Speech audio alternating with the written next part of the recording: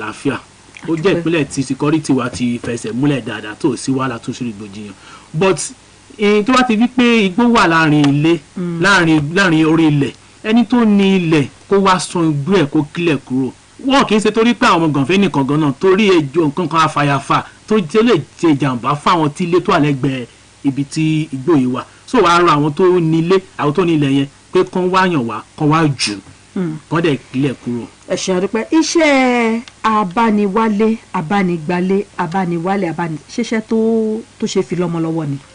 ṣé gan ma nílé iṣẹ́ wa a máa ń train àwọn èèyàn a máa ń train àwọn èèyàn a ní staff tó bá ń ṣiṣẹ́ a tún máa ń train àwọn èèyàn a ń train àwọn èèyàn tó yẹ pé ìwùn mi gan tó yẹ pé ó ti jẹ́ estate management ló study in school àníyàn tó yẹ pé ó ṣe àwọn other courses tó ń school à ń train ẹ̀ láàrin 6 months òun náà ó máa ti mọ iṣẹ́ yìí. a tún ní ìmọ̀ sí. fún exam gan tó lè tún continue láti lè lọ write professional exam. lé lórí. so a ti ní practical experience a dẹ̀ ti mọ document tó ní láti prepare dẹ̀wúrú yẹn tó lè gbà ní tó lè gbà sílé kí n gbà ní house sílé. ẹ ti kọ́ ní gbogbo ẹ̀kọ́ wọ̀nyí. a ti kọ́ ní gbogbo ẹ̀kọ́ wọ̀nyí a dẹ̀ ti mọ yékéyéké ó lè gbọ́ register company yẹn you must register your company with federal government and state government before you start this job. gẹ́gẹ́ bí iléeṣẹ́ aládàáni tó ń gbàyàn báyìí tẹ̀síjọ́ ọ̀rẹ́ aráàlú ṣọ́ọ̀rẹ́ ìjọba lẹ́yìn náà. ọ̀rẹ́ ìjọba ni wá o. ọ̀nà wo lẹ fi jọ́ọ̀rẹ́ ìjọba. a ní collection pẹ̀lú state government pẹ̀lú ministry of commerce and industry ní Abẹ́rẹ́ so company wa náà wá register pẹ̀lú wọn. ó wà register pẹ̀lú wọn. a ní pẹ̀lú federal government náà register pẹ̀lú federal government. torí tí ó bá di pé ó di kọ̀rọ̀ǹgídá kíjọba lè mọ̀ wípé alágbájá o ọ̀rẹ́ wa ni wọ́n. ẹ ṣeun adúpẹ́ yàtọ̀ fún pé iléeṣẹ́ yín àti gbogbo ẹ̀yin tí ẹjọ́ ń ṣe irú àwọn iṣẹ́ wọ̀nyí ẹjọ́ wà papọ̀ pẹ̀lú ìjọba ìpínlẹ̀ ìjọba ìbílẹ̀ àti ìjọba ní àwọn community tẹ́ ní àwọn property sí ẹ jẹ́ kí n pè ní property ǹjẹ́ àjọṣepọ̀ tó gún mọ́ ǹjọ́ máa ń wà láàrin yín torí pé lọ́pọ̀lọpọ̀ gbà ẹ̀yin làwọn community máa ń gbójú agan sí pé ẹ̀yin lẹ̀ ń gba àwọn tí ò yẹ kẹ́ ẹ gbà sílé lẹ̀ ń gbà wọ́n sílé tí community ò sì ní lẹ́nu ńgbà náà bá ti sanwó ti yín lóòótọ́ tẹ̀sí fún wọn lé ǹjẹ́ àjọṣepọ̀ wà láàrin yín láti lè fi ojú ọ̀bàyéjẹ́ àbí ojú àṣebí hàn torí bí ìgboro ṣe rí báyìí. ẹ ṣé mo dúpẹ́ fún ìbéèrè tẹ́ ìbéèrè yẹn àjọṣepọ̀ tó gún régé wà láàrin àwa iléeṣẹ́ wa àti community tí property wa tàbá manage mo forúkọ bu community kan láti lókè balẹ̀ yìí nígbà kan èmi gangan bíyàn kan bá wọn prepare fọ́ọ̀mù kan fún wọn nígbà tí wọ́n bá ti wá sí iléeṣẹ́ tàbí gbàyàn sí ilé tán lọ́dọ̀ wọn community máa ń fún àwọn tó jẹ́ new tenant ilé kọ̀ọ̀kan nínú àlọ́ títí ẹ̀ wọ́n máa ń fún ọ ní fọ́ọ̀mù so that àwọn community yẹn á lè ní dọ́kúmẹ̀ntì àwọn yẹn lọ́wọ́. a ní náà kínní a ní lágùbẹ́lẹ́wò a ní lókè balẹ̀ yín báyìí a ní Iléṣà a dẹ̀ ní Ìlọrin tó yẹ pé a máa jọ máa ń ṣe meeting community meeting a máa jọ ń ṣe community meeting 15 days ọjọ́ mẹ́jọ ní ilé chairman community wọn. ilé ta rent ni àwọn ibi tí ẹ̀yin tẹ́ ń fi lé rent tẹ́ tún ti tójú bọlẹ̀ títà báyìí gbogbo ibi tẹ́ wá nílẹ̀ sí náà ṣàjọṣepọ̀ wà pẹ̀lú àwọn tó wà lágbègbè yẹn kó má bàa di pé ilẹ̀ tẹ́ ní náà tẹ́ ẹ̀ tí ì tà tí ò tí ì lò lówó ṣùgbọ́n tó jẹ́ pé ìkẹ́ àyín ló wà kó má di wípé àwọn tá à ń sọ̀rọ̀ rẹ̀ ìwọ̀n lọ sọbẹ̀ dílé ǹjẹ́ ẹ ní àjọṣepọ̀ pẹ̀lú ibi tẹ́ ní tilé lásọ ẹ̀ àti ti ṣọ́ọ̀bù àwọn ibi tẹ́ nílẹ̀ sí ń kọ́ tó jẹ́ pé ilẹ̀ tá àti ìkọ́ tó kàn wà ń bẹ̀ ǹjẹ́ àwọn tó ń bá yín mójútó ní community ǹjẹ́ wọ́n wà bí? bẹ́ẹ̀ ni wọ́n wà àti pé a máa pín kan ní inspection a máa pè ní routine inspection.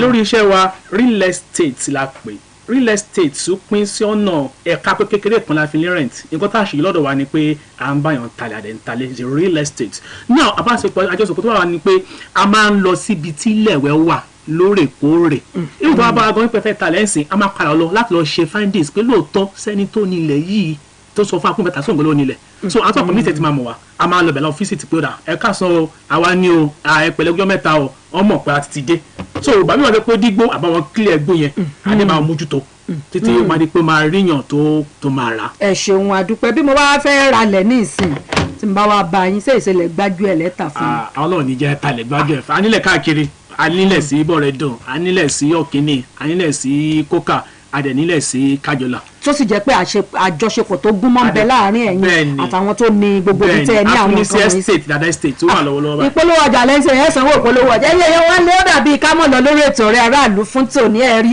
gbogbo ń ta ìbéèrè tá a kó wá gan-an àlè yanjú rẹ̀ ṣùgbọ́n mo fi dá yín lójú pé tó bá tún dìgbà mí àlejò wa wọn ò wá sórí ètò ó dàbí pé ojú òpó òun ni kò gún tó fi jẹ́ pé àárí ìpè kankan gbà lónìí bó ti ń fẹ́ wọlé bẹ́ẹ̀ náà ni ó ń fẹ́ jáde ẹ̀yin èèyàn wa bóyá àwọn èèyàn wá fẹ́ ní ìbéèrè tí wọ́n fẹ́ bí yín nọ́mbà wo ni wọ́n lè pè sí láàrin ìṣẹ́jú kan. nọ́mbà wa ni tó jẹ́ hotline wa ni 08035166637 lẹ́ẹ̀kan sí 08035166637. ẹ ṣeun adúpẹ́ ọ̀gbẹ́ni Ezekiel Ogini láti iléeṣẹ́ Ayonista Homes Limited adúpẹ́ lọ́wọ́ yín èèyàn kan náà wà níbí báyìí tó tẹ̀lé wọn wá àǹtí wa adúmáadán Bukola Beatrice Agunbíadé sí ọ̀nìyàn ní ìwọ náà ọ̀nìyàn ní òre ọ̀dà ọ̀nìyàn ní òre bẹ́ẹ̀ ẹ̀yìn èèyàn wa nílé adúpẹ́ lọ́wọ́ yín olórúkọ Dúpẹ́ Akínyẹmí tó jẹ́ olóòtú ètò yìí mo dúpẹ́ lọ́wọ́ Adétọ́lá Adégbìtẹ́ tó pè mí wọlé lórúkọ Jùmọ̀kẹ́ Ọládipúpọ̀ tá a jọ mú ètò wa láàrin ìṣẹ́jú kan ìmọ̀ràn yín fáwọn èèyàn wa nílé. ìmọ̀ràn mi fáwọn èèyàn wa nílé ni wípé ẹ̀yin landlord ẹ̀yin landlady ẹ̀yin tọ́lọ̀ ń jogún lé fún tẹ́ bá fẹ́ gbélé fún agent ẹ wá ìdí agent dájúdájú ẹ mọ tó tún ọ́fíìsì wọn wà ẹ dẹ̀ tó paṣẹ wọn bóyá wà registered pẹ̀lú federal government tó dẹ́ pẹ́ gbé ilé fún wọn ìjábọ̀ òní ṣe wá o àmì ẹ ṣeun adúpẹ́ títí ọjọ́ mẹ́jọ tátù máa padà wá lórí ètò ọ̀rẹ́ aráàlú tátù mú ọ̀rẹ́ aráàlú míì wá fún wa títí lọ́pẹ́ Àjíbóyè lórúkọ tèmi ẹ jẹ́ àmọ́ ṣọ̀rẹ́ ara wa ó dọjọ́ mẹ́jọ.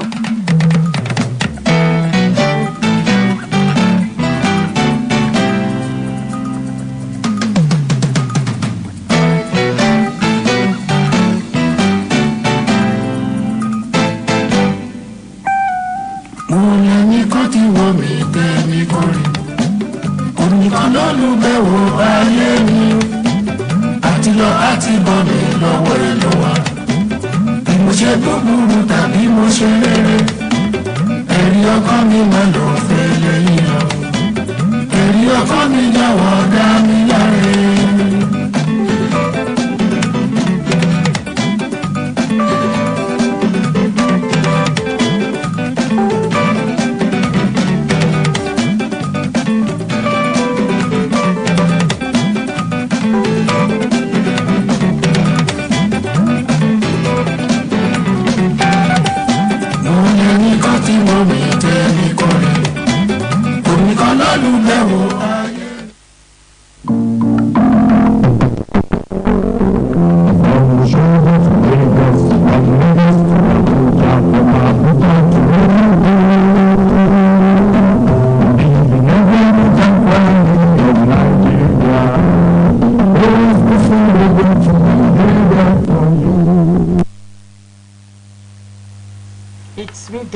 This is OSBC Radio 104.5 FM, Voice of the West, Nigeria.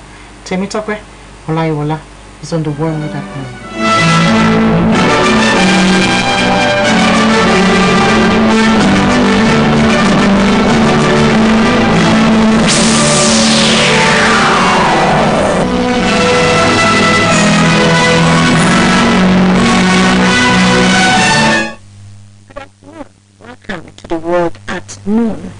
Nigerian president assigns portfolios to newly appointed ministers.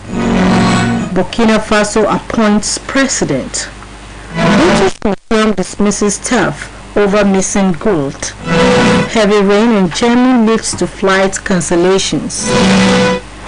Reactions have started trolling Nigerian President Bola Tinubu's unveiling of the portfolios of his ministers on the social media. While some are happy with the appointments, others are critical of the portfolios some got. One of the ministers who is trending on social media is the former governor of Rivers State, Nyesom Wike, who contested the presidential ticket of the People's Democratic Party, PDP, but lost to former Vice President Atiku Abubakar. In a post via X, formerly Twitter, Joe Abba, a former Director General of the Bureau of Public Service Reforms, said Wike, an FCT minister, will make the city center bubble at night. In his tweet, One Adeniyi Segun said he will not be surprised if Wike orders the demolition of PDP National Secretariat. Another person at Luxis says this is like the most disappointing ministerial list he has seen in the 24 years of democracy in this country. In his own reaction, at Medley Poetic says the president will never appoint a petroleum minister, adding that it's reserved as it's where the money is. Also reacting, at Amak V. Taha expressed the conviction that Mr. Tinubu is really preparing for a rerun election. He is some Wike to generate 25% in FCT as Minister of FCT with the usual River State abracadabra nice move. It will be recalled that Nigerian President Bola Tinubu assigned portfolios to the newly appointed ministers. According to the list released, former governors of Rivers and Ebonyi states, Nyesom Wike and David Umahi, will take charge of FCT and Ministry of Works. Former Kebbi and Zamfara state governors Mohammed Bagudu and Bello Matawale were named Minister and Minister of State for Defense. Dotun Tijani is the Minister of Communications, Innovations and Digital Economy, and Wale Edun is the person heading the Ministry of Finance and coordinating Minister of Economy. Meanwhile, Alhaji Malagi has been named Minister of Information and National Orientation. Former Governor of Osun Gboyega Itala is the Minister of Transportation, while Minister of State Petroleum Resources is Henneken Lopobiri and the Minister of Aviation is Festus Keyamo. According to a statement by the Office of the Secretary to the Government of the Federation, President Bola Tinubu will on Monday swear in the new ministers. Captain Ibrahim Traoré has been appointed as the President of Burkina Faso after the country's second coup in less than 9 months. This is announced on the national TV by Burkina Faso spokesperson Captain Kiswensida Farouk Sogo. The comments followed a meeting with an economic community of West African states, ECOWAS, delegation sent to meet the junta that took part in the second coup that hit the West African country this year. Captain Traoré said Burkina Faso will respect the dynamic compromise agreed with ECOWAS in July to restore constitutional order in 24 months. He maintained that he will respect a democratic transition timeline agreed upon between his predecessor and the West Africa regional bloc. The ECOWAS mediator who headed the delegation, former Niger President Mahamadou Issoufou, expressed satisfaction with the exchanges. A passenger bus today plunged into the Marmara Sea in Istanbul's Eminönü district. Reports confirmed that the bus was parked and unoccupied at the time of the incident, sparing potential casualties. According to reports, police and rescue workers responded swiftly to the scene. Emergency teams are currently engaged in efforts to salvage the vehicle from the sea. This is the World at Noon, coming to you from Osun State Broadcasting Corporation, Voice of the West, Nigeria. Now, a mid-news message.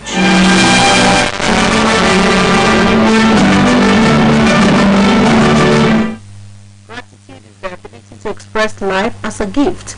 It liberates us from the spirit of self-preoccupation. British Museum has dismissed the staff after items from its collection, including gold jewelry and gems, have been found to be missing, stolen, or damaged, dating from the 15th century BC to the 19th century AD. The museum, one of the most visited in the world, said it is taking legal action against the individual and has also launched a review of security to recover the missing items. Information has it that none of the items have recently been on public display and are kept primarily for academic and research purposes. residents in the capital of Canada's Northwest Territories have been ordered to evacuate as wildfires neared the city of 20,000 people. Report says people in the 4 areas of Yellowknife are at high risk, hence should leave as soon as possible. More than 200 wildfires have already burned a widespread area of the Northwest Territories.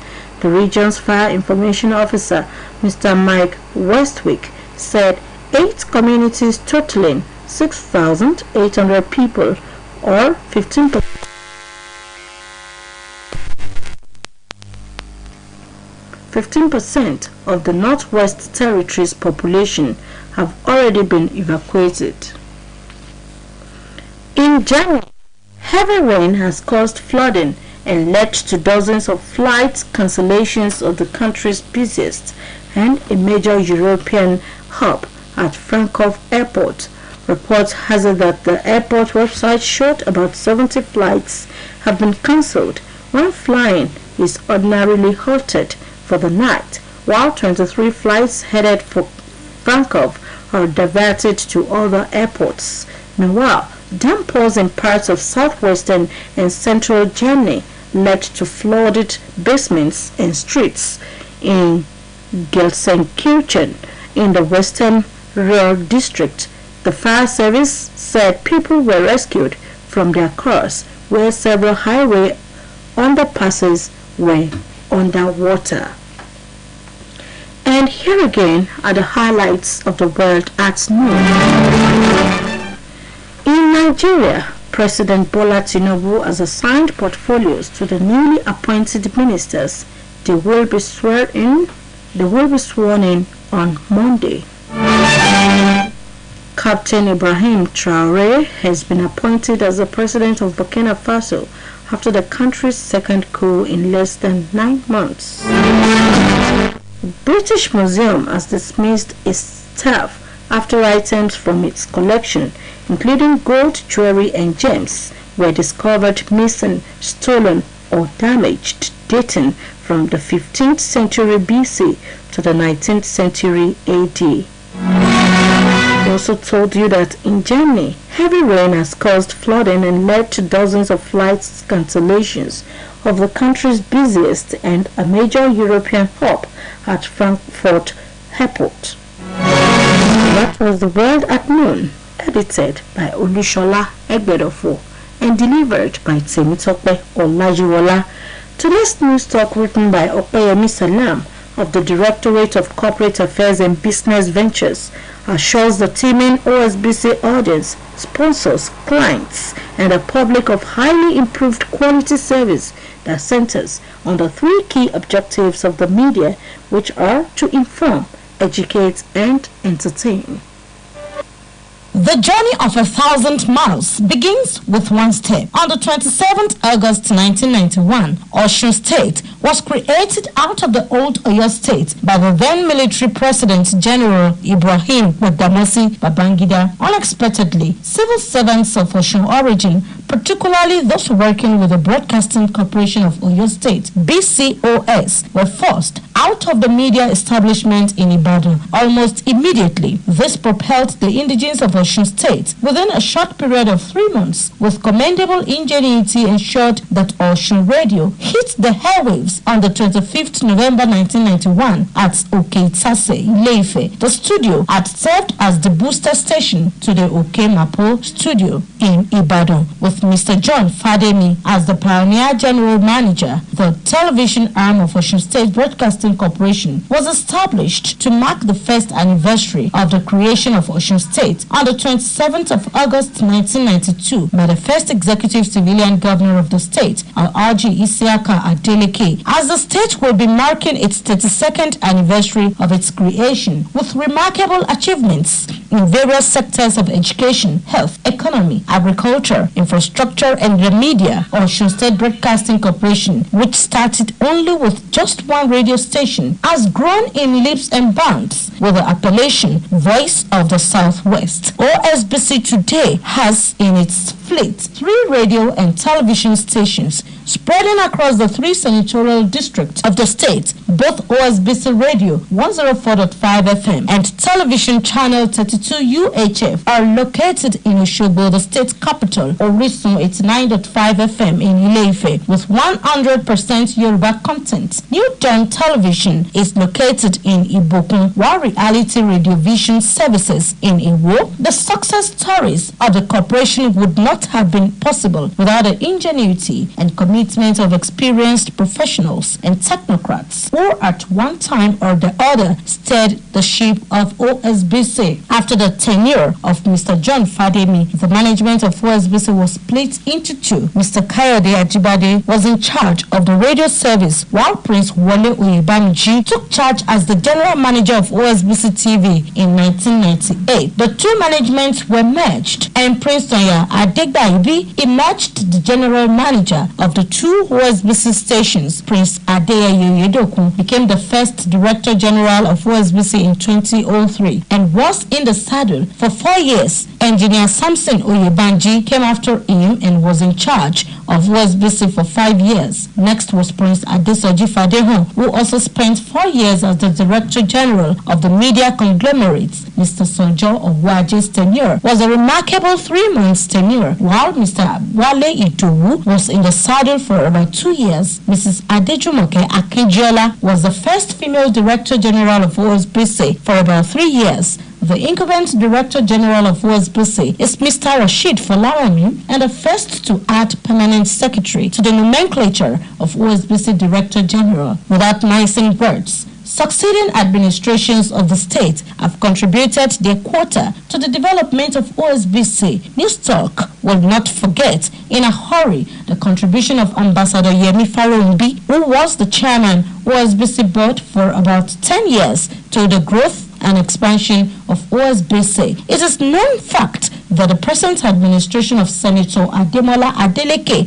has approved and at the point of delivery of 2 transmitters each for OSBC Radio Osogbo, Orisun FM Ile-Ife, and Reality Radio Vision services in Iwo. The contract also provided for 2 new studios for each of the radio stations. Newstalk urges the staff of the media conglomerate to brace up and put in higher commitment and loyalty to duty as the stations await the new equipment. Newstalk assures the teaming audience, sponsors, clients, and the public of highly improved quality service centered on the 3 key objectives of the media, which are to inform, educate, and entertain. Newstalk also enjoins the state governor, Senator Ademola Adeleke, reputed for keeping promises, to make good its promise to procure new transmitters for the television channels of OSBC after the installation of the new radio transmitters and studios.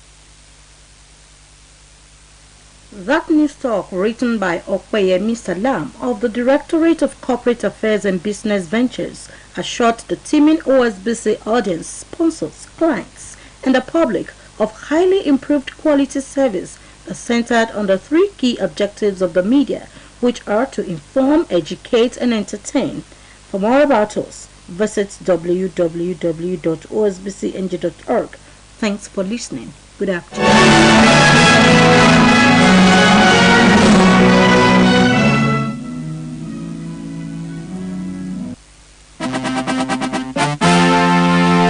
For the best in news, sports, music, documentaries, news analysis, and lots more, tune to OSBC Radio 104.5 FM.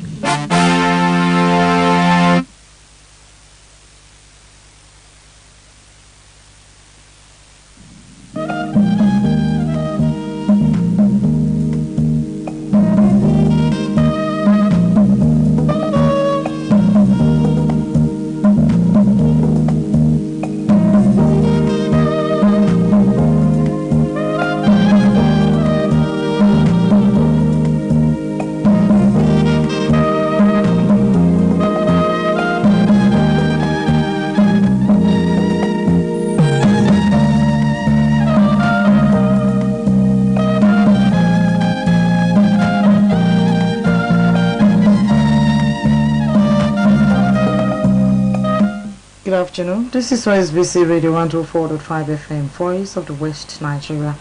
Welcome to our commercial corner Mokiwa. Ekason, ekabosi abala ìpolówó ọjà wa. Òwúrọ̀ ayọ̀ bí ẹkún bá pẹ́ di alẹ́ kan, ṣùgbọ́n ayọ̀ ń bọ̀ lówùúrọ̀ ni Ọlọ́run wí.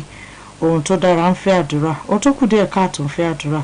Darapọ̀ mọ́ àwọn aṣẹ́gun nínú ìpàdé òwúrọ̀ ayọ̀ tí Ọlọ́run ti ọwọ́ ìránṣẹ́ rẹ̀ Reverend Dr. Ayọ̀délé Ọlápàdé gbé kalẹ̀ fún àǹfààní onípòjìpò ènìyàn.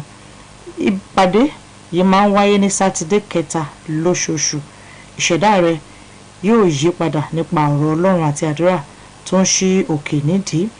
Ìránṣẹ́ Ọlọ́run Reverend Dr. Ayọ̀délé Ọlápàdé àti ikọ̀ àti ìrìjú Ọlọ́run alààyè mìíràn ti wà níkàlẹ̀ láti fi àdúrà wo gbogbo ogun ayé rẹ̀ kalẹ̀ ní Gospel Revival Mission International lẹ́gbẹ̀ẹ́ ilé epo Joy Petroleum Ikin Road Alábà Mẹ́ta Òṣogbo ìpínlẹ̀ Ọ̀ṣun láago 6 ìdájí sí 9 òwúrọ̀ 6 a.m. to 9 a.m. ní Sátidé ọ̀sẹ̀ yìí ọjọ́ 19 oṣù kẹjọ ọdún yìí 19th of August 2023. Òwúrọ̀ ayọ̀ Morning of Joy is a non-denominational Christian meeting. Wá tirẹ̀ oníṣòro ṣe Jésù lolúwa. Olùkéde Reverend Dr. Ayọ̀délé Ọlápàdé àti Reverend Mrs. Felicia Ọlápàdé ti Gospel Revival Mission International Alábàmẹ́ta Ìkírun Road Òṣogbo.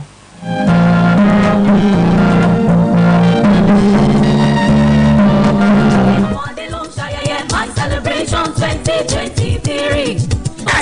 gbogbo ìlú ló ti rọ́ọ̀kùnkùn kẹ̀kẹ́ nítorí ayẹyẹ ńlá yìí tàbí ọmọdé máa ń ṣe lọ́dún mẹ́ta. àkànṣe ni ó máa ń kọjá bẹ́ẹ̀. tàbí ọmọdé My Celebration 2023. pẹ̀lú àwọn ètò gbogbo bíi ìfilọ́lẹ̀ ìwé àti kówójọ fọ́ọ̀tà modern studio. ó ń ta ayẹyẹ ìgbóhùnsáfẹ́fẹ́. ìfàmì ẹ̀yẹ dẹ́wọ̀n alátìlẹyìn lọ́la. ọmọwé aláyé kájọ ẹ̀ láyé fẹ́lẹ́ ọjà. MON ni ó bá wa sọ̀rọ̀ àpilẹ̀kọ.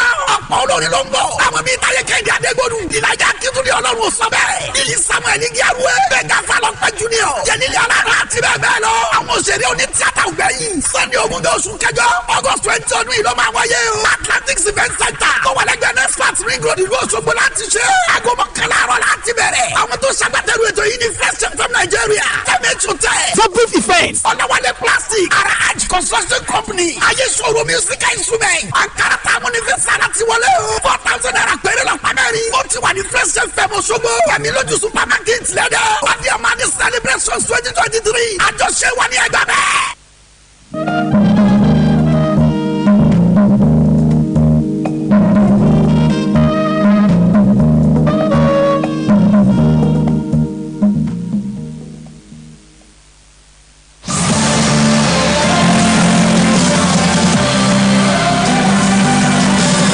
OSBC, your favorite radio magazine show, returns with lots of excitement this Saturday. This week on OSBC, our fitness coach, Damilare Bamdini, will be speaking with us on how to keep fit during the rainy season. Other interesting segments on the show are Kitchen Corner, Beauty Tips, Business Trend, Etiquette, ICT, and Entertainment. Join the host between 9 and 10:30 this Saturday on Living Spring 104.5 FM for another scintillating edition of the show.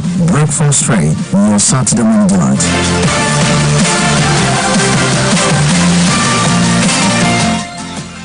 Iṣẹ́ ajé dìrọ̀rùn, iṣẹ́ ajé dìrọ̀rùn, iṣẹ́ ajé dìrọ̀rùn lọ́sùn. Olúwa èrè mi tiwa. Ẹ kú dédé wòye o gbogbo ẹ̀yin èèyàn wa lọ́sùn pàápàá jùlọ ẹ̀yin olókoòwò kéékèèké oníṣẹ́ ọwọ́ oníléeṣẹ́ àdáni ẹgbẹ́ alájẹsẹ́kù àtẹ̀yìn àgbẹ̀ ẹ kú àmójútó ètò kan tá a gbé kalẹ̀ fún yín tí yóò máa dé sísì gbọ̀nyín lórí rédíò ìpínlẹ̀ Ọ̀ṣun OSBC 104.5 FM fún ìrọ̀rùn àti ìmúgbòòrò iṣẹ́ tàbí okòòwò yín. Iṣẹ́ ajé dìrọ̀rùn lọ́sùn làkòrí ètò yìí níbi tí àwọn òṣìṣẹ́ Ọ̀ṣun Microcredit Agency yóò ti máa ṣì wà lójú sí àwọn ọ̀pọ̀lọpọ̀ àǹfààní aláìlẹ́gbẹ́ tó wà fún ìgbà gbígbádùn wa láti ilé iṣẹ́ wọn. Iṣẹ́ ajé dìrọ̀rùn lọ́sùn láàrin aago 4 ìrọ̀lẹ́ sí aago 7 lẹ́wọ̀n máa jẹ̀gbádùn ètò yìí lórí rédíò ìpínlẹ̀ Ọ̀ṣun OSBC 104.5 FM. Iṣẹ́ ajé dìrọ̀rùn lọ́sùn ẹ má mísì ẹ̀ láago 4 ìrọ̀lẹ́ Thursday yìí ẹ kú ojúlọ́nà ẹ̀. Lọ́lá Olúwa èrè mi tiwa. Lọ́lá Olúwa èrè mi tiwa. Àtúwàbà òhe dẹ̀dẹ̀ ní ìrọ̀kòkò lágbàlá àtúwàbà òhe ilé òní. onílé wa ọ̀nà onínà wá àtúwárà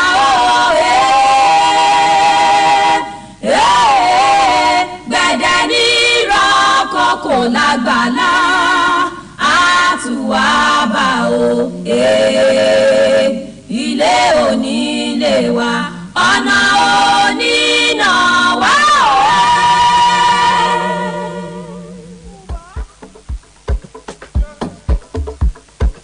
What am I say? Butterflies in my tummy when the money enter me, I like it. Getting rich and it's all in the plan, my mind made it to Forbes. I buy jama for my baby, mo touch mommy, mo to rally. Soft living like a superstar. All I do is winning till no more loss. See my diet of me call. I feel like what's the rush? Can I waiting they saw? Me not see no evil and I fear no one. I do the sign of the cross. For you the me don't be done. She's a lucky same for God.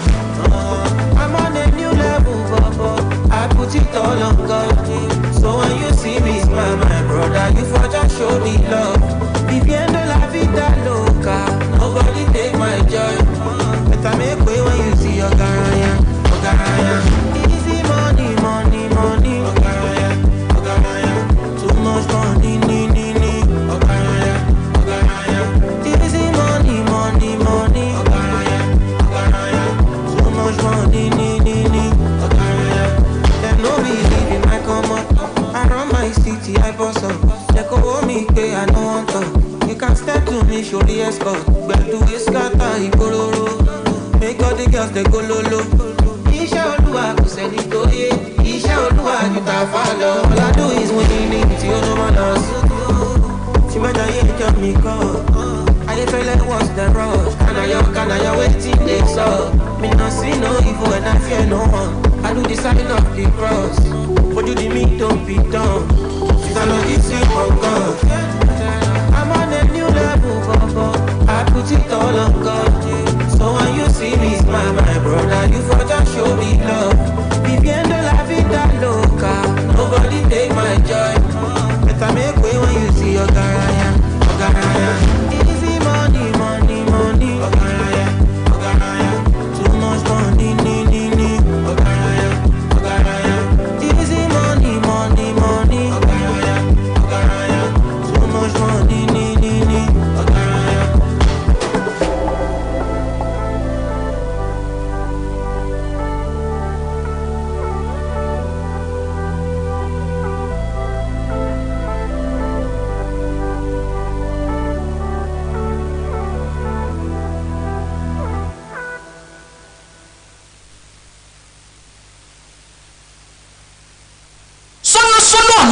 Lẹ́tọ̀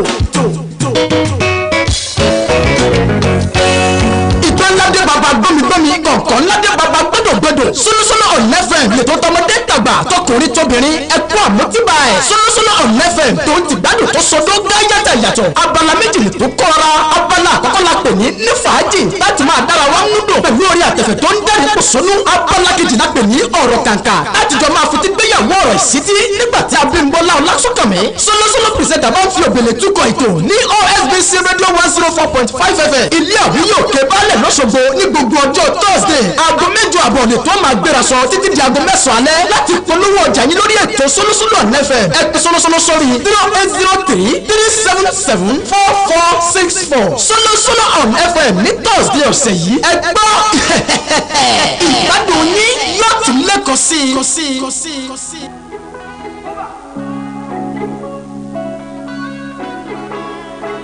Ọlọ́ládé mi Àṣàkẹ́.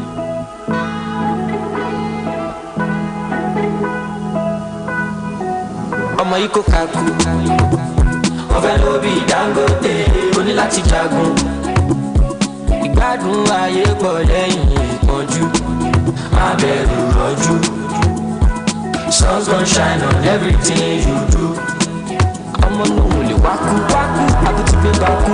No dey form say you judge, you try to dey kaku. I dey celeste handles my situation, all my pains and my troubles. Steady lighting my candles, chop more quickly, part of the struggle. Sun's gonna shine on everything you do.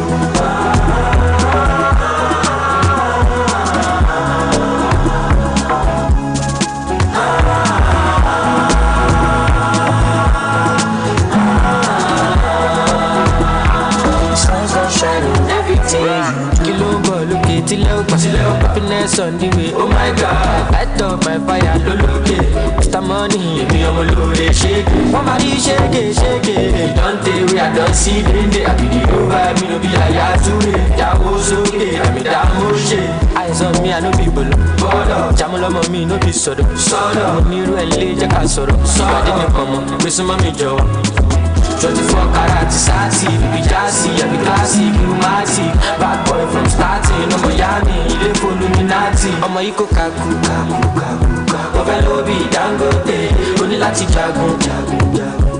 Ìgbádùn ayé bọ̀ lẹ́yìn ìpọ́njú, má bẹ̀rù rọ́jú. Sun's gonna shine on everything you do. Ọmọ náà wò lè wákú, àbútí pé bákú. No dey form say you judge, you try to dey kaku. I dey select the handles my situation, all my pains and my troubles. Steady lighting my candles, chop my privilege, part of the struggle. Sun's gonna shine on everything you do.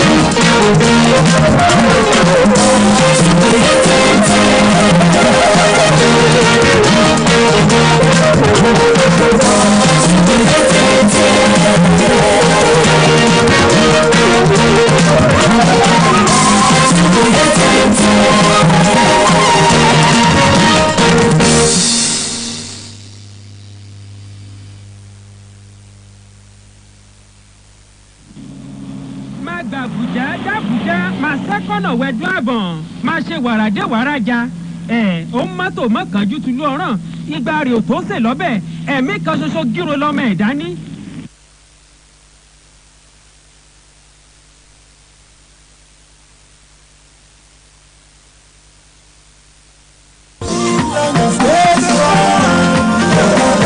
Yorùbá bọ̀ wọ́n ní ìlera lọ́rọ̀ àyíká tó mọ́ tónítóní ní ìsàtọ́kùn fìlera bẹ́ẹ̀ sì ni wípé ayé lónìí jó ẹ̀yẹ́ bà lólòkìtì àkútì mọ̀ wípé ẹgbẹ́ àwọn wọléwọlé nílẹ̀ yìí ẹ̀ka ti ìpínlẹ̀ Ọ̀ṣun ẹ̀wọ̀n ló ṣe kò kárí bí àìsàn àtàrùn ṣe ní fi ìpínlẹ̀ Ọ̀ṣun ṣe bùgbé ìdí nìyí tí wọ́n fi gbé ètò kan kalẹ̀ tí wọ́n pè ní ìlera àyíká wa làgbá ẹ̀ ní ètò tí ó mọ̀ gorí rédíò Ọ̀ṣun 104.5 FM ní gbogbo ọjọ́bọ̀ Thursday dédé aago 12:00 sáago kan ọ̀sán orí ètò yìí láti máa dá wa lẹ́kọ̀ọ́ lórí ìlera àyíká ẹni ìmọ́tótó oúnjẹ ìmọ́tótó ara àti ìmọ́tótó àyíká wa àyè ó sì tún wà láti tàkótó béèrè sáwọn akọ́ṣẹ́mọṣẹ́ wọléwọlé tí wọ́n wà ní ìpínlẹ̀ Ọ̀ṣun láti lè jẹ́ kí a lè wà lálàáfíà ara náà ní o lórí ètò ìlera àyíká wa lọ́sẹ̀ yìí lópin ní kọjá sísọ.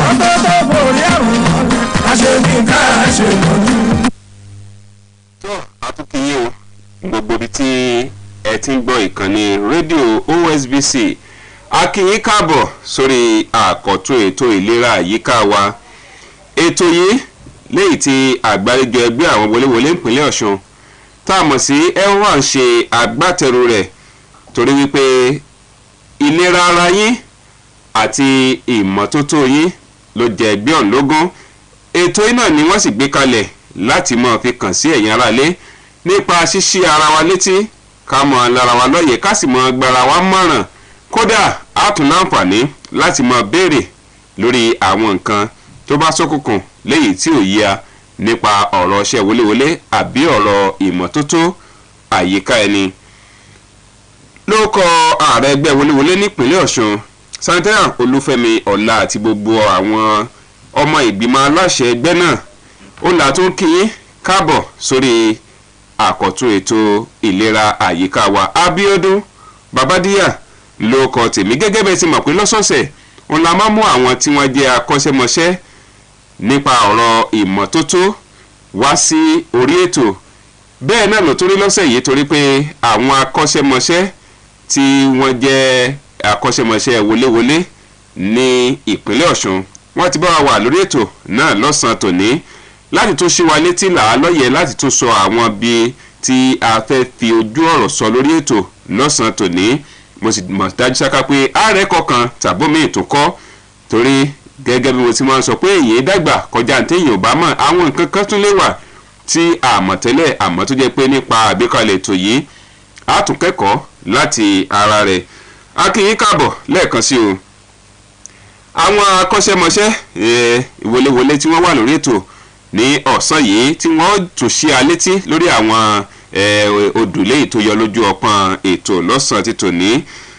àwọn náà ni sanitarian Àrẹ̀mú Kẹ́hìndé tí wọ́n jẹ́ olórí ikọ̀ wọléwọlé ní ìjọba ìbílẹ̀ Ìwó. sanitarian Àrẹ̀mú Kẹ́hìndé Ìkẹ́olú ẹ bá kí àwọn aráalé. ẹ̀yin aráalé ẹ kú lé o ṣé dáadáa lábá yín o. tọ́ wọ́n jẹ́ àwọn náà kí yín ti ológun tológun wọn kì í tẹ̀sọ́tẹ̀sọ́. bákan náà sanitarian Olúkẹ́mi Ògúnkẹ́mi Adéwálé Samson tí àwọn jẹ́ lórí ikọ̀ àwọn wọléwọlé tí wọ́n wà ní ọ́fíìsì ìdàgbàsókè agbègbè ìlà oòrùn gúúsù Ọláolúwa eyín Ọláolúwa South East LCDA ẹ bá kí àwọn aráalé. gbogbo ilé akínyìn o gbogbo ibi tí a ti ń gbọ́ ètò yìí ní ọ̀sán yìí àlàáfíà yóò jẹ́ ti gbogbo wa o. àmín tọ́ akínyìn ẹ kúrìn torí apá abitẹ́ tí wà ó nàṣẹ̀ díẹ̀ ṣùgbọ́n fún àǹfààní àwọn aráalé àti ìfẹ́tẹ́ ní fún àwọn aráalé náà ló jẹ́ kí ẹ mú lọ́kùnkọ́dùn láti wá sórí ètò. ẹ jẹ́ ibi látọ̀dọ̀ sanitarian Àrẹ̀mú Kẹ́hìndé Ìkẹ́olú. ọgọ́gán ọ̀nà tí alákè ètò tòní ó sọ ó pín sí ibi alábala mẹ́ta ṣùgbọ́n ẹ jẹ́ àmọ́ ọmọlẹ́kọ̀ọ́ kan torí pé wọ́n ní ẹ̀rọ kọ̀ọ̀kan báyìí náà ni àyọ̀sẹ̀ lẹ́kù nínú àsìkò tá a wà yé àwọn òjò àṣẹ̀sí òjò gbogbo ẹ̀ tó ń ṣẹ̀ nírú àsìkò yìí lọ́tún lọ́sì kò sí àní-àní àwọn ilẹ̀ ń tutù bílẹ̀ bá sì ti ń tutù dandan ni pé káwọn koríko kéékèèké ó máa jáde yíká gbogbo àyíká ilé àyíká kódà ilé mi gan a tún máa wu bíi kókó ní ara àwọn èèyàn wa ìsábà lákìyèsí àwọn nǹkan wọ̀nyí pé ó yẹ a máa mójútó irú àwọn nǹkan báyìí gan sóti ẹ̀ lọ́sẹ̀ gan ti ń ṣe fún ọ̀rọ̀ àyíká. ẹ ṣe olóòtú oko kíkún mo tún kí ẹ̀yin ara lélẹ̀ kan sí i àjíǹde ara yóò máa jẹ́ o ṣe rí àsìkò tá a wà yìí gẹ́gẹ́ bẹ́ẹ̀ ṣe sọ kì í tiẹ̀ ṣe àṣẹ sí òjò lòjò tó ń rọ̀ báyìí ẹ rí i pé òjò ńlá ló ń rọ̀ báyìí tí ó dẹ̀ jẹ́ pé tí ẹ bá dé gbogbo orígun mẹ́rẹ̀ẹ̀rin ìpínlẹ̀ Ọ̀ṣun àwọn koríko yẹn ti ń gùn wọ́n ti ń tóbi wọ́n ti ń dàgbà lásìkò yìí ó yẹ kí a mójútó bí a ṣe máa ṣe tí kò fi ní tí koríko yìí tí ò fi ní fa ìjàmbá fún wa nítorí pé ó léwu fún ẹ̀mí wa ṣe rí tí koríko bá kún ohun tó rọ̀ mọ́ pọ̀ gan tí a ò tiẹ̀ lè sọ tán lórí ètò ní àárọ̀ yìí ṣùgbọ́n àmì ni bà ní ṣòro. ẹ já sọ díẹ̀ mbẹ́. ẹ ṣe ara ẹ̀ ni pé oríṣiríṣi oríṣiríṣi àwọn animals tó jẹ́ pé ó lè fa wàhálà fún wa. ó lè ṣe èèyàn ní jàǹbá gan. ó lè ṣe èèyàn ní jàǹbá. àwọn ẹranko búburú tí ẹ ṣe pé ó lè má tóbi o. àti tó tóbi àti tí kò tóbi wọ́n á gọ sábẹ́ ara ẹ̀ lejò wà ara ẹ̀ làkèké wà tó jẹ́ pé asín gan ó lè ṣèyàn ní jàǹbá bó ṣe kéré tó kò sí ẹranko tó kéré tó lè ṣèyàn ní jàǹbá tí kò ní fún yàn ṣe rí bí àkekèé ṣe kéré tó yẹn Ọlọ́run má jẹ́ ká àkekèé ó ta wá àkekèé ayé ò ní ta wá ẹ̀yin èèyàn mi nípínlẹ̀ Ọ̀ṣun ẹni tí àkekèé bá ta rí ni ó mọ̀ bó ṣe rí so oríṣiríṣi ìjàǹbá ló lè fà fún wa ìkíní ìkejì ni pé tí koríko bá kún ṣe mọ̀ pé a ò tiẹ̀ ní ríran rí tó ń lọ àti tó ń bọ̀ yóò dí wa lójú ni ẹ̀yin wo àwọn ẹwo èrònà tá a bá ń lọ lójú pópó tí koríko bá kún lápá ọ̀tún tó kún lápá òsì tí ọkọ̀ kan bá ń bọ̀ níwájú tí mi ń bọ̀ lẹ́gbẹ̀ẹ́ kejì wọn ni kò ní rí tó ń bọ̀ níwájú ó lè fa ìjàmbá mọ́tò gan lójú títì fún àwọn tí wọ́n rìn ní ojú ọ̀nà ẹ wo àwọn ọmọ wa tí wọ́n ń káàkiri tí wọ́n dákàn mọ́ ọmọdé tí ò mọ́lé olódì nítorí ìdí èyí ó yẹ ká mójútó kò yẹ kí ó jẹ́ pé ká jẹ́ kí koríko ó kún kó tó di pé a wá nǹkan ṣe sí. tó ọ̀dà ẹ jí lọ sọ́dọ̀ Santerian Ògúnkẹ́mi nípa ọ̀rọ̀ koríko kó tó di pé a kú ní apá bíbẹ̀ ara àwọn ibi tí àwọn èèyàn wa ètò ńlá kíyèsí yàtọ̀ sí koríko ń kún mọ́ etí ilé ń kún mọ́ àyíká ilé àwọn ibi tí omi ń gbà kọjá bí koríko irú àwọn àsìkò yìí omi lè dágún lè mọ́ dágún ṣùgbọ́n bá a fẹ́ bá a kọ àwọn bòmí tó mi ń gbà kọjá tí ẹ̀pẹ́ díẹ̀ bá ti lè gbàjọ koríko ń kún ń dàgbà ń bẹ díẹ̀díẹ̀ nù èyí tí ó tiẹ̀ ní adínàgbò òkú gan tó lè ṣe fún irú ojú ibi tó mi ń gbà kọjá. mo kí gbogbo ilé lẹ́ẹ̀kan sí ẹ̀ka san àjíǹde ara ò máa jẹ àlàáfíà ó jẹ tiwa o. àmín. gẹ́gẹ́ bí ìbéèrè tí olóòtú bí mí bí ọ̀gá mi ṣe sọ síwájú ìṣòro tó pọ̀ ló wà ń bẹ̀ kòkòrò àrùn kan wà táwọn ń pè ní malaria tó ti gba ilé gbajà náà bómi bá dẹ́gún báyẹn ìkoríko wù nítòsí ibẹ̀ so ó máa ń jẹ́ ibi tí àwọn tó ń gbé kòkòrò àrùn malaria yìí káàkiri malaria parasite ìyẹn ẹ̀fọn ọmọ rí bẹ̀ sí ibùgbé tí wọ́n máa dàgbà níbẹ̀ tí wọ́n máa yé ẹyin tí wọ́n dẹ̀ máa pọ̀ sí so bọ́n ṣe ń pọ̀ sí yìí náà ni yóò máa ran ìtànkálẹ̀ àrùn malaria táwọn sọ̀rọ̀ nípa malaria dẹ̀lélẹ̀ yìí nínú ìmọ̀jìnlẹ̀ àwọn onímọ̀jìnlẹ̀ ètò ìlera so wọ́n gan burú ju àìsàn tí gbogbo èèyàn mọ̀ pé ó fẹ́ burú jù lágbàáyé yẹn àwọn èèyàn sì kà tí wọ́n yí kà kún HIV àmì AIDS so àti irú omi bá ń dẹ́gún koríko ń kún yẹn so gbogbo àwọn nǹkan báyìí ló máa ń sábà sí onígbọ̀wọ́ fún tí ó dẹ̀ jẹ́ pé yóò àfẹ́tì àmì ó máa ń kó bá ìlera àwọn ènìyàn. tó ó dà Santerian rẹ̀ mo àti sọ pé káwọn èèyàn wọ́n máa mójútó àwọn koríko yìí ṣùgbọ́n ẹ jẹ́ á jẹ́ kí wọ́n mọ ọ̀nà gan tó dáa jù láti lè ṣe ìtọ́jú irú àwọn koríko báyìí ṣé ká mọ̀ róni ká sàn ni àbí kí á kú wò pé ká lo nǹkan ìpako ká fi pa Santerian rẹ̀. ṣé rí èyí tó dára jù ní ká gé oko ohun tó dára jù ó ní ká ro oko mọ́lẹ̀ ká ro ti gbòǹgbò ká fàtu tilẹ̀tilẹ̀ tí a bá ṣe bẹ́ẹ̀ ṣe rí tí tójò bá ń rọ̀ gan kó tó dìde yóò pẹ́ ṣe rí à ń lo oògùn kì í ṣe pé kò dára ṣùgbọ́n níbi tó ti dára ẹ jẹ́ kí n fún yín lákìyèsí ẹ jẹ́ ká wo èèyàn tí ó nílé ọ̀sìn adìyẹ nítòsí ibi tí ẹ̀yin ti lo oògùn pakopako tí kinní yìí tí òjò bá rọ̀ bẹ́ẹ̀ bá ṣe fin tán máa fin tán tí òjò bá rọ̀ tó bá ṣan oògùn yẹn lọ síbi tí àwọn nǹkan ọ̀sìn adìyẹ yẹn wà tí wọ́n bá fi lè fẹnu lé omi yẹn ó lè ṣe jàǹbá fún wọn then nínú ilé gan tí a bá fin oko ẹlòmíì kànga rẹ̀ nínú ilé yìí wọ́n wá fin etí ẹ̀ lọ kò dáa rárá tí omi yẹn bá wọ inú oògùn tá a fin sí koríko yẹn tó bá wọ inú kànga yẹn lọ ó lè ṣàkóbá fáwọn tó ń mu so ọ̀nà tó dára jù tó dára tó sì wuyì jù ni pé kéèyàn ro oko tilẹ̀tilẹ̀ ó fà á ti gbòǹgbò sí gbòǹgbò. tó ó dà ẹ ṣeun ẹ já padà sọ́dọ̀ Santerian Ògúnkẹ́mi ibi tí mo fẹ́ ká lọ báyìí ó fẹ́ jọ mọ́ ibi tá a ti fẹ́ kúrò nípa ọ̀rọ̀ ní koríko láyìíkálẹ̀ àti ní àwọn bí ojú ọ̀nà wa ọ̀rọ̀ nípa àwọn ilé tó ti dàgbà tó ti lọ́jọ́ lórí tí wọ́n ti ń dẹ gẹrẹmìtì ibẹ̀ la fẹ́ yà lọ báyìí bàbá wo irú àwọn àsìkò tí òjò ń pọ̀ báyìí ilé gan ń dàwó gan lásìkò ẹ̀rùn ká tó wá sọ irú àsìkò òjò báyìí tí gbogbo ìsàlẹ̀ ilé gan yóò ti máa fa omi mu àwọn ilé lẹ́yìn tí wọ́n ti ń dàgbà tí ń bẹ ní ìgboro lásìkò yìí bó ní kí ni ojúṣe yín iṣẹ́ wọléwọlé kí ni ojúṣe kí ló yẹ káwọn èèyàn ṣe àwọn èèyàn wá sí ń forí pamọ́ bẹ́ẹ̀ kí làwọn ìgbésẹ̀ tí wọléwọlé ń gbé lórí èyí.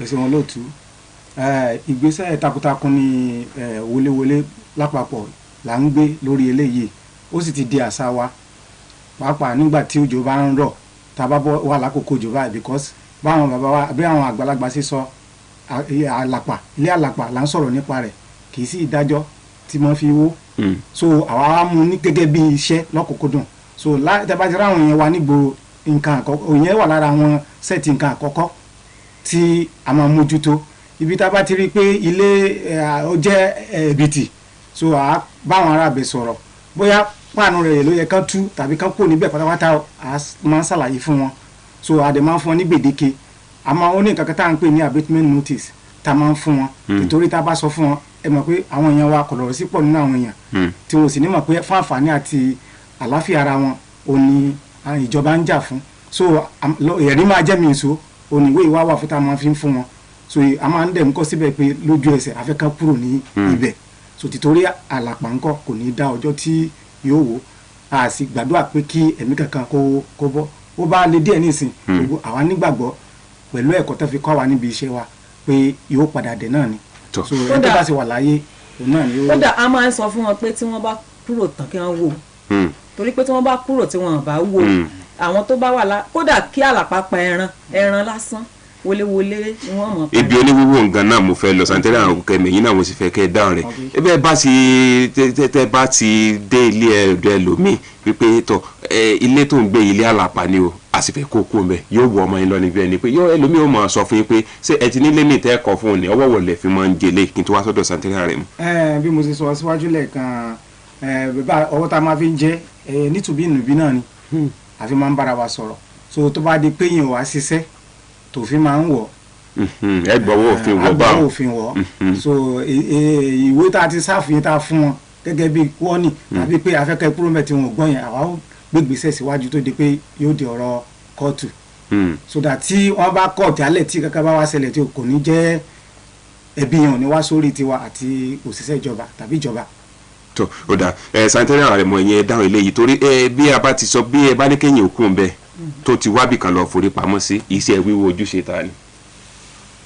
ẹni tó nílé ni ó wọlé ẹni tó lálàpà òní yóò wọ àlàpà torí pé tó wá kọ̀ láti wò gẹ́gẹ́ bí ìkejì mi ṣe sọ òun ni a wà gbé ọwọ́ òfin tí ó bá ti gbé lọ ilé ẹjọ́ tí adájọ́ bá ti wá dájọ́ pé kán lọ wò tí ò bá wá kọ̀ tí ò wò ajẹ́pẹ́jọba ò bá wò. ẹ jẹ́ àmọ̀ pé ẹni tí ń ṣe gbà ọ́ ló lọ́ ni o ẹni tí ń gbèrú ilé tó jẹ́ pé yóò wò tó ní tọ́la ẹ jẹ́ àmọ̀ pé ò ní bóyá bí àpò kan àbàbàpò kan tí ó fi gba ilé kan lóṣù kan ni ẹ bá wá tó wá sọ pé ó lọ wò ó nìkan ò lè dá léwò bí yóò sì pé katakata kó wá bá yẹn wò yóò gbowó ni ẹ jẹ́ àwò yìí tó ẹ bá sì sọ wípé ká filẹ̀ títí tí ó fi rówó tí ó fi wo ilé tí ilé bá lọ dàwó tó dẹ̀ wò lu ẹni tí ń lọ ní àgbègbè nǹkan bí èèyàn bá lágbára àti lè da ilé wọ ọgbẹ́ wò lẹ́ẹ̀ tún dá sọ́yà. òun náà ni mò ń sọ wípé tó bá ti dìbà yẹn tó bá ti di pa gbé lọ sílé ẹjọ́ tí adájọ́ bá ti fún wa ní gbèdéke pé ká lọ ṣe báyìí ó ti di tìjọba ò lọ bá wọn wò ṣe rí wọn àlówó èèyàn tí ò lówó kò tún yẹ kó kù nítorí pé òyìn tó wà lókè yìí ò ta sọ́ṣà ṣe rí gómìnà ìpínlẹ̀ Ọ̀ṣun ò tiẹ̀ ní gbà kéèyàn ó parẹ́ wọn ò ní gbà wọn fi ń ṣe oríṣiríṣi ètò tó lè mú ẹ̀mí gùn so tí ṣé nínú kí kọ́ wà lábẹ́ àlàpà kẹ́mi ò bọ́ tàbí kí wọ́n kúrò lábẹ́ àlàpà tó jẹ́ pé Ọlọ́run sì ní nǹkan tí ó ṣe fólé kálukú lọ́jọ́ iwájú so kò tí ẹ̀ yẹ kí wọ́n máa jẹ́ kí wọléwọlé ó sọ fún wọn pé ẹ kúrò lábẹ́ àlàpà ohun tó dáa gbogbo wa la mọ̀ tí ò sì dáa gbogbo wa la mọ̀ kò dára rárá kéèyàn wà ní abẹ́ àlàpà wọn lóró ìgbà kan náà máa ń sọ pé ilé òsọ̀kò mọ́ ní ìsìn bí ilé ò bá wó yóò wó gbẹrẹgẹdẹ ni a sì ń gbọ́ lóríṣiríṣi Ọlọ́run níjà fẹ̀mí ara wa ṣe ara wa o. àmín tó orí ètò ìlera àyíká wa òun náà ni àwa ètò léyìí tí àgbáríjọ ẹgbẹ́ àwọn wọléwọlé nípínlẹ̀ Ọ̀ṣun tí a mọ̀ sí helwam tí wọ́n ṣe agbátẹrù rẹ̀ láti tún máa fi la àwọn èèyàn lọ́yẹ̀ lórí ọ̀nà tá a gbà tí a fi ní lùgbàdì àìsàn tàbí àrùn láwùjọ wa tí ẹ̀mí wa ò sì fi ní bá àwọn ìṣẹ̀lẹ̀ làlórí èyí ìṣẹ̀lẹ̀ àròtì tí ò fi ní bá lọ. àwọn àlejò wa tí wọ́n jẹ́ akọ́ṣẹ́mọṣẹ́ tí wọ́n ń là wá lọ́yẹ̀ lọ́sàn-án ti tòní náà ní sanitary Àrẹ̀mú Kẹ́hìndé Ìkẹ́olú tí wọ́n jẹ́ olórí ikọ̀ wọléwọlé níjọba ìbílẹ̀ Ìwó. bákan náà sanitary Ògúnkẹ́mi Adéwálé Samson tí àwọn náà jẹ́ olórí ikọ̀ àwọn wọléwọlé tó wà ní ìjọba ìbílẹ̀ ìlà oòrùn gúúsù Ọláolúwa èyí Ọláolúwa South East LCDA ní ọ́fíìsì wọn wà ní Ìlẹ́mọ̀wù àwọn méjèèjì ní àjọ wà ní orí ètò tó sanitary Ògúnkẹ́mi ẹja wo èyí ó kan gbogbo táwọn sọ náà ló kan gbogbo èèyàn súnmọ́ èyí náà tó kan gbogbo èèyàn náà dáadáa ọ̀rọ̀ dídí ojú ibi tí omi ń gbà kọjá bí ọṣẹ rẹ̀ bá délẹ̀ ẹni tí ò rà ó sàn ní ọ̀pọ̀ ọgbà béèyàn bá sì ń lọ tí ẹni tí ń sọ pé òun èkókó dí omi béèyàn bá ń lọ títí tí bá ń jẹ ọ̀rá bisikíìtì tí ń ja ọ̀rá pure water tí bá ń sọ sójú kọ́tà òun náà ti ń kópa níbi dídínà ojú omi ẹ̀jẹ̀ àwò wà láàbì yìí àìbìkítà púpọ̀ àwọn èèyàn irú àwọn ọṣẹ́ wo gan ló ti ṣe fún àwùjọ kábí láti bẹ̀ àtẹ̀lé àwọn kan. ẹ̀sìn olóòtú ọṣẹ́ tó pọ̀ nílé ti ṣe fún àwùjọ wa pàápàá nírú àkókò yìí tá a bá ń káàkiri nígbà tójò bá rọ̀ tó bá dá tá a bá ń lọ lórí títì yìí fún láàrin ìgboro àmọ́ a ó ṣàkíyèsí wípé ìwà ìbàjẹ́ yìí tó ti mọ́ àwọn èèyàn wa lára tí wọ́n máa ń wò nípa ká máa kólẹ̀ sójú gọ́tà ká máa sún díẹ̀díẹ̀ bá ṣe ń sún yẹn yóò máa rẹjọ débi kíní yóò di púpọ̀ kékeré yóò di púpọ̀ yóò sì block yóò di ojú ibi tí àgbàrá lè máa gbà kọjá kí ni gọ́tà wà fún tẹ́lẹ̀tẹ́lẹ̀ ibi kágbàrá máa gbà ni so ní ó bá di dídí so omi yẹn ń ya wọ títì báyìí lákọ̀ọ́kọ́ ń ba títì kò ní jẹ́ kí ẹ̀mí títì kan títì gan ogun títì ọlọ́dà kogun náà ẹ̀kejì omi yalé tá à ń sọ̀rọ̀ nípa ẹ̀ so wọ́n dẹ̀ nǹkan kan tá a gbọ́dọ̀ kíyèsí lọ́sùn state wa yìí ó wà lára àwọn 17 states tí wọ́n pè ní flood projected areas ní state ní Nàìjíríà so out of 36 states ta ní Ọ̀ṣun state wà lára àwọn tó yẹ pé ó ṣeé ṣe kó omi yalé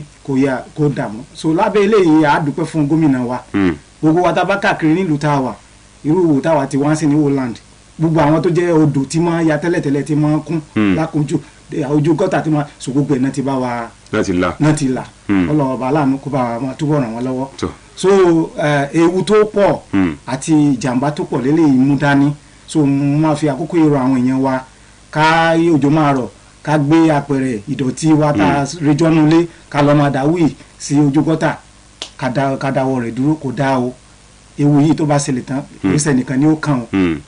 ẹni tí ó rà gan ó san tọ kẹ́ni tí ó rà gan kó mọ́ bá a san àtẹni tó rà gan kó mọ́ bá a san káwọn méjèèjì mọ́ bá a san tí ò yẹ kí wọ́n san sanitẹ́rà rẹ̀ mú ẹjẹ́ àwọ̀ ọ̀nà tá a lè ti pin wọ́ kí nítorí ẹlòmíì àìbìkítà ni ẹlòmíì gan ò ní mọ̀ ẹlòmíì sì mọ̀ pé yóò máa re ilẹ̀ jọ sínú ilé ní bàbá ti gbọ́ kókó ìtàbọ̀kọ̀ rí pé òjò ti ń kán díẹ̀díẹ̀ báyìí ó di wè nínú àgbàrá bí ò bá ṣe ọṣẹ níwájú ilé tiẹ̀ ẹni tó wà lọ́wọ́ iwájú yóò ṣe ọṣẹ fún ẹjẹ́ àwòrú àwọn ìjìyà àti òfin ẹgbẹ́ yín àti tìjọba léyìí tí ó de irú àwọn èèyàn báyìí tí wọ́n jẹ́ aláìbìkítà tó jẹ́ pé wọ́n mọ̀ tara wọn nìkan lórí àtidalẹ̀ wọn nù ẹjẹ́ àwò òfin yín tó dé wọn. ṣe rí à ń dalẹ̀ nù yìí sí ojú àgbàrá tó burú jáì ni ó ṣẹlẹ̀ nígbà kan ó ti pẹ́ èmi ò sí ń bẹ̀ mo gbọ́ ni tí ìyá gbélẹ̀ fọmọ kó lọ́ọ́ dànù àti ilẹ̀ àtọmọ ló bọ́ sójú odò ó di wì àtọmọ àtàpẹrẹ kò sí kankan tó padà wálé àtọmọ àtàpẹrẹ ìyẹn náà téèyàn bá tiẹ̀ kọ́kọ́ gbọ́ sóye sí kò yẹ kó fún èèyàn ní ìgbọ̀nù pé kíní yìí ò dáa ìkejì ni pé ṣe rí ilẹ̀ dídà sí ojú àgbàrá gẹ́gẹ́ bí kejì mi ṣe sọ omi yalé mi ì fẹ́ padà síbẹ̀ yẹn mọ́ ṣé wàá rẹni tí wọléwọlé bá gbámú tó bá ń dalẹ̀ sí ojú àgbàrá tàbí tí kò dalẹ̀ ní ọ̀nà tí ó tọ́ nítorí ẹ̀ òun ló fi já pé nípínlẹ̀ Ọ̀ṣun lónìí tá a wà á ní àwọn tí wọ́n ń káàkiri tí wọ́n ń gbé ilẹ̀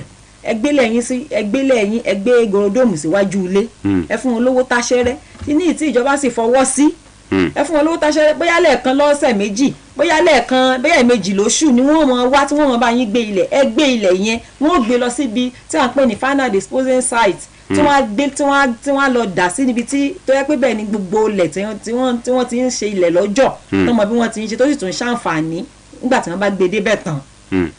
so n tó dára jù ni pé ká gbélẹ̀ síbi tí àwọn èèyàn yìí tí wọ́n ti gbé ṣé wàá lẹ́ni tí wọléwọlé wá gbá mú kì í ṣe pé wọ́n ṣe rí ìyẹn ọ̀rá kínní ni kì í ṣe pé àwọn immediately báyìí ilé ẹjọ́ ni immediately báyìí ẹ̀ńtẹ́básì ẹ̀yìn sì ti kóòtù bọ̀ kóòtù sọ̀rọ̀ ẹ̀ńbásì ẹ̀ńtẹ́básì fún lẹ́wọ̀n oṣù méjì kódà bó bá fowó rẹ̀ lẹ́wọ̀n ni o Ọlọ́run ní já ṣẹ́wọ̀n. ó ti wà ní àkọọ́lẹ̀ pé ó ti rẹ̀wọ̀n rí tó ẹja wo èèyàn kan àbí méjì kí táyì yóò bá gbà wá bóyá wọ́n ní ìbéèrè kan tàbí ohun tí wọ́n fẹ́ béèrè lọ́wọ́ tí wọ́n fẹ́ sọ nípa ọ̀rọ̀ iṣẹ́ wọléwọlé àti ọ̀rọ̀ àyíká nípínlẹ̀ Ọ̀ṣun nọ́mbà tí ẹ lè fi lu já sórí ètò lọ́sàn yìí ó ní 081 61 42 7036 081 61 42 7036 sanitẹ́rà rẹ̀ mọ ẹja wo ibi tẹ́ ẹ parí ọ̀rọ̀ sí òun kéèyàn mọ́ bá wa di pé yóò lùgbàdì ẹ̀wọ̀n àbí ó sanwó ìtanràn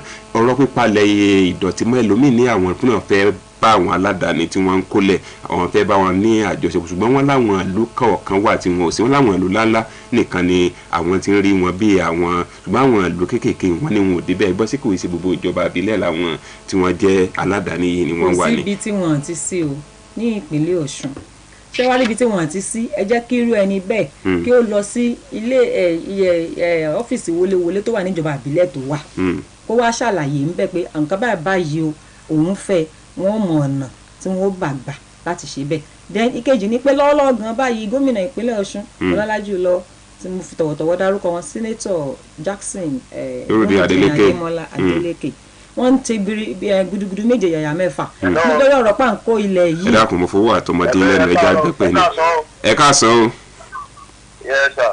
ìbéèrè yín láàrin ìṣẹ́jú àyá. ṣe rí ìdámorí bẹ̀ ni pé àwọn tí wọ́n wà tí wọ́n ní owó lọ́wọ́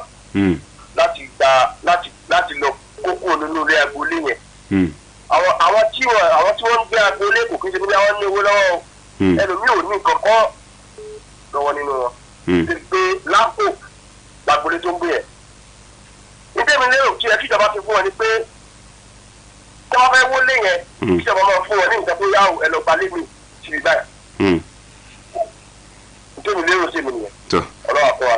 ẹ ṣeun ẹ̀sọ́ náà rọ̀ nílẹ̀ kan náà pé béèyàn ọba ló lọ́kẹ́ wá ṣe bí kó tó kú ṣùgbọ́n nǹkan mi làwọn tó gbé wọ pé béèyàn ọba gba nǹkan kan lọ́wọ́ ọmọdé èèyàn ó fi nǹkan kan náà tó tán náà ní ẹgbọ́ ọ̀rọ̀ tó níjọba dé yìí bó ní pé ẹni tí ò bá ní ẹni tí ò ní ẹni tí ń sin gbà ló lọ ni tí ọ̀rọ̀ òfin yín náà ò la nǹkan kan kalẹ̀ ni pé ẹni tí nǹkan ò dẹrùn fún kó mọ́ bá a para rẹ̀ sí nǹkan báyìí ni ó wà fún rẹ̀ níbẹ̀. ẹ ṣe olóòtú ṣe lóríṣiríṣi láti rí ṣe rí nígbà tí nǹkan báyìí bá ṣẹlẹ̀ tí wọléwọlé bá gbọ́wọ́ ẹ wà rí páwọn tó wà lágboolé wọn léèyàn wọ́n ní ọmọ gidi wọ́n lọ́mọ lẹ́kọ̀ọ́ wọ́n lọ́mọ nílùú òyìnbó nígbà tí nǹkan báyìí bá ṣẹlẹ̀ tẹ́ bá rí ọmọ ẹlòmíì lẹ́wàá mo rò pé ṣé èèyàn tó níláárí tó ṣe báyìí ló wà lẹ́gbẹ̀ẹ́ nìyí kò sí àwọn èèyàn wa wọ́n ti ṣe dáadáa fáwọn ọmọ ṣe wá rí tí ò bá ti wà sí wàhálà ọmọ mi ò tí ní mójúṣe rẹ̀ so tó bá ti ṣẹlẹ̀ báyẹn àwọn ọmọ wọn máa ń dìde àwọn fámìlì wọn máa ń dìde. tó wọ́n léèyàn bẹ́ẹ̀ ni wọ́n léèyàn. ẹ káàsán. yóò dára fún sà. àmì ó kọ yín àti ìbéèrè yín ṣókí. ṣíṣe sunday náà ni láti ìlú ọ̀kẹ́lẹ̀. ẹ jọ sá nípa ìtútẹ̀ ń sọ yẹn ó dára lọ́pọ̀lọpọ̀ a sì rí i pé fún àǹfààní ara wa náà ni. àwọn tí ò wá dalẹ̀ sí ojútùú nǹkan tó jẹ́ pé kejì lójú gbà bẹ́ẹ̀ ni pé ìbáwù mi fẹ́ jẹ́ kí àwọn wọléwọlé wa kẹ́kẹ́ máa jáde lọ sí àárín ìgboro kán máa wo àwọn àdúgbò kọ̀ọ̀kan wò ní gbogbo ọ̀nà kán máa wò ó bí gbogbo àyíká bá ṣe rí torí pé tẹ́lá ní tí mo fi sọ̀rọ̀ yóò yẹ kẹ́kọ̀ọ́ pé àti rí nǹkan kan náà ni lórúkọ jésù yóò dára fún yín. àmì tó santẹ́rà Ògúnkẹ́mi ẹ̀gbọ́n wọn ní sọ́fíìsì lẹ́ ń jókòó sí ni wọ́n mọ̀ láwọn òrì yín ń gbòòrò. ẹ ṣeun tó béèrè ìbéèrè yẹn bí mo ti sọ lẹ́ẹ̀kan pé lọ́kùnkúndùn àti mú iṣẹ́ ní bàdà so jíjáde wa ojoojúmọ́ náà ni iṣẹ́ òun ṣiṣẹ́ ọ́fíìsì now ìṣòro ta ní mo ti bọ̀ láì mọye ìgbà lórí ètò yìí làwọn akẹgbẹ́ mi ti wá tó ti ṣàlàyé a ò tó níye akéré níye òṣìṣẹ́ wọléwọlé ò pọ̀ mọ́ kò pọ̀ mọ́ so la fi ń bẹ àwọn ìjọba wa irú ọ̀gá wa tó dé sí ọlọ́run ọba láàánú kó fún wọn lẹ́yìn orí ọ̀fẹ́ yẹn kí wọ́n bá wa gba àwọn akẹgbẹ́ wa sí. wọ́n gba òṣìṣẹ́ fún òṣìṣẹ́. so lójoojúmọ́ là ń jáde so ṣùgbọ́n ibi tá a jáde lọ ó pọ̀ so ṣùgbọ́n à ń gbìyànjú. tó àsìkò ti kú wa ní papámọ́ra lórúkọ ààrẹ ẹgbẹ́ wọléwọlé nípínlẹ̀ Ọ̀ṣun tẹ́lẹ̀ Olúfẹ́mi Ọlá àti ìgbìmọ̀ aláṣẹ ẹgbẹ́ náà ó ní à ń kí àwọn tí wọ́n jẹ́ ara àwọn òṣìṣẹ́ wọléwọlé nípínlẹ̀ Ọ̀ṣun tí wọ́n wá sórí ètò láti tún wá dá wa lẹ́kọ̀ọ́ là wá lóye santera Àrẹ̀mú Kẹ́hìndé Ìkẹ́olú tí wọ́n jẹ́ lórí ikọ̀ wọléwọlé láti ìjọba ìbílẹ̀ Ìwó àti santera Ògúnkẹ́mi Adéwálé Samson láti ìjọba ìbílẹ̀ Ọláolúwa South East LCDA ní Ìlẹ́mọ̀wò akínyìn ẹkú dìde o àjíǹde ara yóò máa jẹ́ ọjọ́ mẹ́jọ ní kẹ́ ẹ já tó pàdé lórí àkọ́tún ètò láṣẹlẹ́dùà Abíọ́dún Babádíyà ló kọ tèmi ẹ jẹ́ àmọ́ràn ìmọ́tótó ara wa lọ́kùnkúndùn mú kíyín ẹ kú kalẹ̀.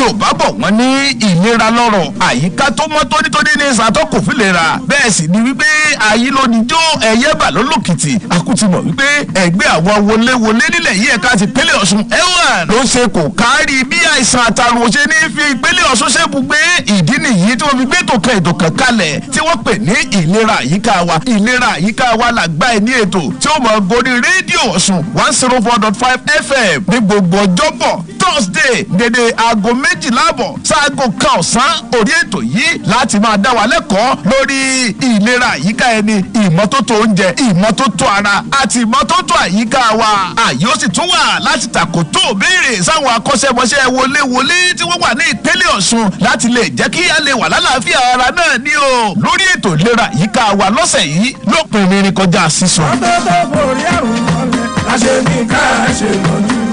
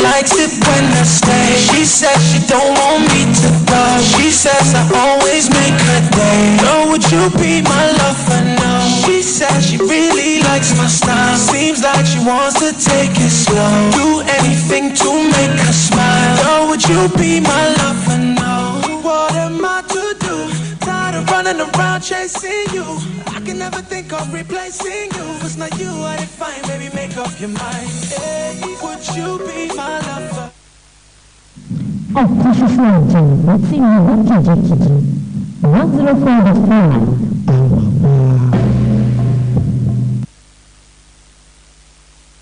gẹ́gẹ́ ní aago kan ló báyìí láti rédíò Ọ̀ṣun 104.5 FM alóore ìwọ̀ oòrùn Nàìjíríà tó kalẹ̀ sílùú Òṣogbo ìròyìn àgbáyé la máa mú wá fún yín náà.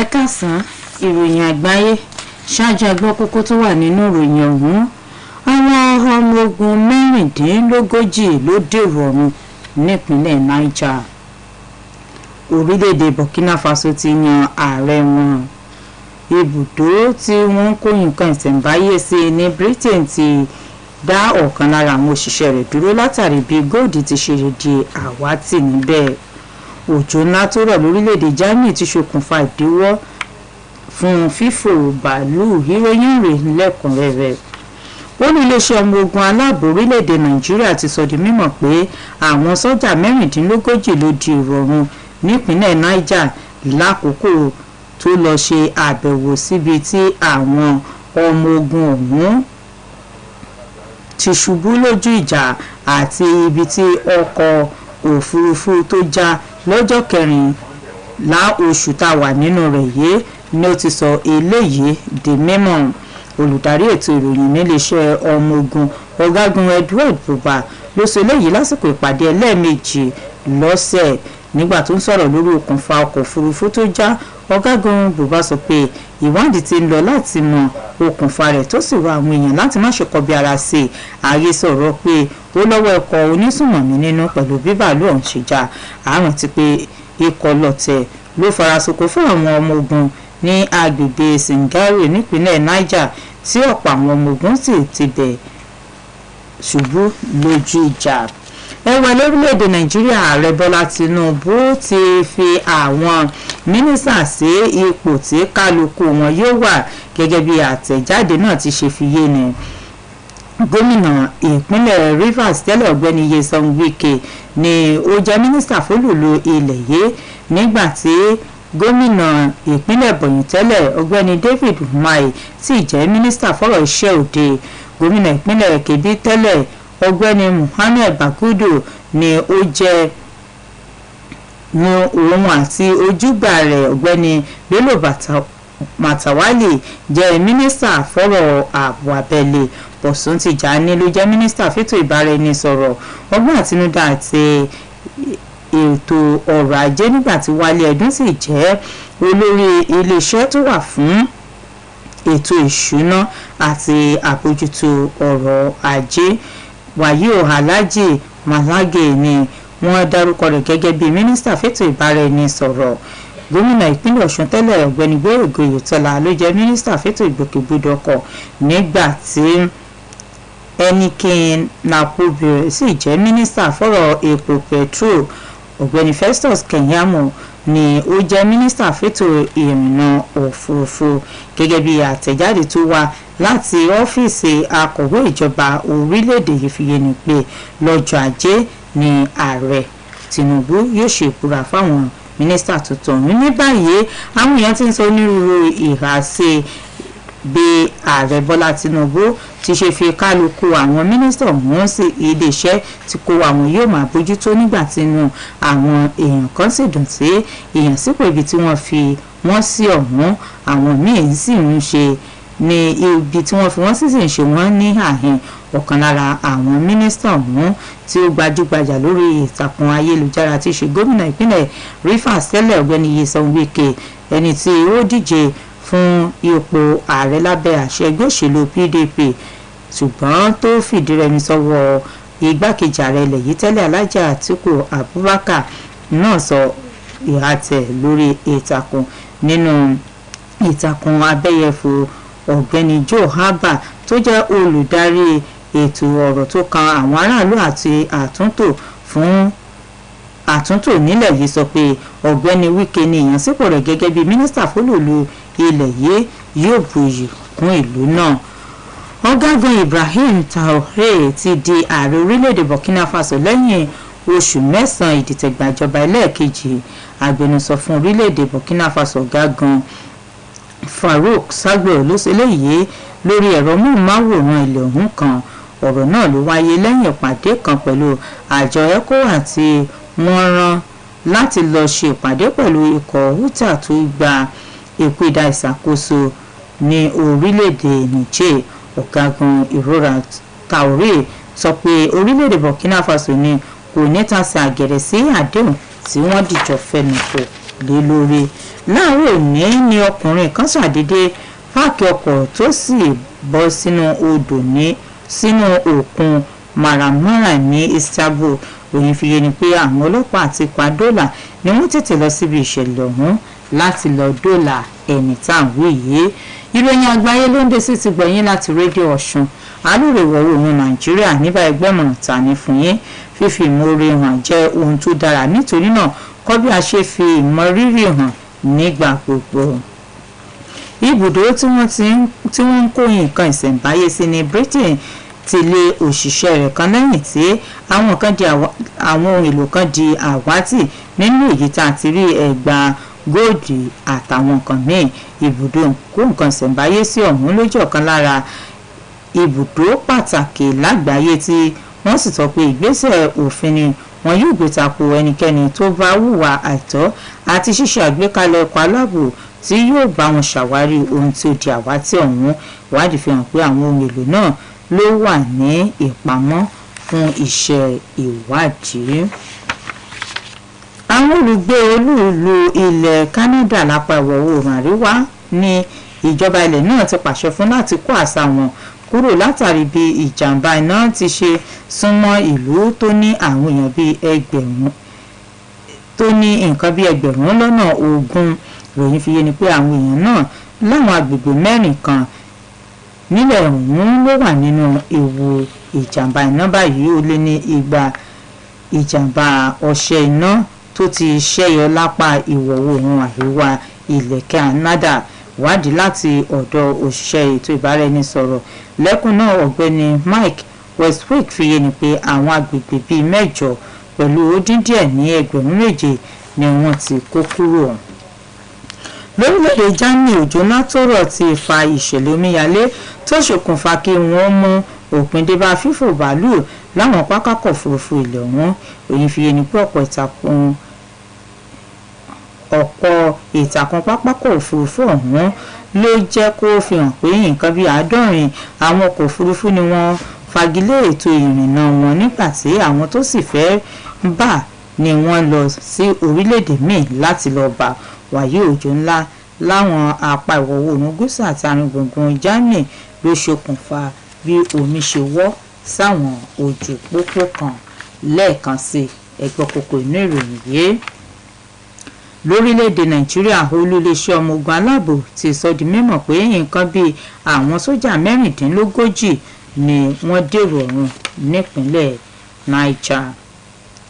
Ọ̀gágun Ibrahim Traoré ti di ààrẹ orílẹ̀‐èdè Burkina Faso lẹ́yìn oṣù 9 ìdìtẹ̀gbàjọba ẹlẹ́ẹ̀kejì.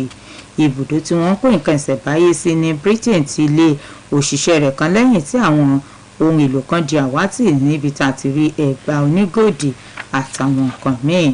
Lórílẹ̀‐èdè Germany òjò ńlá tó rọ̀ ti fa ìṣẹ̀lẹ̀ omíyalé tó ṣokùnfà kí wọ́n mú òpin dé bá fífò bàálù láwọn pápákọ̀ òfurufú ilẹ̀ náà. Èyí òpin ìròyìn àgbáyé Olúṣọlá Ẹgbẹ̀dọ̀fọ̀ lólóòtú Abíọ́lá Adédòkun ló mú wá sí ti gbọ̀nyìn. Eré tí wọ́n tò ní èyí tí Ọ̀pẹ́yẹmí Salam tí ó jẹ́ olùdarí ẹ̀ka tó ń rí sí ọ̀rọ̀ gbogbo níléeṣẹ́ yìí ó kọ fi dá àwọn olùgbọ́ àwọn tó ń ṣètò àti àwọn oníbàárà iléeṣẹ́ OSBC lójú pé ìgbà ọ̀tun yóò dé nípa lílà wọn lọ́yẹ̀ àti dídá wọn lára yá. Ẹ bá wa kálọ.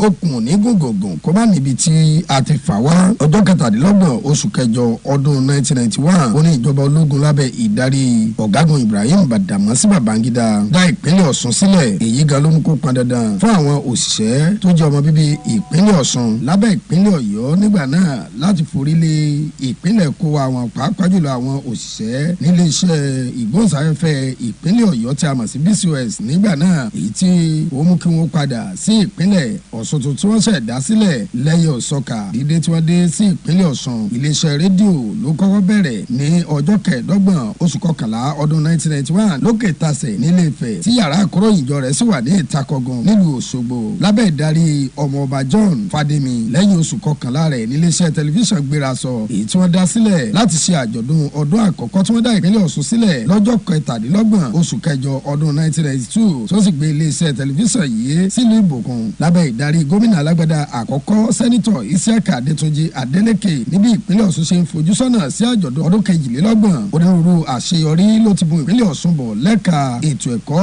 ètò ìlera, okòwò, ètò ọ̀gbìn àti ohun amáyédẹrùn tó fi mọ́ iléeṣẹ́ ìgbóhùnsáfẹ́fẹ́ rẹ̀. Lójúmọ́ tó mọ́ lónìí, iléeṣẹ́ ìgbóhùnsáfẹ́fẹ́ ìpínlẹ̀ Ọ̀ṣun èyí tó bẹ̀rẹ̀ pẹ̀lú iléeṣẹ́ rédíò títa gbangba tàgbàǹgbàjá èyí tó ti di alóore ìwọ̀ oòrùn Nàìjíríà lè fọwọ́sọ̀yà pé iléeṣẹ́ rédíò 3 àti àwọn iléeṣẹ́ tẹlifíṣàn òun ló ní lọ́wọ́lọ́wọ́ báyìí. Iléeṣẹ́ OSBC rédíò 104.5 àti iléeṣẹ́ tẹlifíṣàn channel 32 àti 113 lórí StarTime ló wà nílùú Òṣogbo. Orísun FM 89.5 FM Ilé Ifẹ̀ èyí tó jẹ́ pé Yorùbá ni wọ́n ń sọ pọ́nbélé pẹ̀lú nídàn tẹlifíṣàn Ìbòkun. Bákan náà ni iléeṣẹ́ Reality Radio Vision tó wà nílùú Ìwó. Ìròmí iléeṣẹ́ OSBC tó ń jó àwọn tó ti tukọ̀ iléeṣẹ́ ọ̀hún lórílẹ̀ tó ń lù lábẹ́ omi rẹ̀ láti àsìkò ọmọọba John Fademi láàrin ọdún 1991 1991 sí ọdún 1992 ọmọọba káyọ̀dé ajíbádé gẹ́gẹ́ bí ọ̀gá àgbà iléeṣẹ́ rédíò lọ́dún 1992 sí ọdún 1998 ọmọọba wọlé oyèbámijì gẹ́gẹ́ bí ọ̀gá àgbà iléeṣẹ́ tẹlifíṣàn lásìkò náà ọmọọba sànyà adégbàdí ló tukọ̀ iléeṣẹ́ náà láàrin ọdún 1998 sí ọdún 2003 òótọ́ kọ́ńbélé ibẹ̀ ni pé ọmọọba adéyẹyè oyèdòkun òun ni ọ̀gá àgbà àkọ́kọ́ láàrin ọdún 2003 sí ọdún 2007 kó tó kan ẹnjìnìà samson oyèbánjí láàrin ọdún 2007 sí ọdún 2012 ọmọọba adésọjí fàdéhàn ló tukọ̀ iléeṣẹ́ láàrin ọdún 2012 sí ọdún 2016 kí ọ̀gbẹ́ni sanjọ́ ọ̀wájé tó di ọ̀gá àgbà iléeṣẹ́ ọ̀hún láàrin oṣù kẹjọ ọdún 2016 sí ọjọ́ kẹtàlélọ́gbọ̀n oṣù kẹwàá ọdún náà kó tó kan ọ̀gbẹ́ni wálé ìdòwú láàrin ọdún 2016 sí ọdún 2018 arábìnrin adéjùmọ̀kẹ́ akínjọlá ló tukọ̀ iléeṣẹ́ náà láàrin ọdún 2018 sí ọdún 2021 ọdún 2021 ni ọ̀gbẹ́ni rasheed káyọ̀dé fọláhàmí gbẹ̀kúdà ìṣàkóso iléeṣẹ́ náà gẹ́gẹ́ bí ọ̀gá àgbà àmọ́ tí wọ́n búra fún gẹ́gẹ́ bí akọ̀wé àgbà iléeṣẹ́ ọ̀hún lábẹ́ ìṣèjọba gómìnà adémọlá adélékè lọ́gbọ̀njọ́ oṣù karùn-ún ọdún tá a wà nínú rẹ̀ yìí láì dènà pẹnu gbogbo àwọn ìjọba tó ti tukọ̀ ìpínlẹ̀ ọ̀ṣun ló ti kópa tiwọn nípa ríra irinṣẹ́ ṣíṣe àtúnṣe àti fífarajìn fún ìgbélékè iléeṣẹ́ ìgbóhùnsáfẹ́fẹ́ OSBC àmọ́sá tí ìṣèjọba gómìnà adémọlá adélékè tún lékè nkà nípa bó ti jáde àti lè mú kí iléeṣẹ́ OSBC kó gbòòrò sí i àti ríra ẹ̀rọ alátagbà tuntun mẹ́ta ọ̀tọ̀ọ̀tọ̀ sí iléeṣẹ́ rédíò OSBC òṣogbo orísun FM ilé-ifẹ̀ reality radio tó wà níwò bẹ́ẹ̀ ni ìdánilẹ́kọ̀ọ́ àti ìfìmọ̀kúmọ̀ àwọn òṣìṣẹ́ náà tó jẹ́ ara ìpinnu ìjọba ní ìkórìtà tí a dé yìí tí àwọ̀ bá kì fún ni àákì ìfáwọ́ padà ni ó ṣe pàtàkì fún àwọn òṣìṣẹ́ iléeṣẹ́ OSBC lápapọ̀ láì túbọ̀ jára mọ́ṣẹ́ wọn tí wọ́n bá ti rí ẹ̀rọ alátagbà rédíò ọ̀hún tán tó ti di lílò ó di dandan kó túbọ̀ gbé iléeṣẹ́ OSBC lárugẹ tí àwọn òṣìṣẹ́ rẹ̀ náà yóò sì tún lè dágájá sí i láti lè gbé àwọn ìròyìn tó ṣe kìmí àti ètò tó dùn gbọ́ létí jáde èrò tí wọ́n fẹ́ fi dá gbogbo àwọn olólùfẹ́ àti olùgbọ́ iléeṣẹ́ OSBC lápapọ̀ lójú pé iléeṣẹ́ OSBC kò ní tẹ́tì nídìí àrò mẹ́ta tó jókòó lé tó ní ṣe pẹ̀lú ìròyìn ìlanilọ́yẹ̀ àti amúlùdùn èrò tí wàá rọ gómìnà adémọlá adélékè láti mú ẹ̀jẹ̀ rẹ̀ sẹ́ nípa ríra àwọn àkọ̀tun irinṣẹ́ fún iléeṣẹ́ tẹlifíṣàn OSBC ní kété tí wọ́n bá ti lè rí ẹ̀rọ tuntun alátagbà ti iléeṣẹ́ rédíò tán tí wọ́n sì ṣe àtúnṣe àwọn yàrá ìgbóhùnsáfẹ́fẹ́ rẹ̀.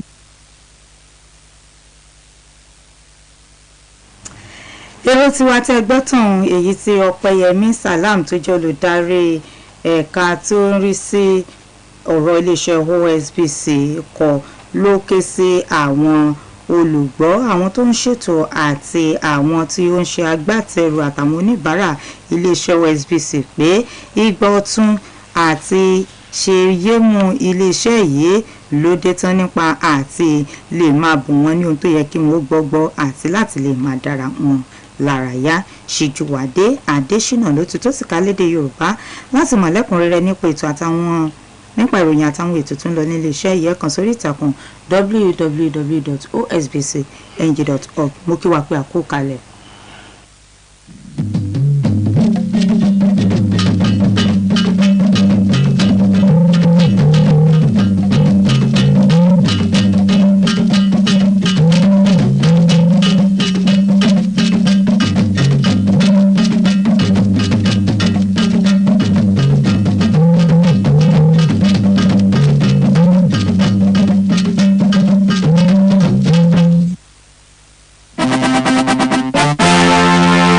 For the best in news, sports, music, documentaries, news analysis, and lots more, tune to OSBC Radio 104.5 FM.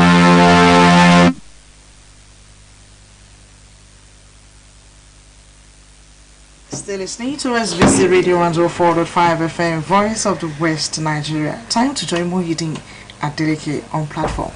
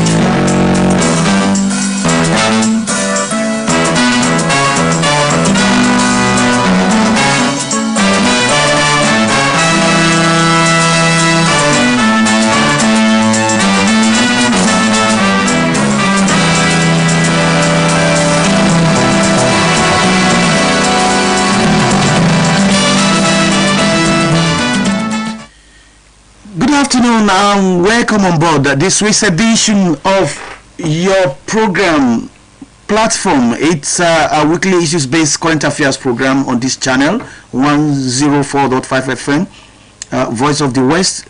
We're happy to come your way again.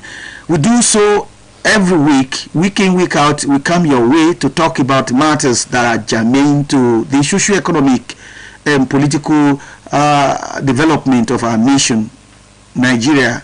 Let me say, God bless Nigeria, because I'm a Nigerian. I have no other country to go.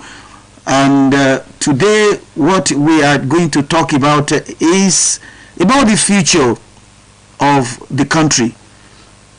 When we are talking about the future of the country, we talk about the future of the youth, the up and coming ones, our children, our words.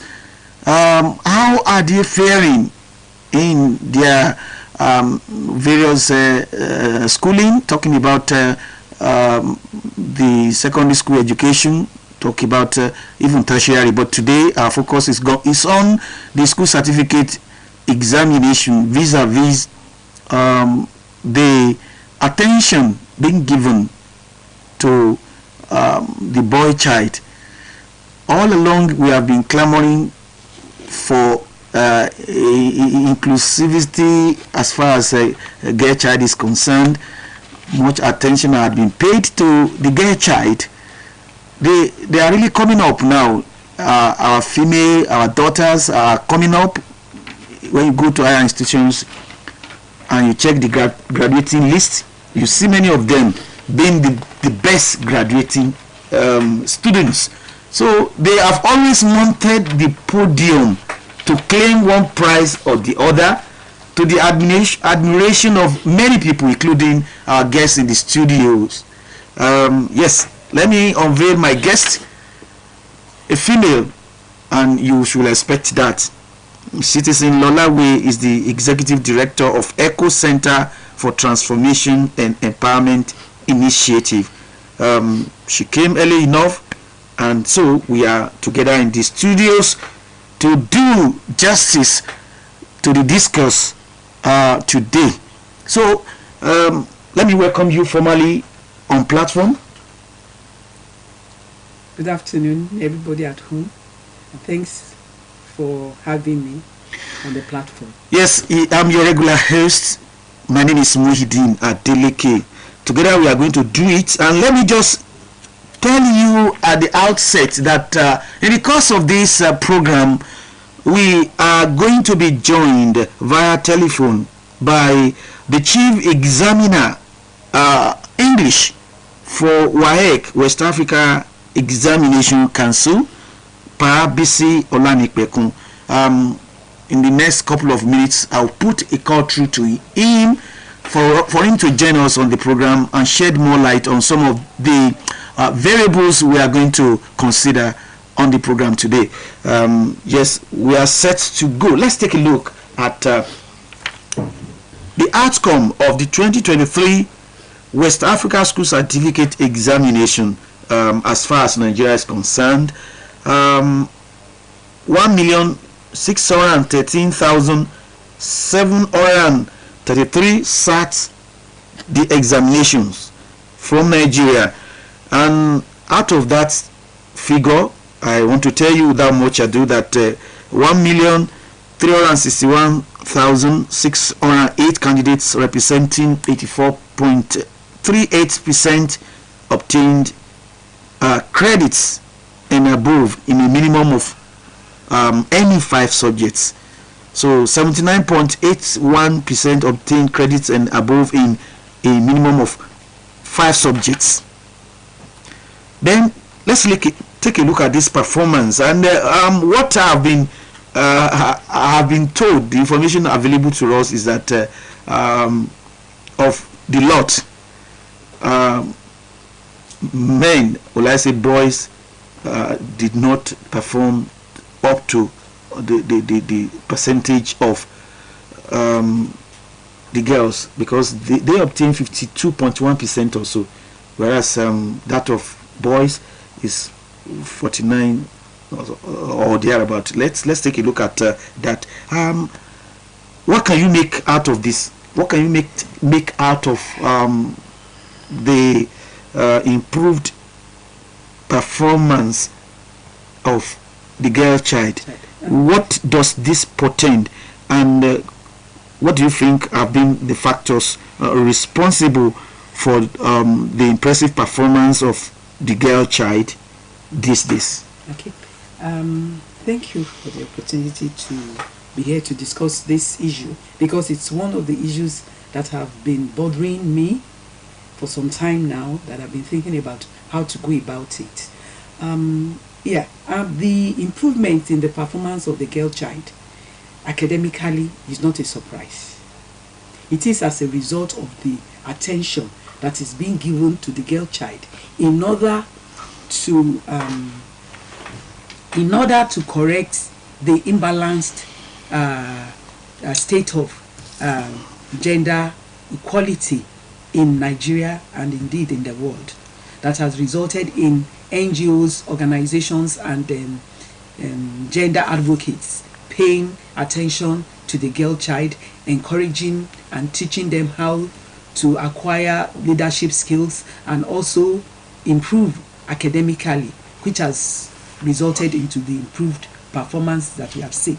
But that it portends great danger for our future, because the girl child is being properly nurtured while the boy child is being left behind. We are trying to correct a problem, and at the same time we are creating a problem. The girl child that is well nurtured will in future get married to a boy child that was neglected. Isn't I want you to emphasize that the girl child that is being well nurtured, yes, is going to get married to the boy child that is presently being neglected and not being properly nurtured and prepared for the future. So when the future comes, there's the likelihood of us having an increased number of domestic violence and violence in the society, because the boy or the man at the end of the day want to lord it over the woman that is exposed, educated, better informed. She will be seen as being arrogant. Okay, yes, okay. The boy child who would have lost his self-esteem will be operating as an inferior, but because of societal expectation, we want to lord his leadership upon the woman, who would want to resist that kind of unnecessary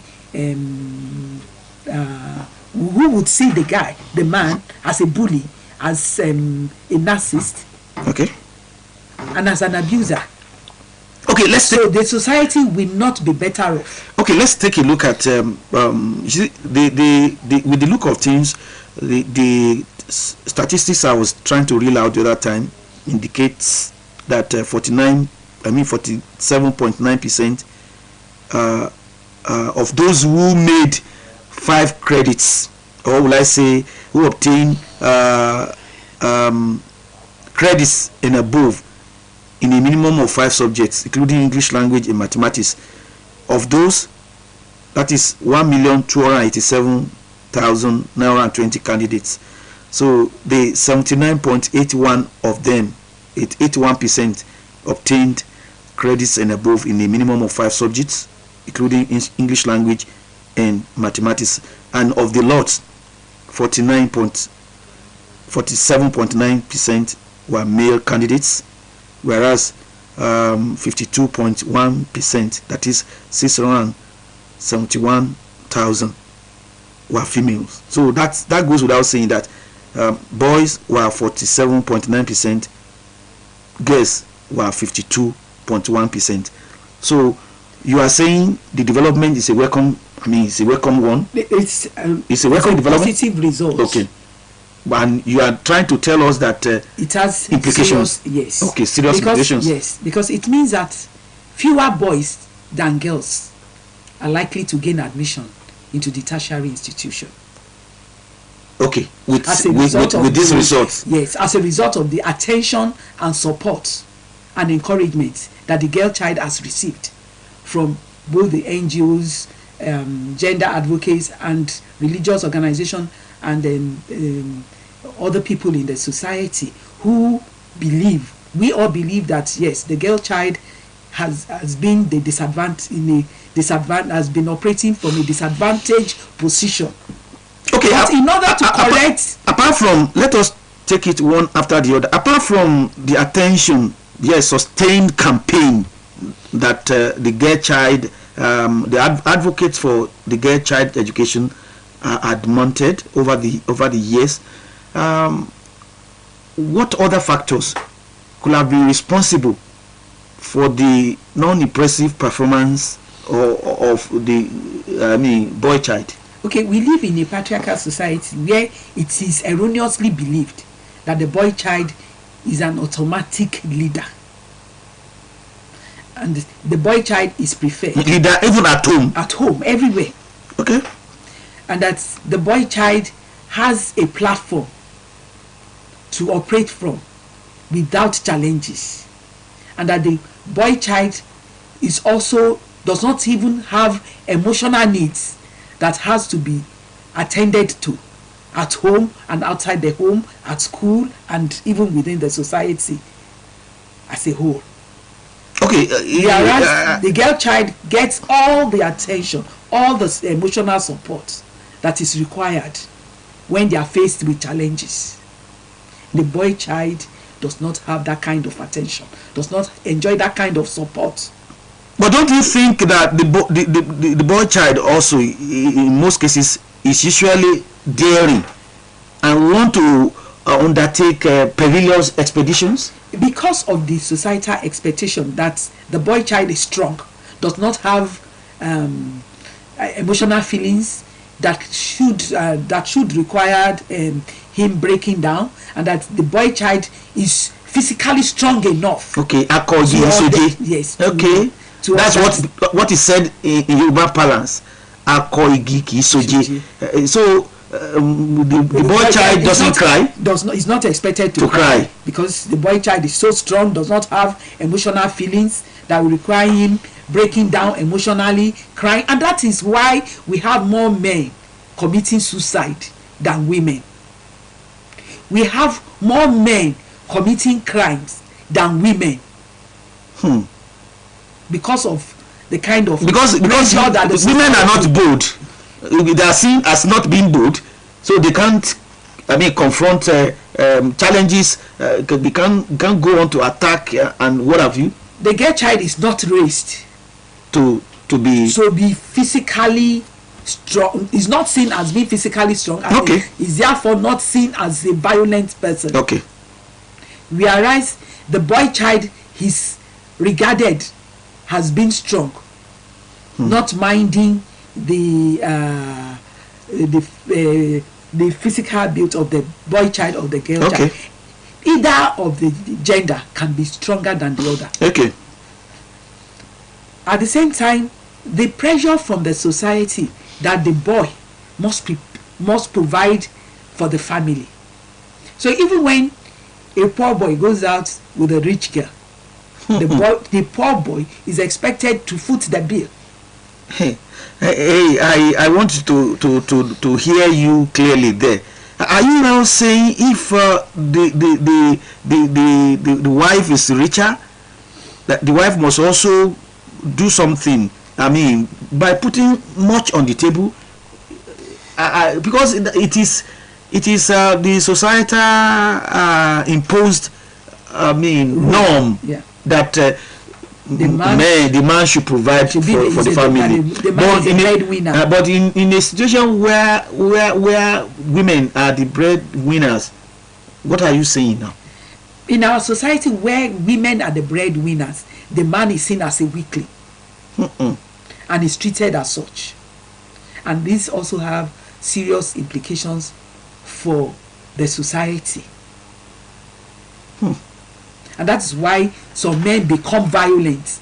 And that's where some men believe that their wives are not submissive enough. Okay. And then Many go on to become bullies. Yes, and bullies, they abuse their wives. Their wives also abuse substance in order to make up for the shortfall. Abuse substance? Yes. Illicit drugs? Illicit drugs. They resort to taking illicit drugs, alcohol, and staying away from home. To make up for their inadequacies? Yes, to make up for their inadequacies and to fill up their emotional gap. That's serious. The society has made him to feel inferior. Okay. Referring to him as a weakling. Okay. Yes. Forgetting the fact that God created the woman to be a helpmate for the man, to fill up the gap where a gap exists in the within the family. The woman is supposed to support the man to ensure that the lapses within the family are not seen. The shortfalls, the woman is supposed to fill the gap. But if the woman is not adequately prepared to fill that gap, there'll be a problem, which is what we have been dealing with. Okay. Forgetting that the boy child also have needs that should be met. Okay.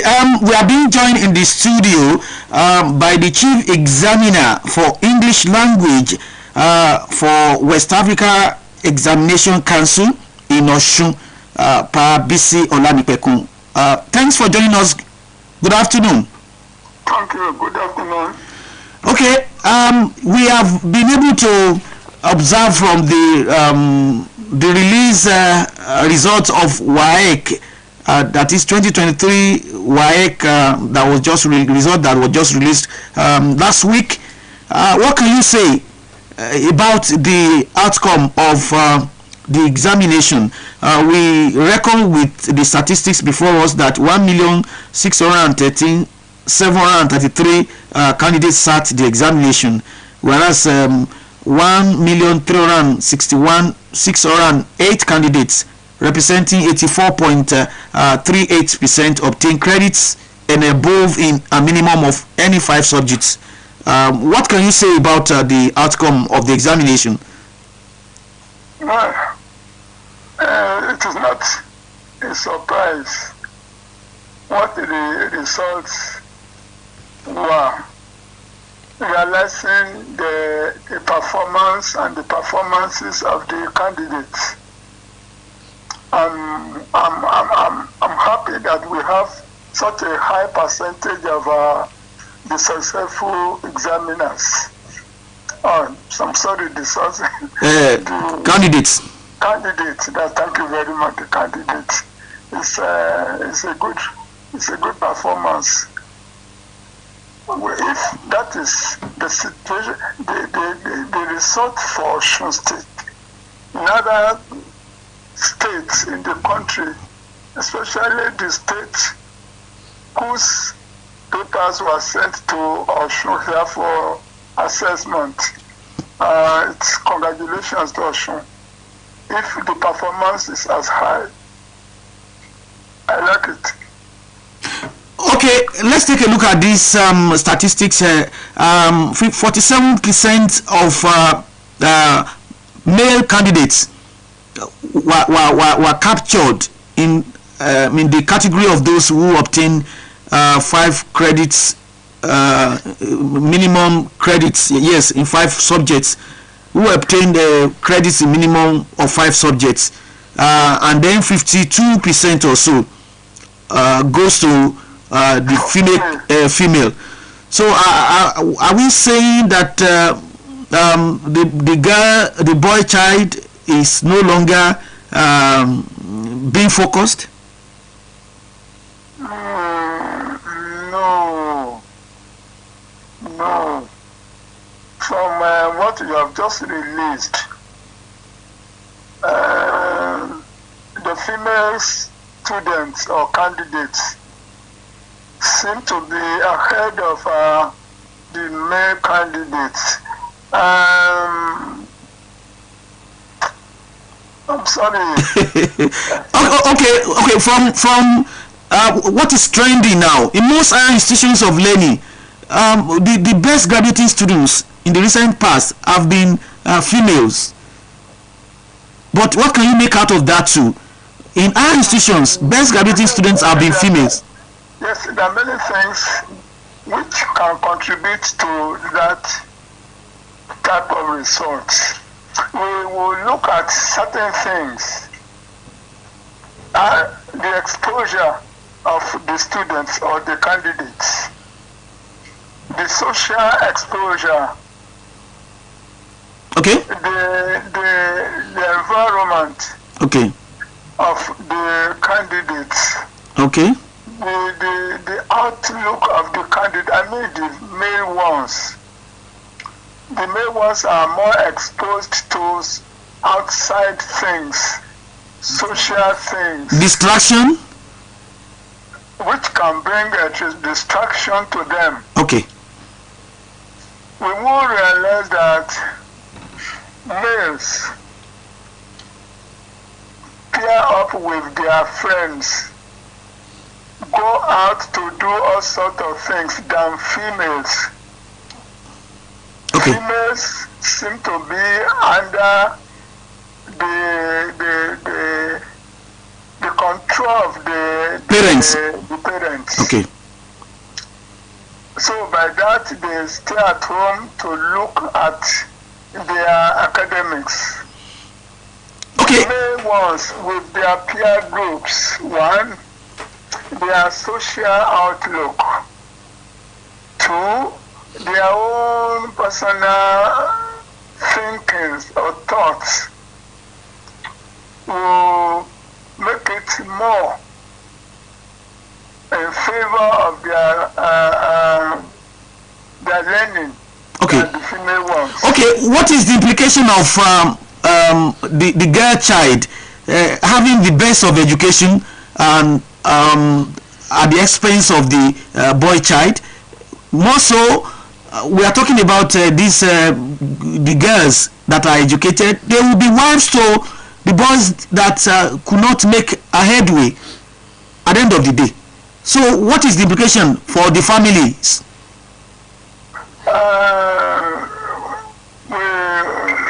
Those of us who are educators, we have something to do about it.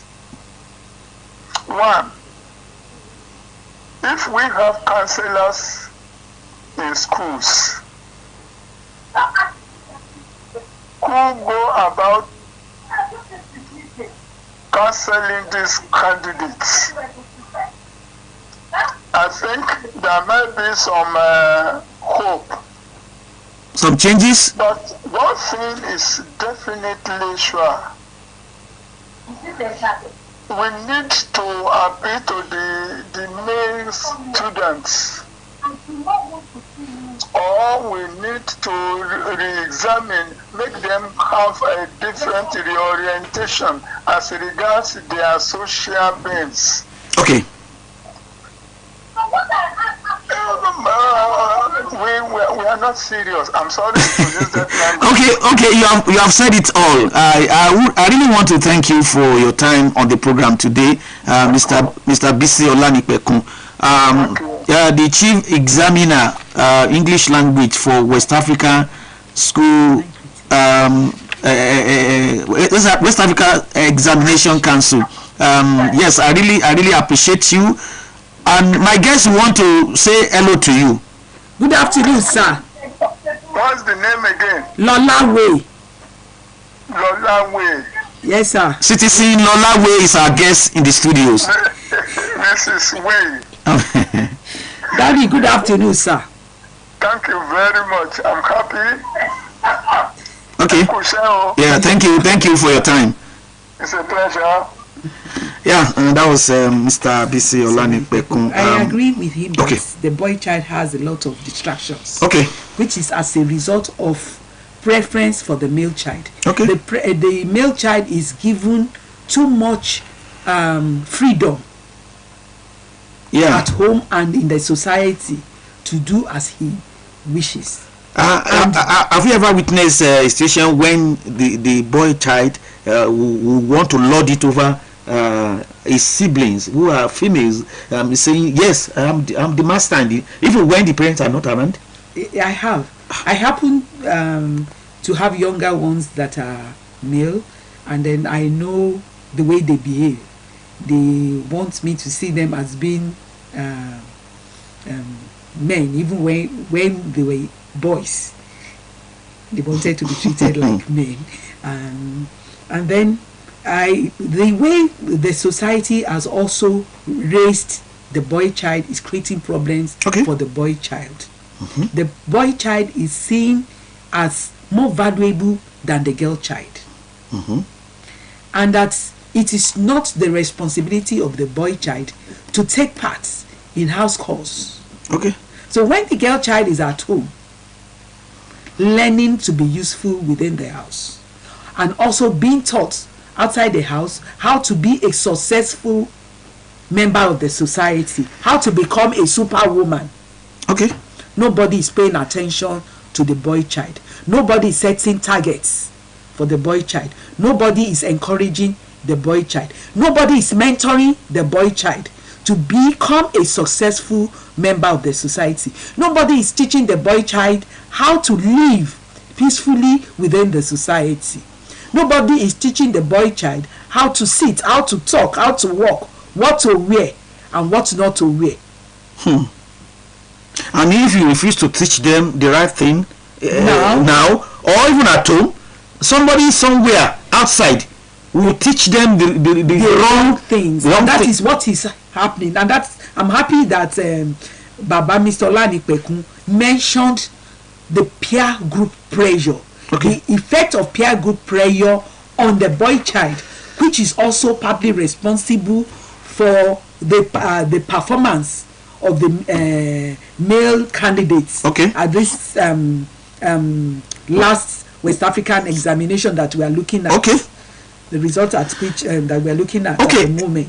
May 16 of each year has been observed as International Day of the Boy Child. We understand that the day is dedicated for the whole world to focus on boys and their well-being. And the goal, according to an account, is to achieve through gender equality in the world. So what can you make out of this? May 16. Yes, I think the day was... I don't know whether it was celebrated in Nigeria. It was, but not as loudly as we normally celebrate the International Day of the Girl Child. Therefore, very few people know that May 16 of every year is the International Day of the Boy Child. And the United Nations decided that that day should be marked to encourage the boy child. They have seen that there is a problem that is being created in the world. That of the girl is on October 11. Yes, International Day of the Girl Child, and it has been there since 2012.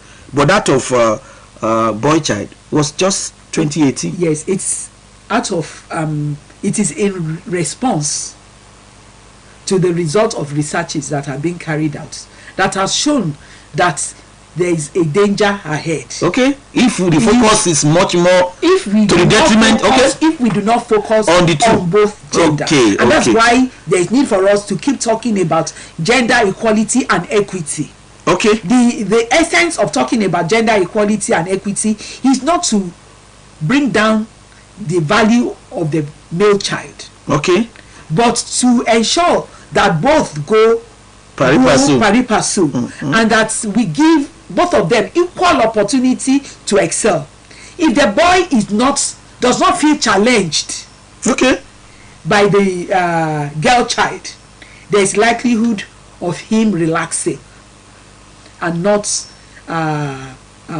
going beyond what he can do ordinarily. It will not bring the best out of the male child. Let's go to our people now. Let's go public now. The line to be a part of this discourse is 081-8777-5777. Once again, 081-8777-5777. What do you make out of the discourse, the topic of discourse today? What can you say about the challenges we are facing as far as raising the boy child? We have Citizen Lola very much is still very much in the studio. Hello. Good afternoon. Good afternoon, sir. Your name? Okay, what's your contribution?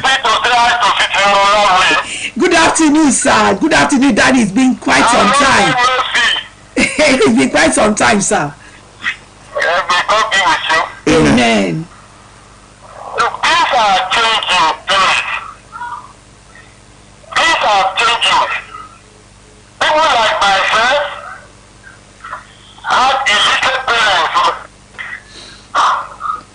Parents are no more illiterate. We now have educated parents like this. And parents don't have more children like in those days. Look, when they have 3 or 4, they stop now. But in those days, you know what is happening. Okay. What was happening in those days. So whether you like it or not, when you have 3 or 4 children, you have to train them. Nobody knows one. Don't give priority. Okay. So the issue of culture, they want to, they're giving milk to culture. They don't do it. So you don't give priority to, and you didn't discover that when you have even female children, they are even more responsible, more committed to the policy of men. So, things have changed, please. Okay, thank you very much. If you want children, you train them, you give them equal opportunity. Okay, okay. In the same schools, you should give them equal opportunity house. Okay. Make sure you train them. Give them equal attention. Okay. Okay, thank you very much. So good afternoon. What we are saying, what my guest has been saying is that the attention should be equal. It should not be at the detriment of either. Okay, the line is still open, please. 081 is the line. 081 87 77 57 77. Please call us on 081 87 77 57 77. Hello. Hello. Yeah, good afternoon. Good afternoon. Yeah, your name and your question or contribution. This is Dr. David calling from Oshogo. Okay, thank you for joining us. Your contribution. Talking movies. In Omogeto Saga and Jennifer, if you watch this kind of movie, you see that mostly women dominate it and they really show their strength as iron ladies. But when men act in a movie, the end result is death. They want to do money rituals and other things. But why can there be a consensual between in this movie maker that okay, this is the strength of ladies, this is the strength of men, and let there be a consensual between them, and let maybe it is the answer is love or money. Do you get my Okay, changing the narrative is what you are advocating? Yes. Okay. Yes. Okay. Yes, we want to appreciate your contribution. You looking at it from what do we call it, from societal values. Societal values, and even taking a cue from this Jennifer film and what have you, from theater point of view, and the kind of values we portray in the media. So we thank you very much, Dr. Ayodele. Hello. Hello, sir. Yeah, your name, please, and your contribution. My name is Alaja Bamoyego. Okay, your contribution. Yes, I greet your guest over here. Welcome. She has analyzed everything. You know, the way we operate nature nowadays is highly difficult when compared to that of a female children. You know, female children, they listen to advice of their parents, uncles, sisters, in the society, in the community. But unlike on like a May, there are many distractions.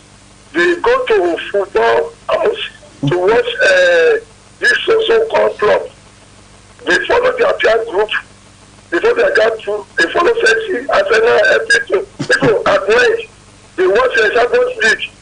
How many days can you see in that football house? Okay, much more time spent on the pastime. Yes, they have focus. Okay, thank you. Okay, thank you. You have made your point. Let's allow some others. Thank you very much. Hello. Yes, the line is still open. We have a couple of minutes left on the program today. It's still a platform coming from 104.5 FM. Iliawiye Okibale Oshogbo is a weekly current affairs program on our channel, and the focus is on the dueling performance of the boy child and the less attention being given to the boy child. You still want to add more? Yes, I was going to talk about the implication of that result. Okay, let's take this call. Hello. Hello. Good afternoon. Yeah, good afternoon. You are welcome. The difference between the male and the female. The male ones. Your name, please. My name is Mr. Peter. Okay. From. Please, the male ones are exposed. It's evil. It's happening in so many homes. If you caution them, don't go this way, don't go that way. When you leave home, they go out and do all sorts of things with their peer group. So there's no way the female ones will not better than them. Because they have so many, they are exposed to so many things. Look at the technology now. Their phones, you can't see them remove their hand from the phone each day. So that is what is disturbing the distraction. They have so many distractions. What do parents do now? What do parents do to stem the tide? You see, what the parents can do now is to try as much as possible to give their male children full attention, monitoring. That's what we can do. Okay. Well, thank you very much. You have preferred one solution there, and we appreciate it. Okay, more attention. Okay. Yes, more attention is required, and then we need more people to do what KBC, the Orongo of Okela, Oba Adedokun Abolarin is doing.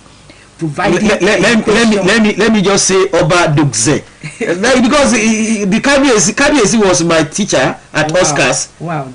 Or your State College of Art and Science. Wow. Oscars Ile-Ife. Wow. Okay, let's hear about that. KBC, he's doing a great job. He's building a new world. And we need more people to join hands with him, to support him. We're talking about the boy child needing mentors. I am using this platform to appeal to responsible men out there to join hands with KBC in mentoring, providing the required mentorship for the male students of Abolari College. Okay. Okay. In the federal local government. Okay. So that they can grow up to become responsible citizens, balanced persons, fully rounded. Okay. Those will be great assets to the nation. In the nearest future. Okay. KBC is doing so much. Okay. We appreciate that. We need more of KBC to do what KBC do. Okay. Yes, this is a convenient spot to end today's program. We want to thank all of you who have listened to us, as you have always done every week. That we appreciate you. But I want to especially appreciate the Executive Director, Eco Center for Transformation and Empowerment Initiative, Citizen Lonawe. Well, as a member of as a member of Ilobu Concerned Citizen, I'm also qualified to be referred to as Citizen Muideen Adeleke. And henceforth, I want to be so addressed as Citizen made in Adeleke, as we have citizen Lolawe. So until next week when we shall be coming your way again. Some people can be troublesome, even in the studio they can be troublesome. I want to thank Tola Adebite, this troublesome lady. I wouldn't forget on the other side of the divide we have so many people there. Ajamu, I don't know whether it is but we have Oladipo Jumoke Oladipo on the other side of the divide as well. We thank all of you. Many thanks to the editorial advisor Biodun Olaliri. Then the producer is Moturayo Ayigbayo. Join us next week on a fresh edition of this program platform. Continue being a good citizen of this great country. God bless Nigeria.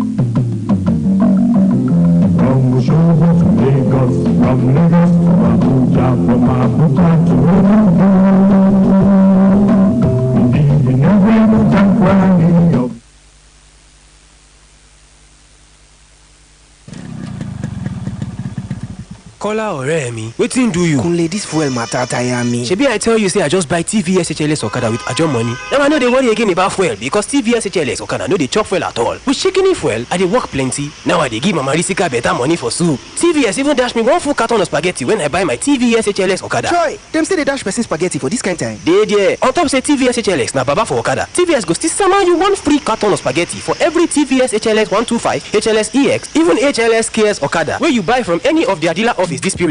Run go any TVS dealer today, make yourself begin the jolly.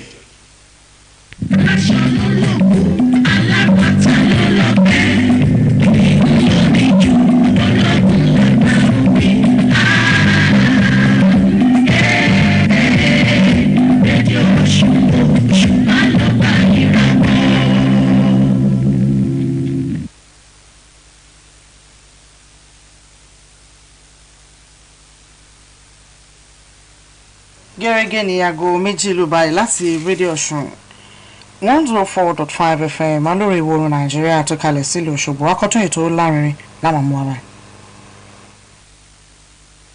Ó lárinrin bẹ́ẹ̀ ni ó lárinrin. Bàbá tó gbẹ̀bí ńlá nínú ọlá ńlá, bàbá tó fún ni lọ́lá tọ́lá tó gbẹ̀bí ńlá, bàbá tó gbẹ̀bí ńlá nínú ọlá ńlá, bàbá tó fún ni lọ́lá tọ́lá tó gbẹ̀bí ńlá.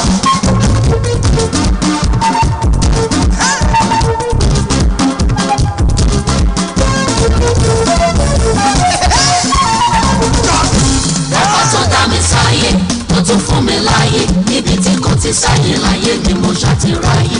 Ọba tó dá mi sáyé, tó tún fún mi láyé, níbi tí kò ti sáyé láyé ni mo ṣàtìráyé. Ó lárinrin lètò tẹ́ ò máa gbọ́ níkànnì yìí pẹ̀lú ọmọ yín apàtẹ èdè mákùtà Sunday ọmọ Adéríbigbé MC Lẹ́yẹ. Bó ti wù kojú bí àwọn òsì iná ẹnu bó ṣe bí gàgà tó àdéhùn ibà ẹ̀ ń dá kó rọ́pò síbẹ̀síbẹ̀ adélẹ́yìn lé. Sunday ọmọ Adéríbigbé MC Lẹ́yẹ o ó yá máa bẹ́tò bọ̀.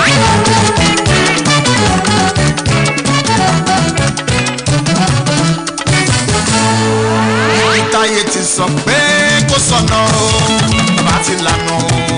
Fẹ́mi o, ibi táyé ti sọ pé kó sọnà o, bàbá ti lànà o. Fẹ́mi o, ibi táyé ti sọ pé kó sọnà o, bàbá ti lànà o. Fẹ́mi o, ibi táyé ti sọ pé kó sọnà o, bàbá ti lànà o. Fẹ́mi o. ṣé bí wọ́n ló lànà fáwọn Ísírẹ́lì o lọ́jọ́ ọjọ́ jọ sí létí òkun Olúwa ti lànà sínú ayé mi bàbá ò ṣe wọ́n. Ibi táyé ti sọ pé kò sọ̀nà bàbá ti lànà fún mi o. Ibi táyé ti sọ pé kò sọ̀nà bàbá ti lànà fún mi o. Owó tuntun màá lọ fi wáyé mi rí o bàbá ò ṣe mo dúpẹ́ ó dẹ̀ tún sọ fún mi gbogbo ànídàlẹ́ ni bàbá ò ṣe ẹlẹ́rù ni o. ẹ kú lé.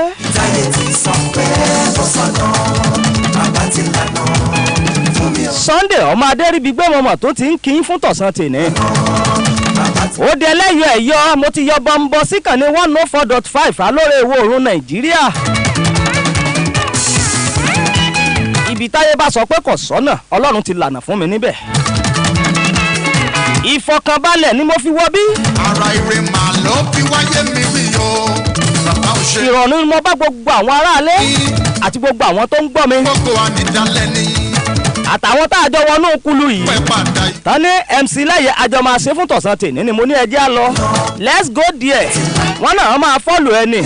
mo ní if you follow me I will follow you. bọ̀tọ́ ọba lọ unfollow mi èmi náà ní unfollow ẹ. ìgbà tèmi kò ní kẹ́ni tó tẹ̀ bá wọn. èmi ń follow ẹ ìwọ unfollow mi. ok ọwọ́ rò pé mi náà máa follow ẹ. follow me and follow you lọ́rọ̀ ilé ayé. kò ní pẹ́ dáná ìrọ́nà fún pa. Ibi táyé ti sọ pé kò sọ̀nà bàbá ti lànà fún mi o. ẹgbà ńlá lorúkọ tá a porí orí mi o. ìwọ ni mò ń pè orí mi. ìwọ ni mò ń gbárí fún orí mi. ìwọ ni mò ń gbá lọ́sàn-án tèní orí mi. àti gbogbo àwọn olólùfẹ́ ètò lárinrin yìí. tẹ́yàn kan ní 104.5 alóore òun Nàìjíríà láàyò. wípé kò ṣeé má gbọ́ ni. ètò lárinrin àlè mọ́gbọ́ ẹ̀rí wọ́n ti ń gbé rédíò wọn. wọ́n ní ẹ bá mi yín sí bọ̀bọ́ yẹn tún ti bẹ̀rẹ̀. mo láìkí bó ṣe máa ń ṣe prógráàmù tiẹ̀ ó máa ń gbá síyàn láà bí ọmọ Ẹ̀gbá ni àwa náà dẹ̀ máa ń kó mọ́ra bí ọmọ Èkó ń ló fi máa ń bá wa lára mu bí ọmọ Ẹ̀bá ọ̀dẹ̀. ó gbé mi lọ sí ibi tó ga jù Ọlọ́run àwọn tó ti ga bàbá gbọ́. Ó gbé mi lọ sí ibi tó ga. mo lé orí wá wo bí rere kó o gbé mi dé ẹsẹ̀ wo bí rere kó o sìn mí yà ó dáa náà ibi orí mi ó ti sunwọ̀n ju ibi tí mo wà yìí lọ ẹlẹ́dàá mi mọ́sálà ìgbé mi débẹ̀ o. oṣù tuntun nínú ayé mi o Ọlọ́run àwọn tó ti ga. Ó gbé mi lọ sí ibi. n ò lágbára kankan n ò ní nǹkan kan kọ̀rọ̀ n ò lóhun àtọ́lá ṣùgbọ́n mo sinmi lé Ọlọ́run tó ga ju gbogbo ayé lọ. Ọlọ́run àwọn tó ti ga. oṣù tuntun nínú iṣẹ́. ọlẹ́nikẹ́ni tó bá gbọ́kàn lé o níbi òkè Síónì ni ó sì rí tààtì nílé sí nídìí. èmi sinmi lé Ọlọ́run mi èmi gbọ́kàn mi lé Ọlọ́run mi gbogbo ọjọ́ ìgbà oṣù àkókò lójú mi ń wò ọ́. ìyẹn bí ojú ọmọkùnrin ṣe máa ń wo ojú bàbá rẹ̀ àti bí ojú ọmọbìnrin ṣe máa ń wojú ìyá rẹ̀ pé mọ́ mi mò ń wojú rẹ̀ mo mi wojú rí Ọlọ́run mi. gbà kọ́ jẹ́ èmi náà ń gbé fún ọ.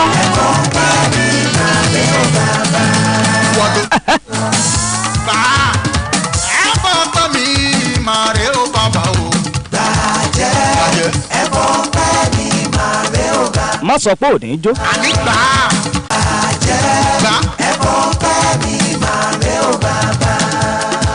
tí mo dà sí ńlá bíi gúgúrú olóyin. yé.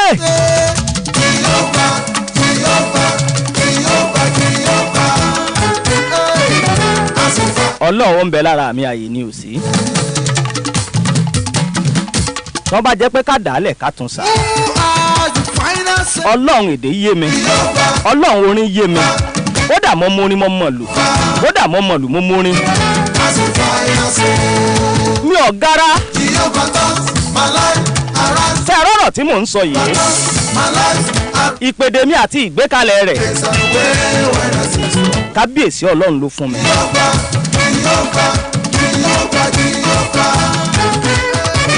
mo ti ń yìn náà nìyẹn alágbádá náà aláwọ̀ tẹ́lẹ̀ oòrùn ẹ gbọ́ níbo lọ́lọ́run wà níbo lọ́lọ́run sá sí. a ní àwọn kan sọ pé nínú ọ̀run lọ́lọ́run wà ẹ gbọ́ sí ọ̀run lọ́lọ́run gbé ni àbílẹ̀ ayé lọ́lọ́run wà.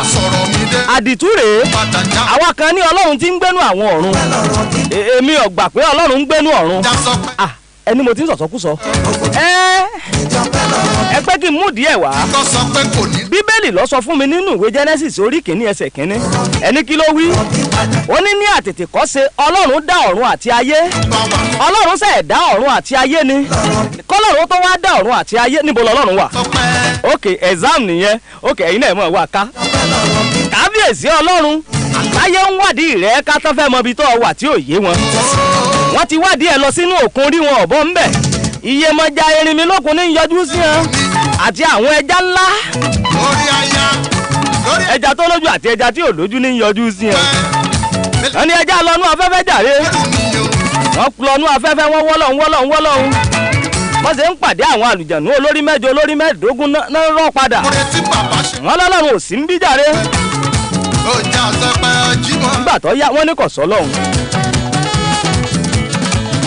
ọmọ ibi tó wà ọ̀run ló wà ní ayé ni ṣùgbọ́n mo fẹ́ ṣàṣírí ibi ọlọ́run wà tí n bá sọ fún ẹ̀yin olùgbọ́ mi kí lẹ fẹ́ fún mi ṣé n sọ ibi tó wà ọlọ́run bẹ́nu ayé mi ọ̀n bẹ́nu ayé tiẹ̀ náà ibi tọ́lọ́run ń gbé nìyẹn nígbà tó ti dá wa wá dúró sínú ayé ẹnì kọ̀ọ̀kan bó ni wọ́n ṣe ń ṣe ọlọ́run tiẹ̀ mo gbé fún ọlọ́run tó ga ju gbogbo ayé lọ bàbá mi iṣẹ́ sọ̀rọ̀sọ̀rọ̀ iṣẹ́ ọlọ́pàá ló yàn láàyò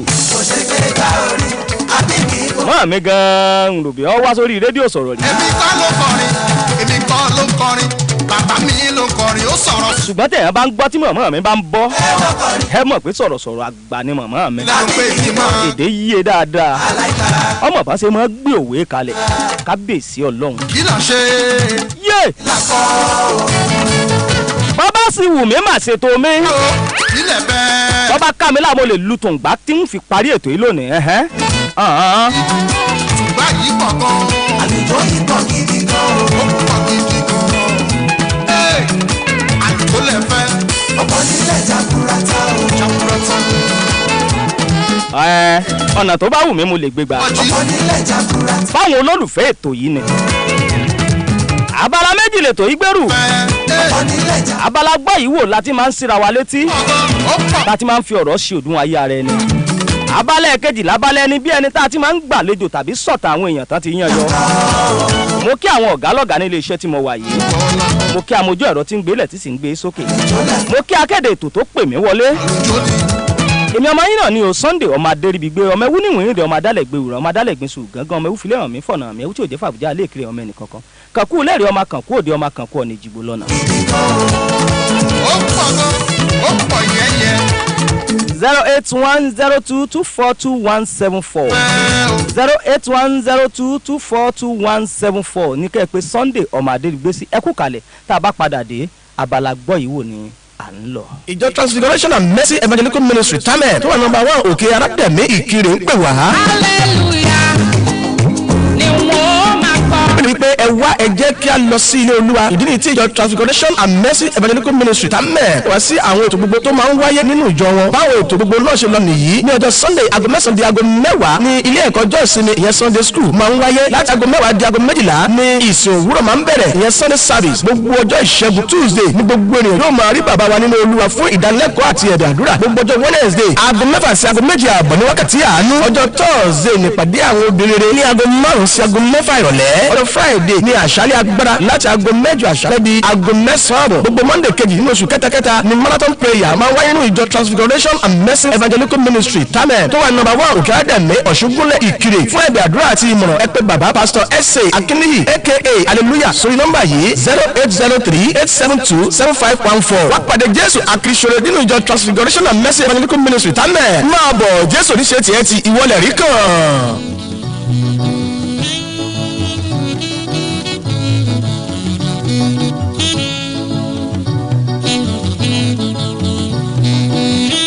ẹ káàbọ̀ padà ẹ̀yin bàbá mọ́nímọ́ní ẹ̀yin ìyá mọ̀nìyàn mọ̀nìyàn ẹni ìsín wò ìkòrò wò ohun tá a bá dìjọ wò gígùn ló máa ń gùn kí ni ìsín kí ni ìkòrò ìsín ni ẹja wẹ́wẹ̀wẹ́ ìkòrò náà ẹja ni ẹ̀yin ìyá wa náà lẹ́ máa ń wò tí ó sojú kankan wà nínú odò ẹ wá ní ìsín wo ìkòrò wò ó òun tá a bá dìjọ wò gígùn ni màá gún ìyẹn mo fi ń kí ń káàbọ̀ sí abala gbọ́ yìí wò fún tọ̀sán tènẹ́.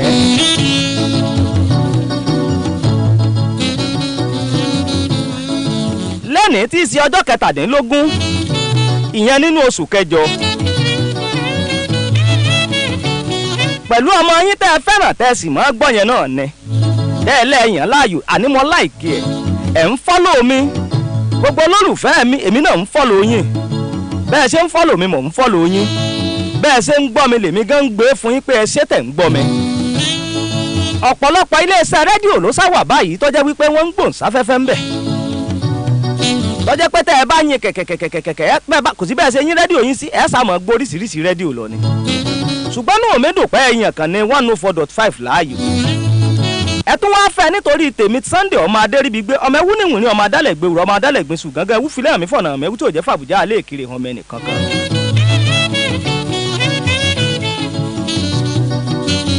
ẹ ṣé o torí pé ẹ̀ ń gbé ètò mi bí àṣà pàdé mi kan yìí mọ̀ ń ṣàdúrà á ní tín ò ní ta èmi náà ń sọ fún gbogbo olólùfẹ́ ètò yìí pé tín ò ní ta kí ni mo mú wá fún tọ̀sán tèmi tí mo fẹ́ ká tún jọ bomi ọgbọ́n mu nínú ẹ̀ àkórí rẹ̀ ni mo pè ní àtẹ́lẹwọ́ àtẹ́lẹwọ́ ẹ̀yin bàbá wa lẹ mọ́ sọ wípé àtẹ́lẹwọ́ ẹni kì í tan ní jẹ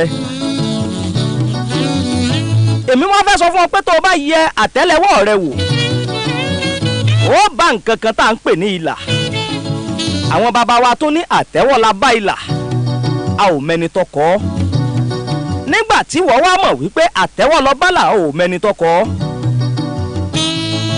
ìyẹn ni wípé ń takọ sínú àtẹ́lẹwọ́ rẹ ọmọ iṣẹ́ tó ṣe tọwọ́ rẹ ó ṣe tó fi jẹ́ èèyàn ọmọ iṣẹ́ tọwọ́ rẹ ó ṣe tàtẹ́lẹwọ́ rẹ ó ṣe tó fi dolówó dọlọ́rọ̀ sọ ọmọ ni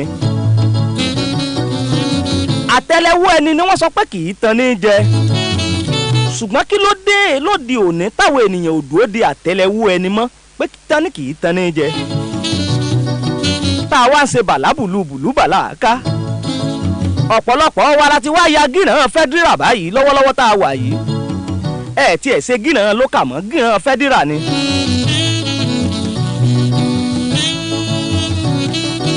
ó yẹ ká ẹ wá mọ̀ wípé àwọn ọmọ bá ń kanra lọ́wọ́lọ́wọ́ tá a wà yìí àwọn ọmọ ìjòyè gan ò dúró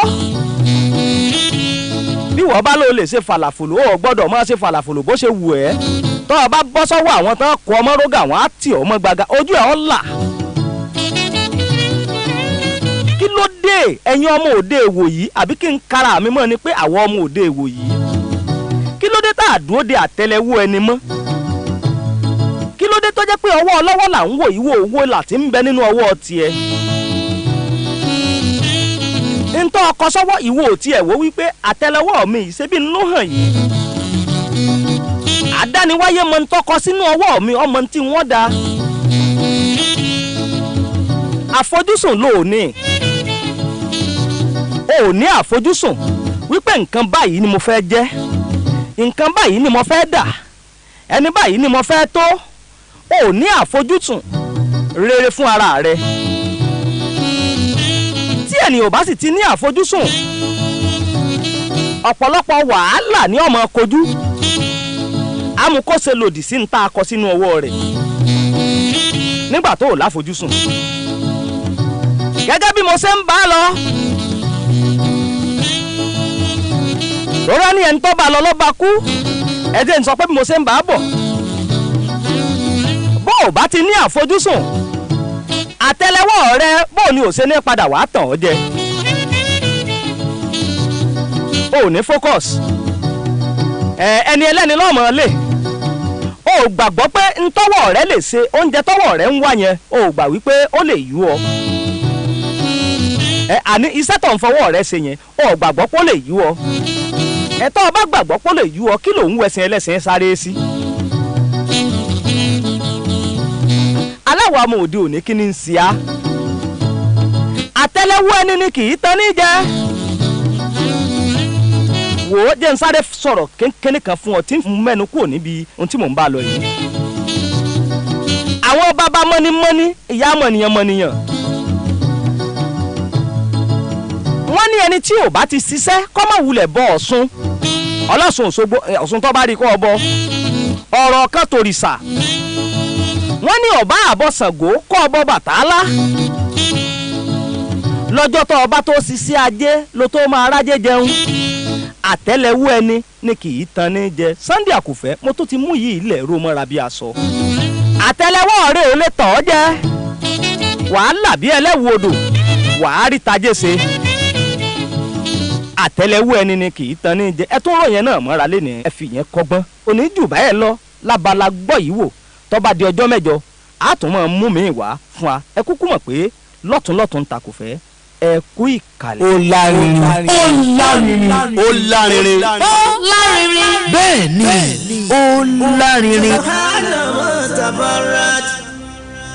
برزي توعد وملكي تعبد جمالك الله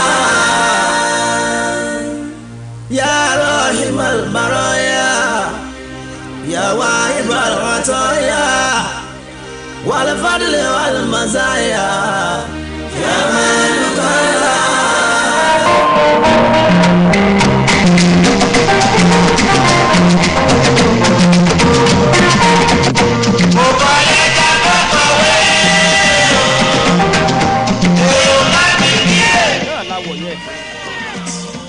lọ́jẹ́ kí n fi oore Kẹ́hìndé Oríyọmí wọlé sábàlá bẹ̀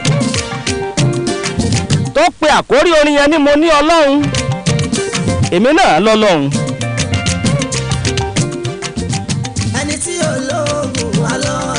ẹni tí ó bá lóògùn ó yẹ kó lọ́lọ́run mọ́ lọ́lọ́run Sodiq lọ́lọ́run Tìábè ní Ọlọ́run bá mi gan ní Ọlọ́run bàbá Òjó ta lẹni bí ẹni ènìyàn bí ènìyàn fún tèmi níjẹjọ mo gbé èèyàn wá ìyẹn alága àdúró lẹ́nẹ̀ẹ́ mo fẹ́ sọ̀tà àwọn èèyàn kan tó ti yàn yọ ni ta lẹni náà òṣèrébìnrin ni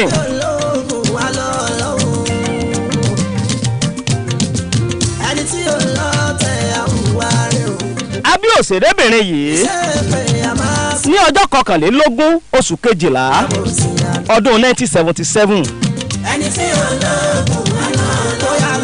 ìyẹn sí ìlú Èkó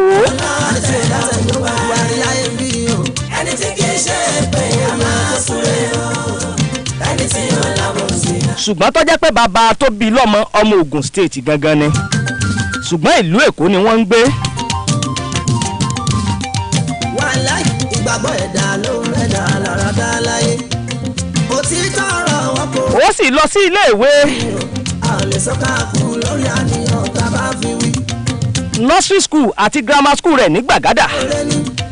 ọba tó tó tán tó tán ọba aláṣẹ ò lè tán ó tó mi ní tèmi ò lè rọjú ká láéláé. ẹni tí ò lọ. nígbà tó sì parí. alọ́ lọ́hùn ni ẹni tí ò lọ tẹ̀ àwùwá rẹ̀. ó tún ta kọ́sọ́ ìyẹn Lagos State Polytechnic níbẹ̀ ló ti ní ordinary national diploma rẹ̀ ìyẹn níbẹ̀. wọ́n kẹ́rù wọn gbàlú Èkó wá ọlọ́dún mẹ́jọ lẹ́kọ̀ọ́ Èkó sàn ló bá ronú àfa kan ládùúgbò ló sáré lọ rí ó kálàyé. kódà obìnrin ló tún ṣe HND ẹ̀. tó bá tán sọ̀rí tán sàn náà òrìta lẹ́bà. ìyẹn higher national diploma rẹ̀. ọjà lòun ti ń wá. ó tún kàwé ṣùgbọ́n kò sí àkókò láti fẹ́ lójú.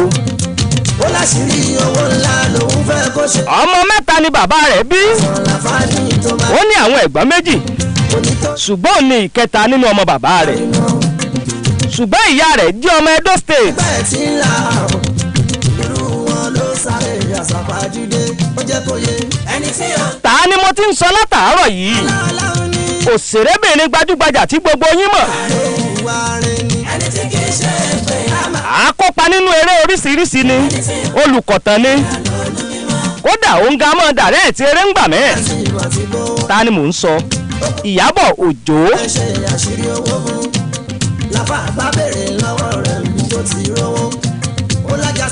tá a bá fẹ́ pe orúkọ rẹ̀ délẹ̀délẹ̀ Alice Ìyábọ̀ Òjó.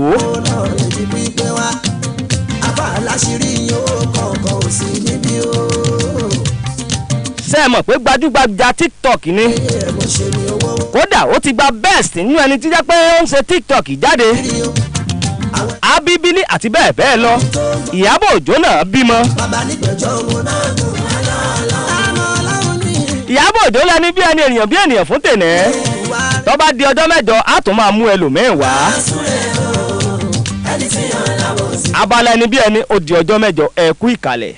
ìjọ Light of the Living God International ti gbìyànjú mọ̀ sí ọlọ́run ìmọ́lẹ̀ alààyè tó wà ní sẹ̀lẹ̀ area Fúlàní road Àkó Ìkirè ìpínlẹ̀ Ọ̀ṣun. bí àwọn ìsìn wọn ṣe lọ nìyí gbogbo ọjọ́ Sunday ní aago 7 sí aago 8 ìpàdé àdúrà ìmìnira kan sí ẹ̀kọ́ lọ́jọ́ sinmi yóò máa wáyé ní aago 8 sí aago 9 ìsìnwúrọ̀ ọjọ́ Sunday yóò sì bẹ̀rẹ̀ ní aago 10 sí aago 11 ní gbogbo ọjọ́ Monday ìpàdé àdúrà early morning hour of blessing yóò máa wáyé ní aago 5 sí aago 6 Tuesday ìpàdé divine revelation yóò máa wáyé ní aago 5 sí aago 6 bọ̀rọ̀lẹ́ ní ọjọ́ Thursday ìpàdé àdúrà power encounter yóò máa wáyé ní aago 5 sí aago 6 bọ̀rọ̀lẹ́ gbogbo ọjọ́ Jímọ̀ ọ̀sẹ̀ kìíní àti Jímọ̀ ọ̀sẹ̀ kẹta ìṣòro yóò máa wáyé ní aago 12 sí aago 2 àbọ̀ ìdájí àwọn àkànṣe ètò tún nìyí gbogbo ọjọ́ Thursday tí ò sọjà níná ìpàdé àdúrà ògo tuntun yóò máa wáyé ní aago 9 àárọ̀ sí aago 11 àárọ̀ gbogbo ọjọ́ Tuesday sí Thursday ní gbogbo oṣù ìsọjí aṣẹ́gun agbára yóò máa wáyé fún ìtọ́ni àti àdúrà ẹ pè bàbá olùṣọ́ àgùntàn Akínọlá Mùnírù Gabriel sórí aago yìí 0816 598 4156 lẹ́ẹ̀kan sí 0816 598 4156 máa bọ̀ ọlọ́run mọ́lá láyé ń dúró dì ọ́. Sunday ọmọ adéríbi BMC lẹ́yẹ̀ o ó yá.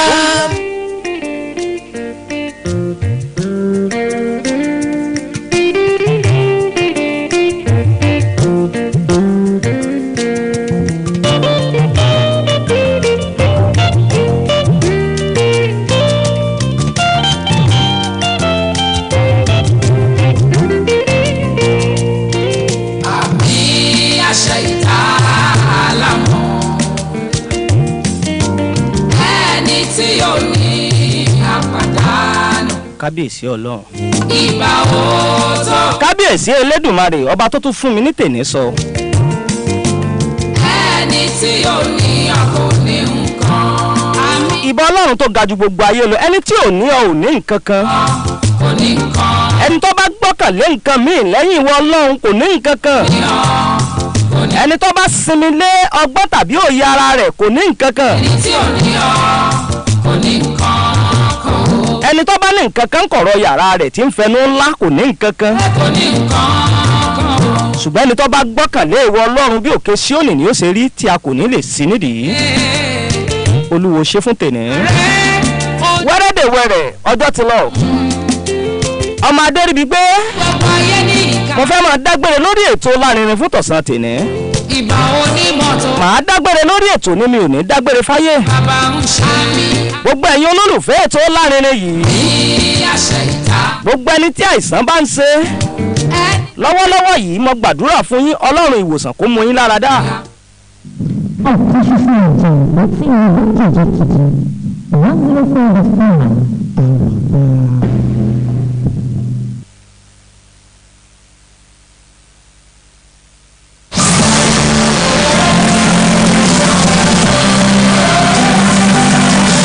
Breakfast Tray, your favorite radio magazine show, returns with lots of excitement this Saturday. This week on Breakfast Tray, our fitness coach, Damilari Bamidini, will be speaking with us on how to keep fit during the rainy season. Other interesting segments on the show are Kitchen Corner, Beauty Tips, Business Trend, Etiquette, ICT, and Entertainment. Join the host between 9 and 10:30 this Saturday on Living Spring 104.5 FM for another scintillating edition of the show.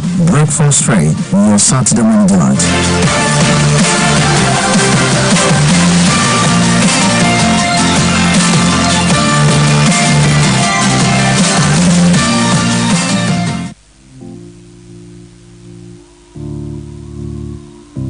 Ọlọ́ládé mi Àṣàkẹ́.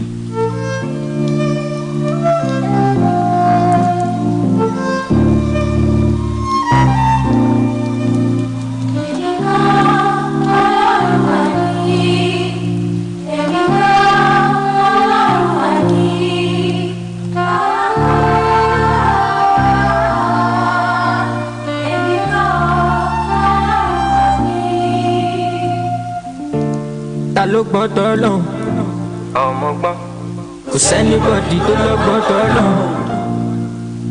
tí wọ́n bá bùgá ẹ̀ ò yá gbà fọ́lọ́.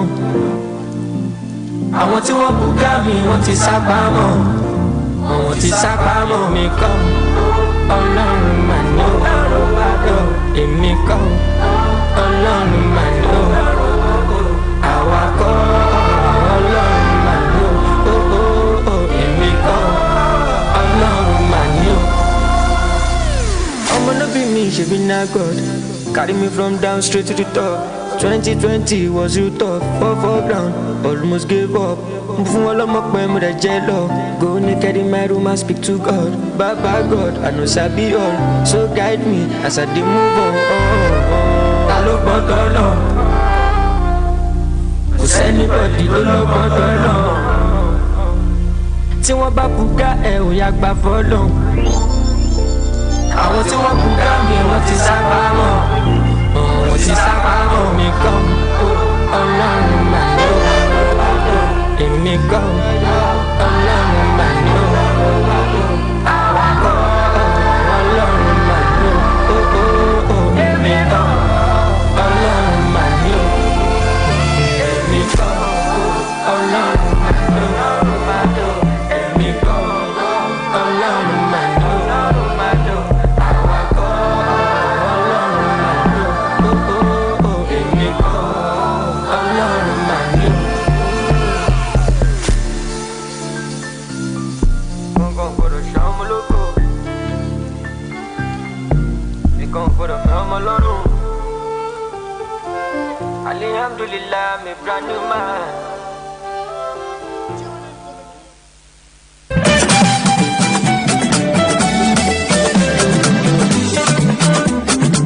Àtọ̀ní Adémi ní fúbọ̀ ìmọ̀ tún ti dé bí mo ṣe ń dé o. Ẹ̀sìn mi kárẹ̀lẹ̀ àwíyé OSBC rédíò 104.5 FM òkè balẹ̀ ṣáàlàbí kalẹ̀ sí lóṣogbo òkè o. Ẹ máa tẹ́tí sí wa àgbàtọ̀mọdé ẹ máa tẹ́tí sí wa o. Ọkùnrin ẹ tẹ́tí sí wa obìnrin ẹ tẹ́tí sí wa onílé ẹ tẹ́tí sí wa àlejò ẹ tẹ́tí sí wa ẹni bá ń tẹ́tí sí wa ìròyìn àsìkò pẹ̀lú kéde àṣàtẹ̀sìn gbígbé lárugẹ ètò tó mọ́gbọ́n wá lọ́wọ́ wá lò wá o ọ̀rọ̀ ìṣítí lóríṣiríṣi òun lẹ́hún máa gbọ́ òkè balẹ̀ láwà nílé àwíyé kì máa ṣe agbára àṣàní o nílé àwíyé ẹtí tó síwájú sóhun ló gbà fọ́sìtì nílé àwíyé 104.5 òkè balẹ̀ láwà nílé àwíyé aṣíwájú là á jẹ́ o nílé àwọn tó kù wọ́n ń bọ̀ lẹ́yìn nílé àwíyé nílé àwíyé.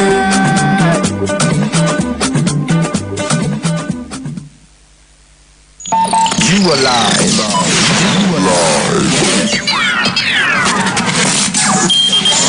On Osho Radio. Osho Radio at its best. 104.5 FM.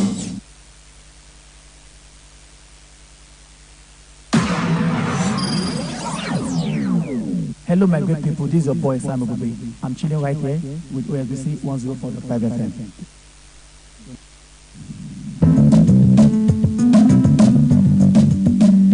Let it spring forth entertainment at its best. News with clarity, information untainted. Channel 104.5. Now it moves time.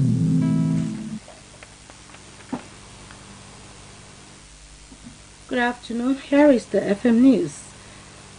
Edo State Police Command has arrested an 84-year-old man, Gabriel, for killing his 75-year-old wife over a refusal to have sex with him.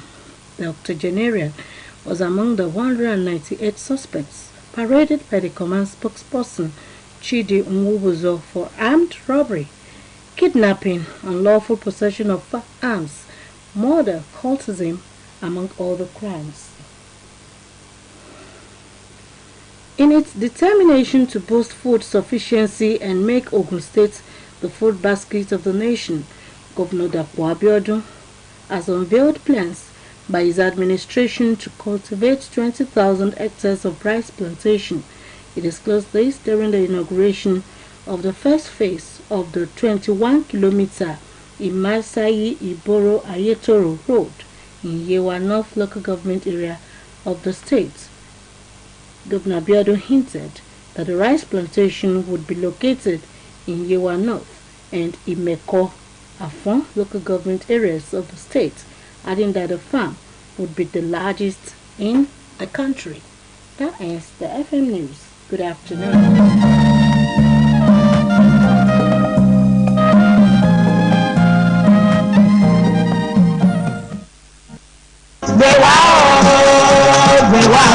Àwọn tó fàdúrà jàjàgbara ní jákèjádò lóde gbogbo àsìkò tó ti tó fún gbogbo ẹ̀dá ènìyàn tó lẹ́kọ̀ọ́dìpọ̀ ènìyàn tó fẹ́ fi gbogbo ọwọ́ gbari lọ́wọ́ Ọlọ́run alààyè láti mọ ìdúgbò gbogbo ti sápàtàn náà bọ̀ lọ́dọ̀ Jésù Kristi olùgbàlà Kristorí nínú àdúrà marathon aago 9 àárọ̀ ọjọ́ Friday tó ń bọ̀ yìí sí aago 4 àfẹ̀mọ́jú Sátidé lórí òkè àgbà wòlíì bàbá ọlọ́gbẹ̀rẹ́ CAC òkè agbára ńlá lágbègbè gáràjì Iléṣà nílùú Òṣogbo níbi tí Ọlọ́run alágbára ti lu àwọn ìránṣẹ́ rẹ̀ bíi pásítọ̀ Adéyẹmí àtàwọn míì láti já gbogbo èdè gálábà pín níbi ìpàdé àdúrà yìí ọ̀rọ̀ rẹ̀ ó sì dayọ̀ ẹ pè pásítọ̀ Débò Kúnlọ́lá bàbá olóògbé sórí nọ́mbà yìí 09069242492 fún ìbéèrè gbogbo olùkéde àwọn ìránṣẹ́ Ọlọ́run orí òkè bàbá ọlọ́gbẹ̀rẹ́.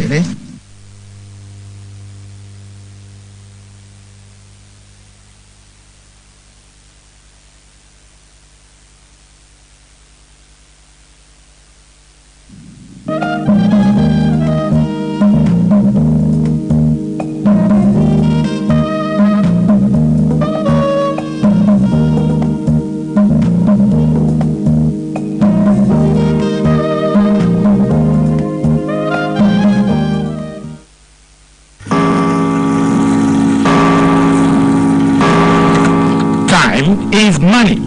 Spend your time wisely. Playing a fast one on you, and if you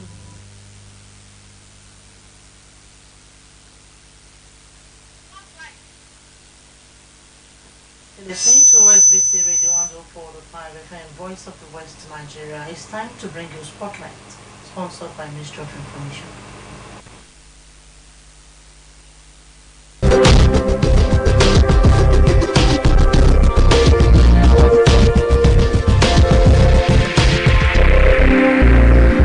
Breast milk is no doubt a natural miraculous infant's food from God, fortified with every nutrient needed by the newborn babies to grow stronger, sharpens their brains starting from when they are born to the period of the first 6 months, before introducing other edibles to them in line with the UNICEF and WHO recommendation.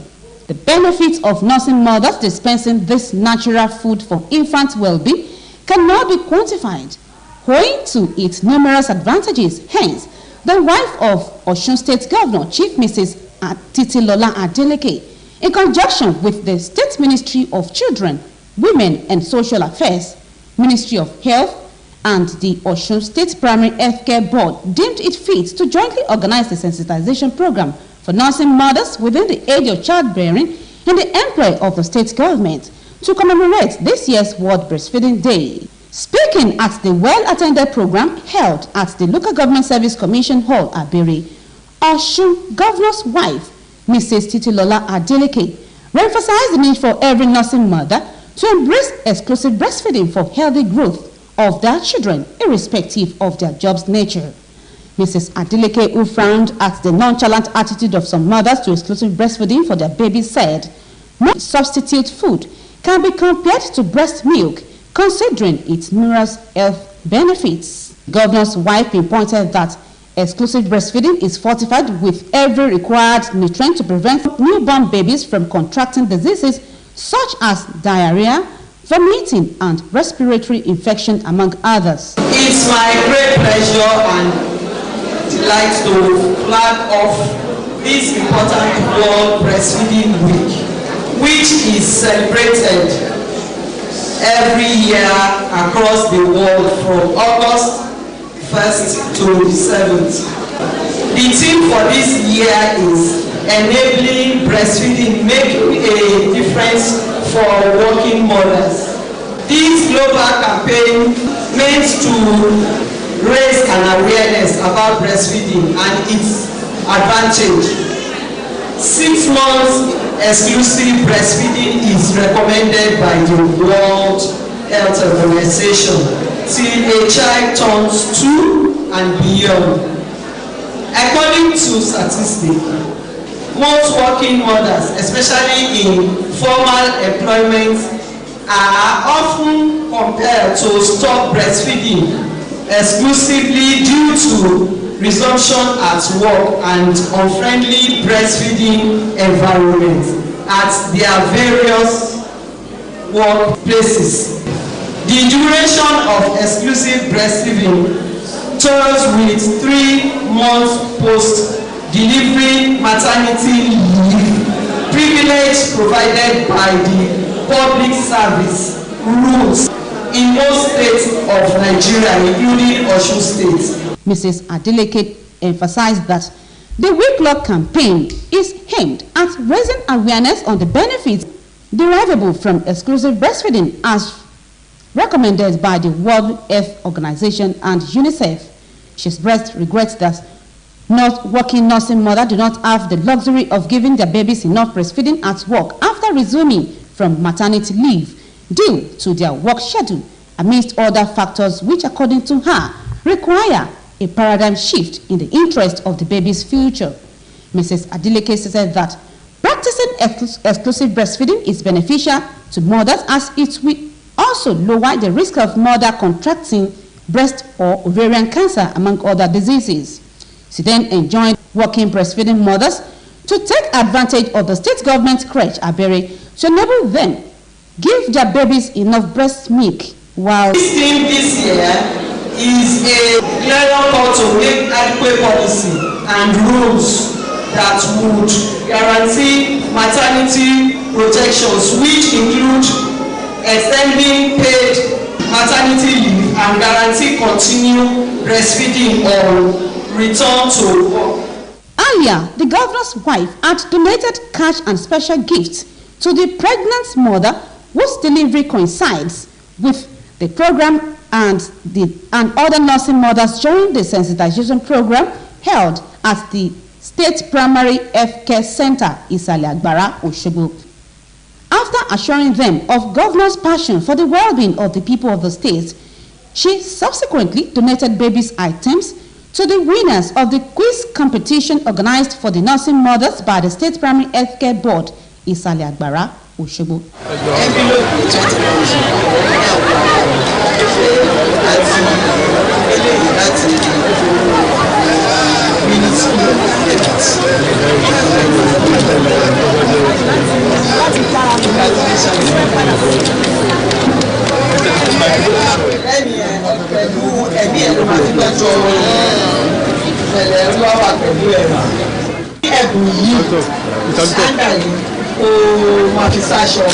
Lágbára Ọlọ́run àpọ̀ máa ń gbogbo tó wọ̀ lórúkọ Jésù wà bí láyọ̀ wá gbóhùn ìyá wá gbóhùn ọmọ ẹ̀mí ẹ̀ tó dẹ̀ fi bí náà ló máa fi tọ́ á lè bá ẹ̀ kalẹ̀. In their separate welcome address, Commissioner for Women, Children and Social Affairs, Mrs. Ayobola Awolowo, and her counterpart from the Ministry of Health, Barrister Jola Akintola, advised the nursing mothers to follow the breastfeeding protocols before introducing their babies to other food items after 6 months to build the baby's immune system. The duo contended that practicing exclusive breastfeeding will sharpen baby's brain and reduce expenses on medical attention. They further urged the nursing mothers to eat balanced diets for the overall well-being of their babies. Breastfeeding is not only a natural and nurturing act, but it is also a vital foundation for the health and well-being of both mother and child. The theme resonates deeply, highlighting the importance of striking a harmonious balance between a noble act of breastfeeding and the demands of work.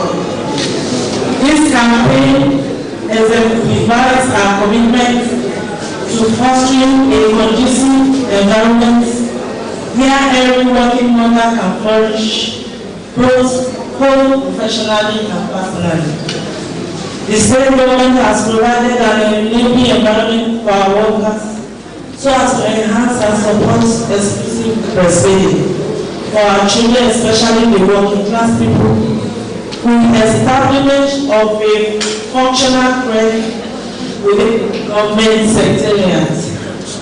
Let me use this opportunity to inform our workforce that the Ministry of Women Affairs, Children and Social Affairs is already giving a facelift to Moremi Creche to make it a very conducive path for patronage. This occasion is the flag off of the World Breastfeeding Week in our state, the state of the Living Spring.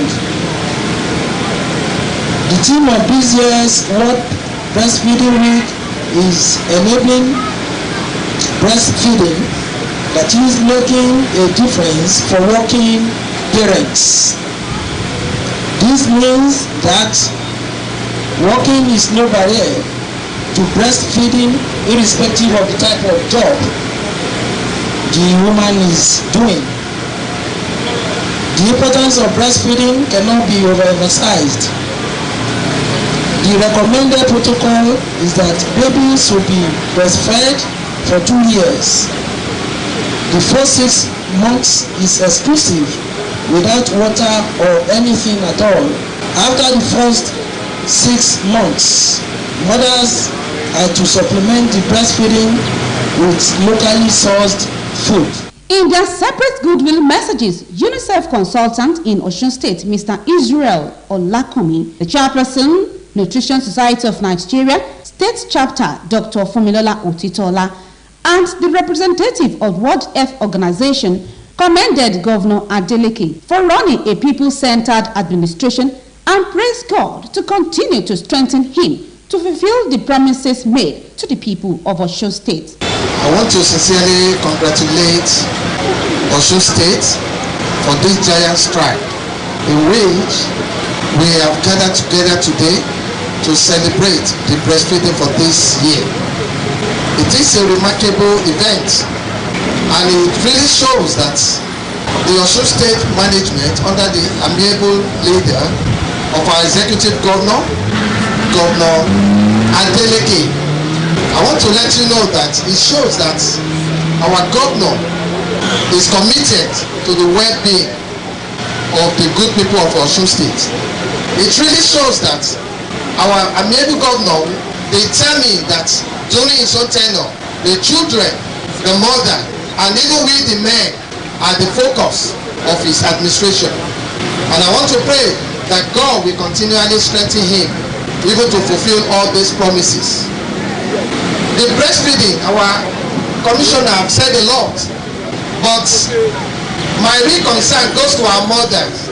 Why? Because the health workers have promised you, or they have enlightened you, and you didn't carry it out as been expected. Thank God, àwọn olórí wa tún ti sọ wípé àwa tá a bá bímọ oṣù mẹ́fà la máa jókòó sílé.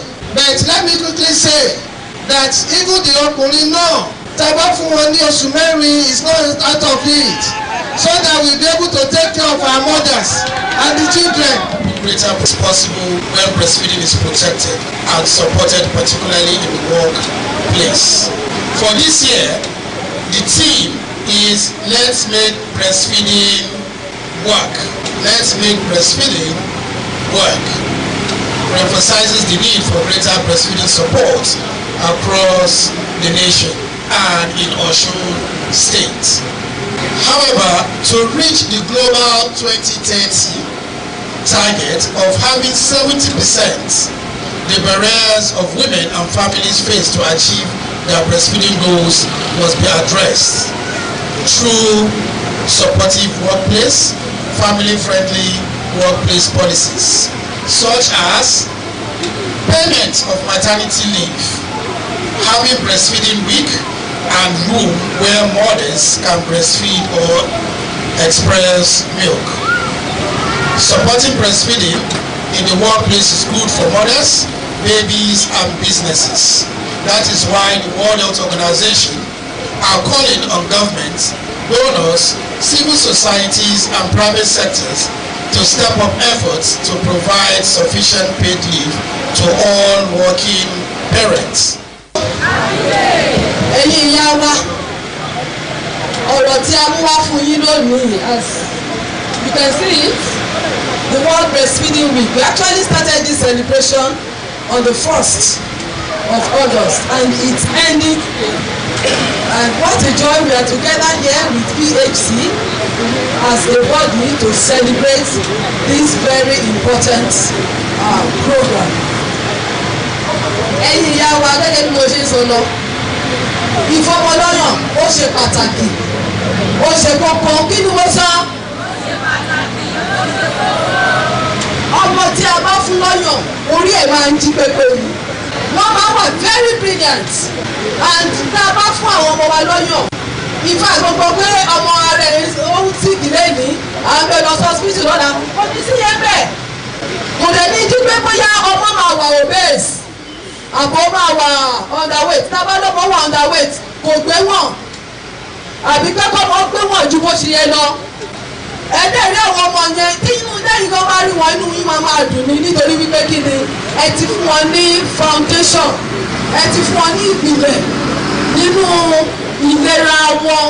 Ohun tí a wá gbéyàwó fún ti àsìkò yìí gẹ́gẹ́ bí a ṣe ti gbọ́, ó ní pé ipa tí àwọn ibiṣẹ́ wa lè kó láti rí i wípé à ń fún àwọn ọmọ wa lọ́yàn, especially in the first 6 months of life, which is exclusive breastfeeding. No water, no fluid, nothing else. All that the child needs is there. Ẹ nílò láti máa gbé omi ká, gbogbo tọmọ yín lò tó nílò ó ti wà níbẹ̀, Ọlọ́run ti ṣe. Kò dẹ̀ sí pé bóyá máa fọmọ lọ́yàn ọmọ máa ní diarrhea. Àwọn ọmọ tí wọn ò bá fún lọ́yàn ní máa ń ní diarrhea o. Àwọn ló máa ń ṣe ìgbọ̀nsẹ̀ kúrú. Ta ló fẹ́ kọ́ máa ṣe ìgbọ̀nsẹ̀ kúrú nu wa? Kò sọ ọmọ wò ní ṣe ìgbọ̀nsẹ̀ kúrú o. Tí a bá fẹ́ kí àwọn ọmọ wa kára wọn jí pépé, kí wọ́n ní ọpọlọ tó pé, first 6 months, oṣù mẹ́fà àkọ́kọ́, ká má fi nǹkan kan lọ́ fún wọn.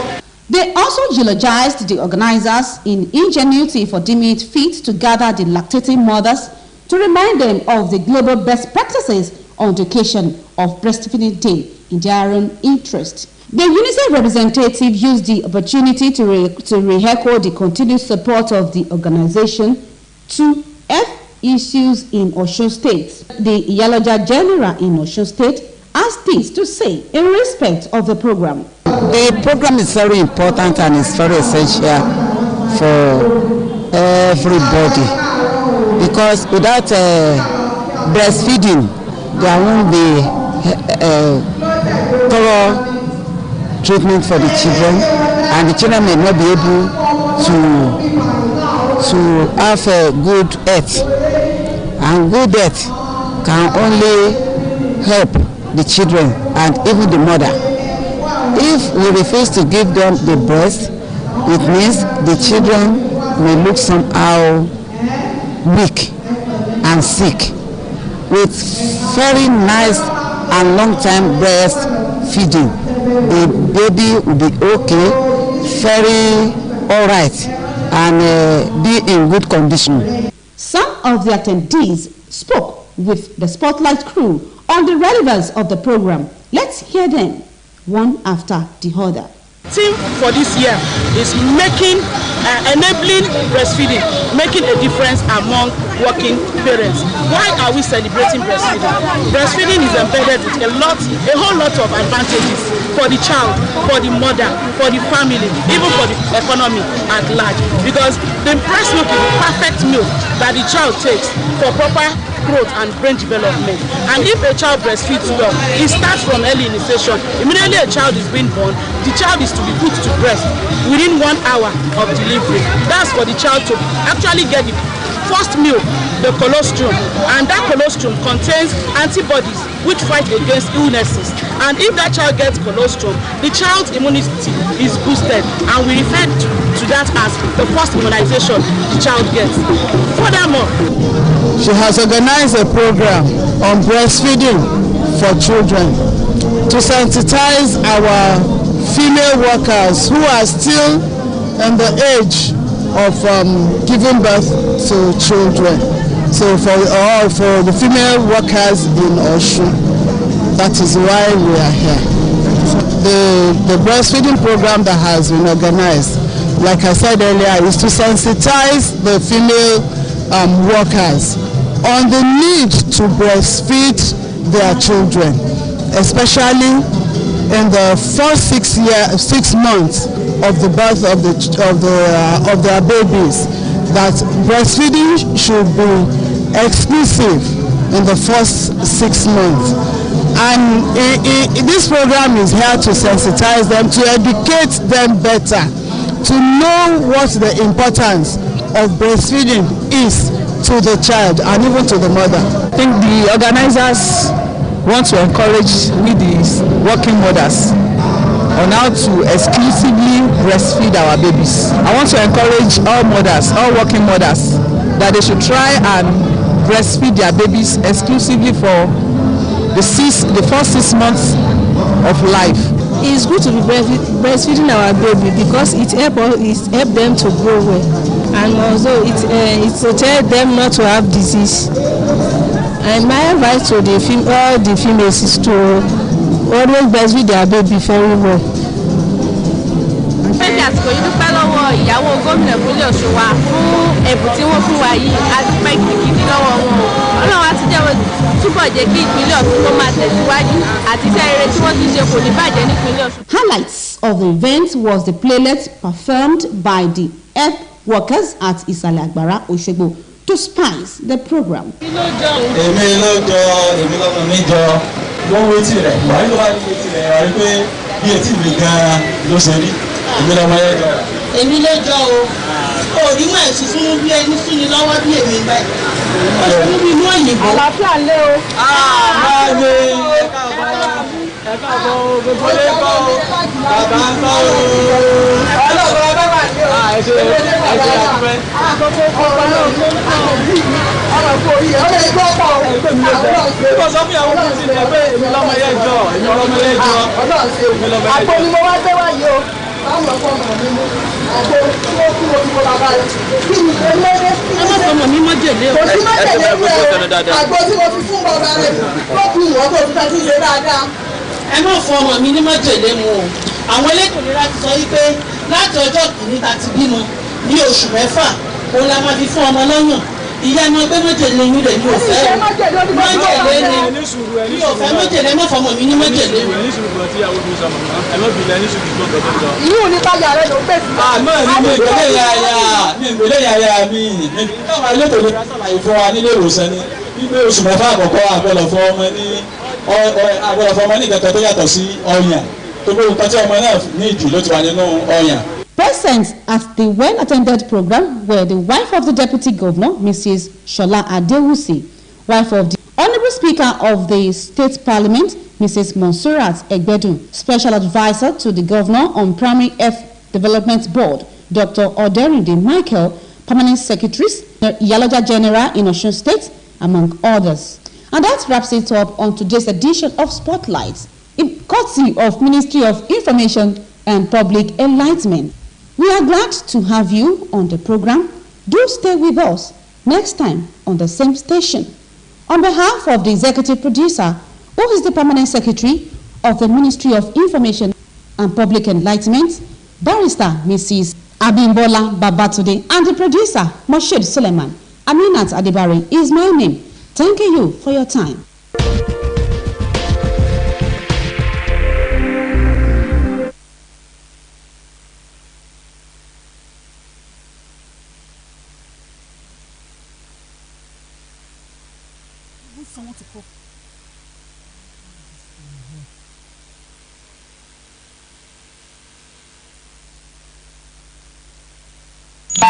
You alive.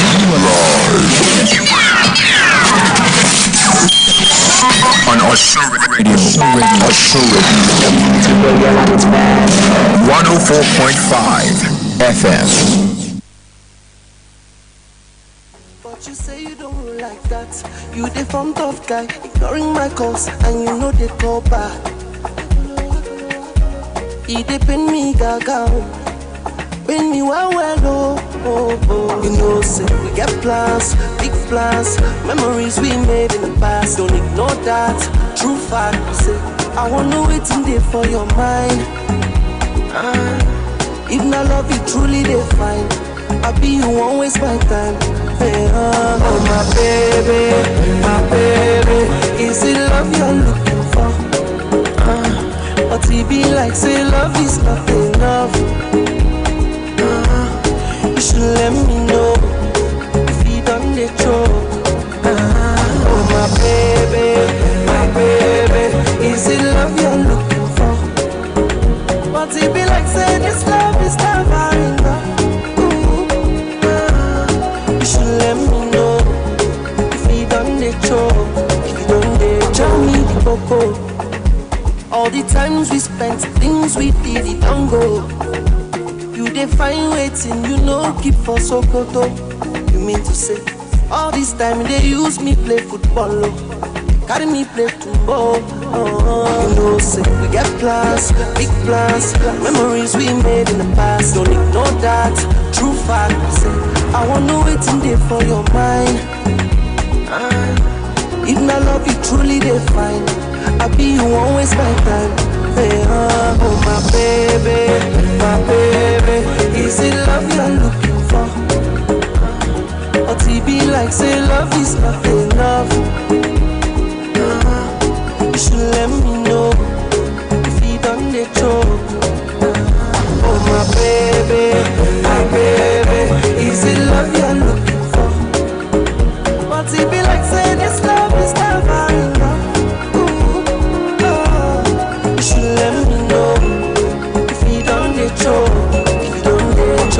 All for me. Come, don't even give me a number. It's entertaining. It's educating. Really informating. Qualitative news as it breaks.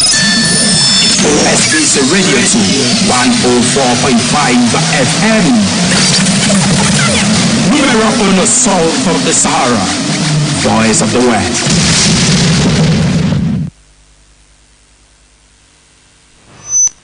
Time is 3 o'clock.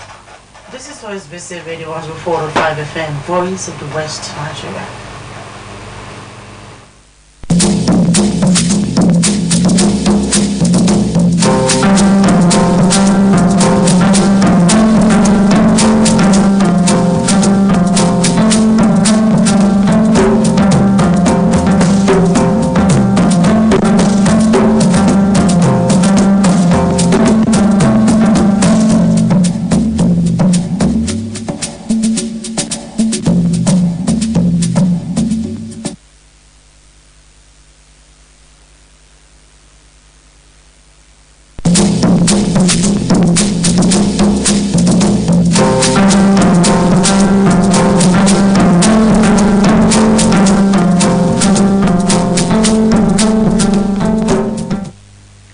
Afternoon, the home news. Governor Ademola Adeleke has admonished the newly local government caretaker chairman to compete through developmental initiatives for their various areas, stating that they were installed to fill an existing vacuum at the local government level. The governor stated this at the swearing-in ceremony of the local government caretaker chairman held in the premises of the state secretariat.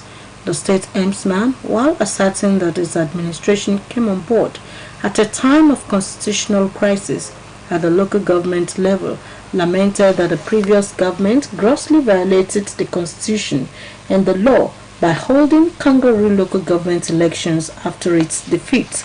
The governor warned that anyone found engaging in corrupt practices will be severely sanctioned.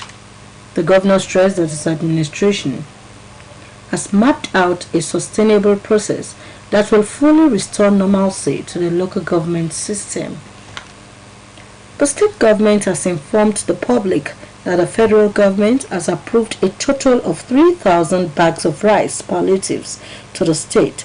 This is contained in a release by the Commissioner for Information and Public Enlightenment, Oluomo Kolapo Alimi.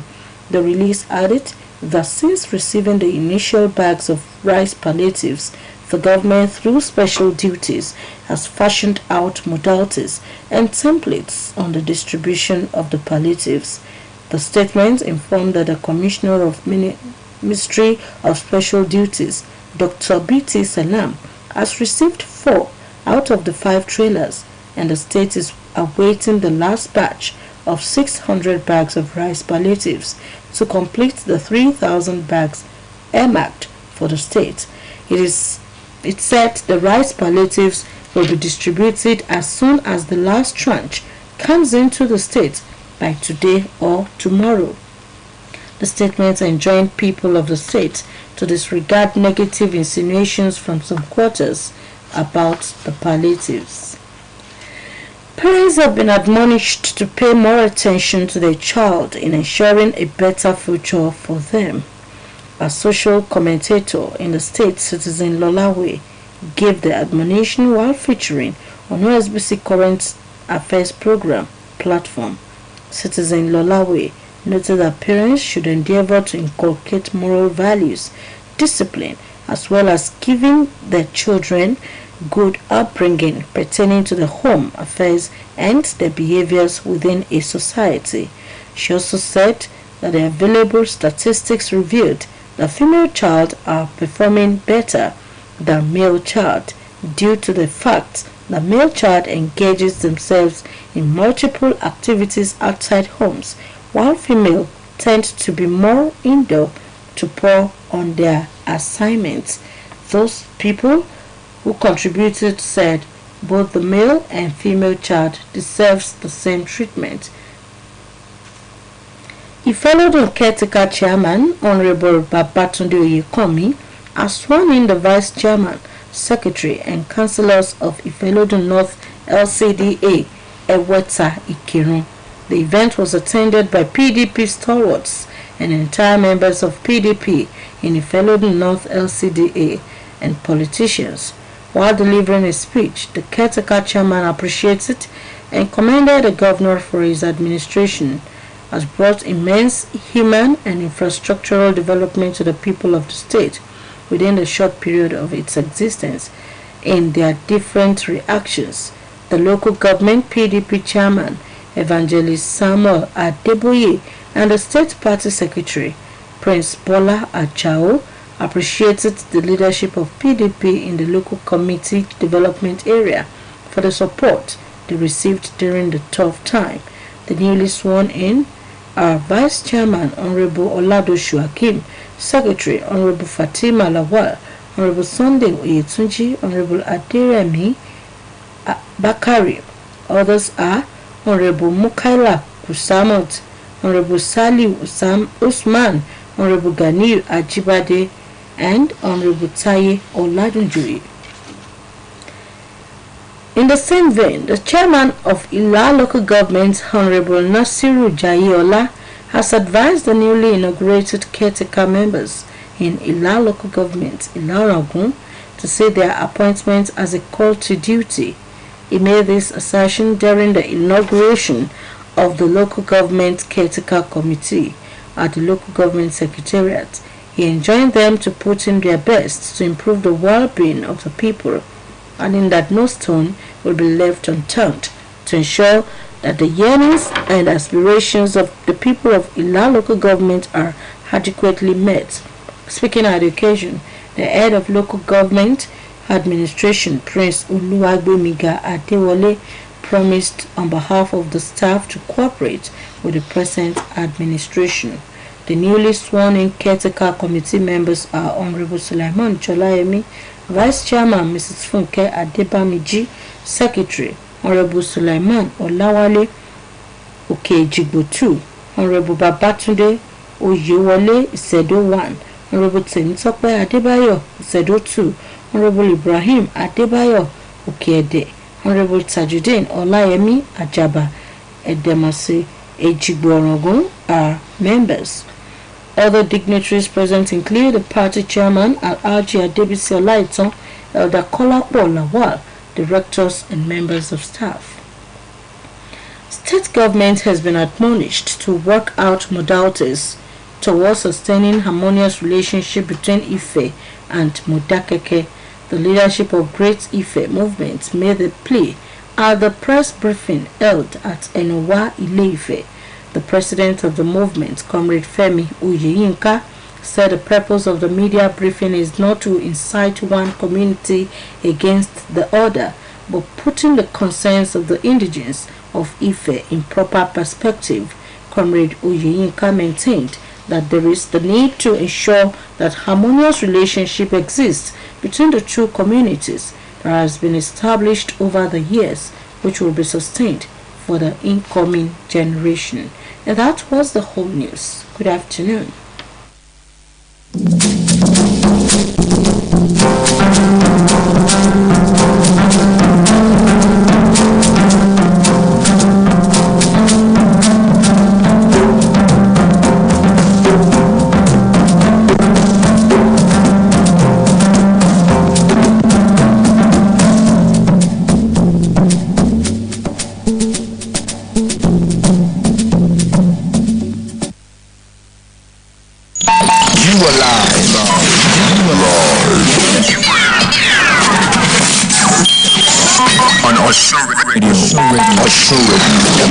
Radio 104.5 FM.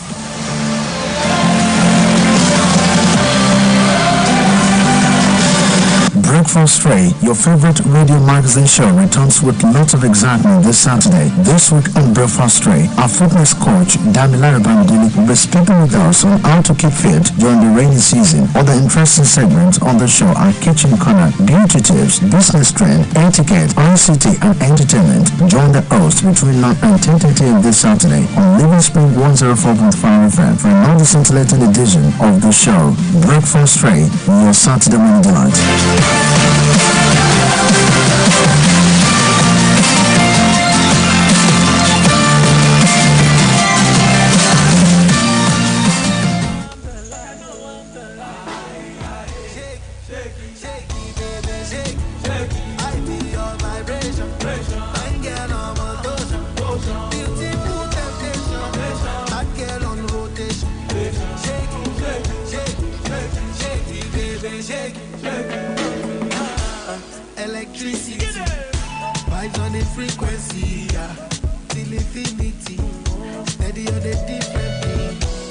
love is very sweet, but first you must get the moolah. Na poverty, now you make it my money.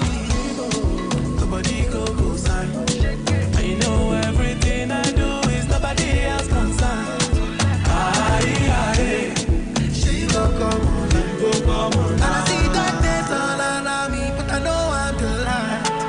Aye, shake it, baby, shake it, take it. I feel your vibration, fine girl, I'm on ocean. Beautiful temptation, hot girl on rotation. Shake it, baby, shake it, on tonight. Electricity, vibes on a frequency, yeah. Cause I believe in the Makulaya. Steady on a different thing, yeah.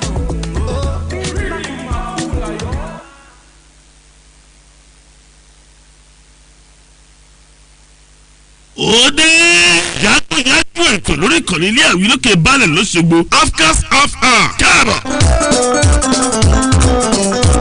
Kò sítẹ́kù tí ó tàbí ànàmọ́ tó bá ta bẹ́ẹ̀ kò lè dùn bẹ́ẹ̀. Ìgbà tó bá ní ṣe báálẹ̀ agbọ́mi kọ̀ǹkọ̀ tó kọ̀ǹkọ̀ ní ṣe báálẹ̀ odò ní gbogbo ọjọ́ àlàmísì Thursday láago mẹ́sàn-án kọjá ìṣẹ́jú mẹ́ẹ̀ẹ́dógún sáago mẹ́wàá kù ìṣẹ́jú mẹ́ẹ̀ẹ́dógún lẹ́wọ́n máa pàdé ètò yín ètò wa afcas ní àwí lókè balẹ̀ lọ́sọ̀gbọ̀. Lórí ètò yìí lẹ́wọ́n ti máa gbọ́ ọ̀kan òjọ̀kan ọ̀kan ń bọ́kì ọ̀rọ̀ ṣítì tó ń ti mọ̀ràn lórí bí gbogbo wọn ti gbégbé sí ayé ìfọ̀kànbalẹ̀ táwọn tẹ̀síwájú lókè ìpè ní gbogbo ọjọ́ Thursday ẹ máa pàdé fọlọ́láti Sheikh Alhaji Muhammad Cousin Ayọ̀mọ́ Sọ́dúnrà nílé àwí lókè balẹ̀ lọ́sọ̀gbọ̀. Ẹ má miss ẹ̀ torí pé yóò tó lé yóò tó lù fọ́lá ìlẹ́kùnrẹ́rẹ́ ẹ pè sórí nọ́mbà yìí 080-3365-2376 ètò afcas proudly sponsored by Afcas Global Investment ètò ní ẹgbà bẹ́ẹ̀.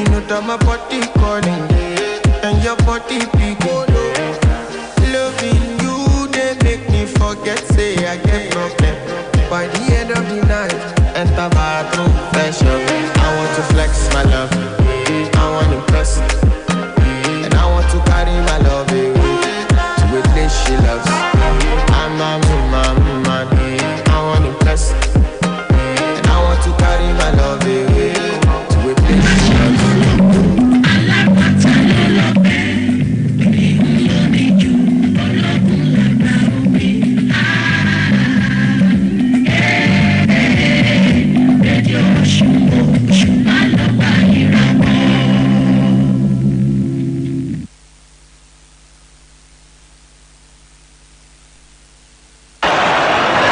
Sturridge. Milner. Can he tee up someone in red? In it goes towards Lovren! He's done it! Liverpool have come back!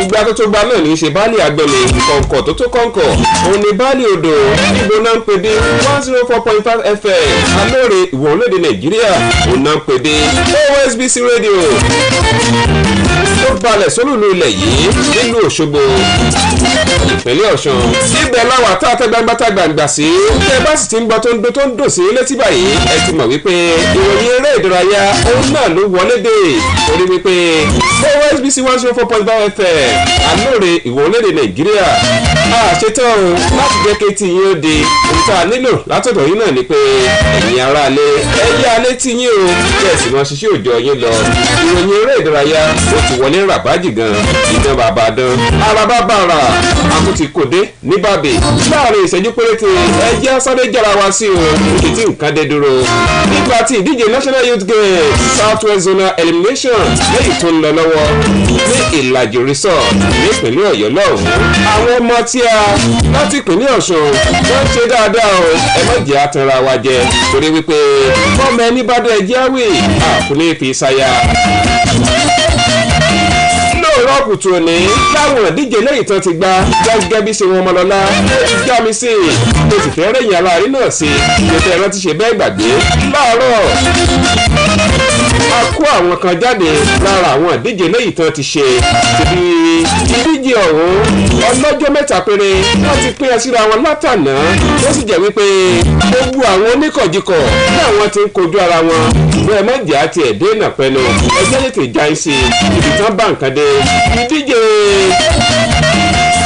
National Youth Games ní ẹkùnrin òrùn gúúsù orílẹ̀-èdè nàìjíríà lẹ́yìn tó ń lọ lọ́wọ́ fẹ́ẹ́ rí ti ìdíje basketball èyí bọ́ọ̀lù aláfọwọ́jù sápẹ́rẹ̀ lẹ́yìn tó jẹ́ ti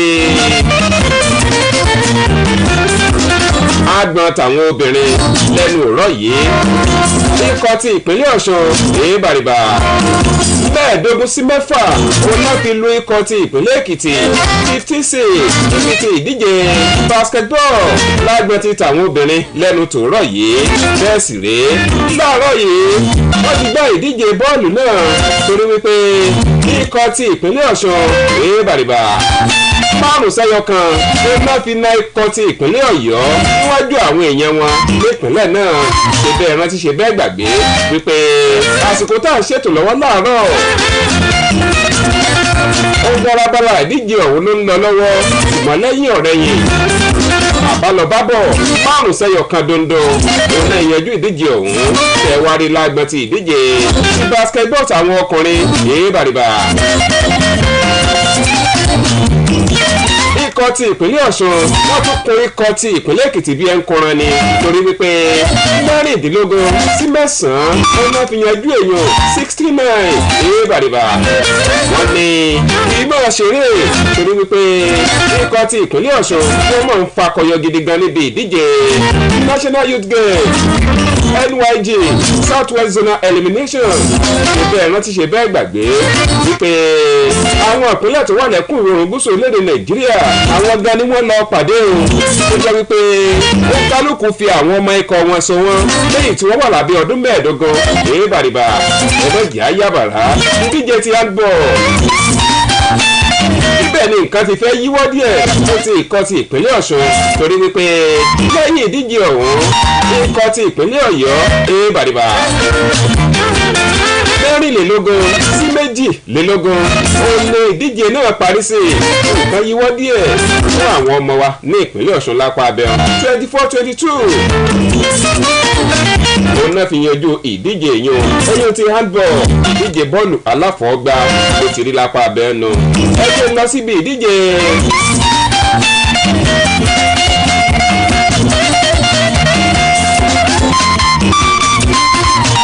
volleyball lálẹ́ òní gan-an ọtún làámójú ajé kò sọ lágbọn tàwọn obìnrin bíi ìdíje volleyball ìbẹ̀rẹ̀ náà ti ṣe bẹ́ẹ̀ gbàgbé wípé ikọ̀ orílẹ̀-èdè nàìjíríà ìpín àkọ́kọ́ la wà pẹ̀lú ikọ̀ orílẹ̀-èdè cameroon burundi mali orílẹ̀-èdè algeria tó fi mọ́ ikọ̀ tilẹ̀ egypt ṣùgbọ́n o ikọ̀ orílẹ̀-èdè nàìjíríà ti kojú ikọ̀ tilẹ̀ mali bàrìbà ìdíje òun lẹ́yìn tán pè ní 2023 women's african nation championship bàrìbà ó gbóná janjan láàrin ikọ̀ ti agbábọ́ọ̀lù volleyball obìnrin orílẹ̀-èdè nàìjíríà àti tilẹ̀ mali torí wípé lẹ́yìn ọ̀rẹ́ yìí bí ìdíje ọ̀lẹ́yìn tó wáyé láàrin àwọn méjèèjì tó jẹ́ ìdíje àkọ́kọ́ 3-0 oníkọ̀ orílẹ̀-èdè nàìjíríà lè kó ikọ̀ ti orílẹ̀-èdè mali mọ́lẹ̀ níbi ìdíje náà ní báyìí aago 8 lálẹ́ òní gan-an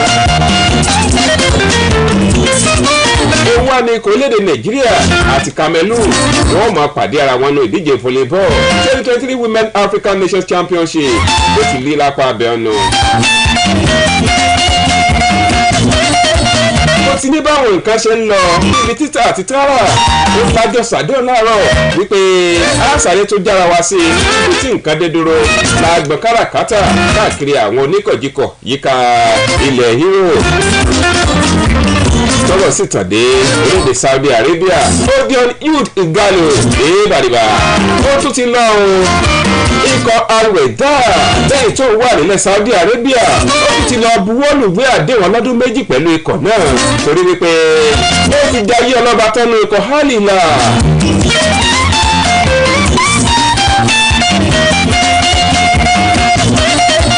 tó ti lo sáà èyí tó lẹ́yìn odi ọjọ́ ìgalò ó tún ti lọ nù kọ̀mí ṣùgbọ́n orílẹ̀-èdè Saudi Arabia ibẹ̀ náà ní sáà ti ń buta lọ.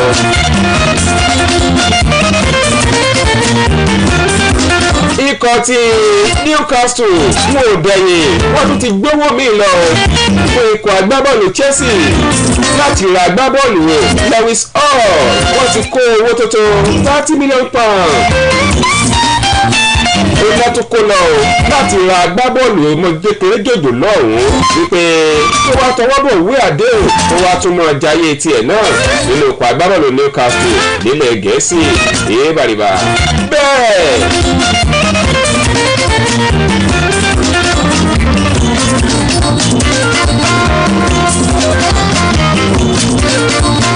ikọ̀ agbábọ́ọ̀lù Chelsea àwọn náà ti náwó wípé ikọ̀ agbábọ́ọ̀lù Newcastle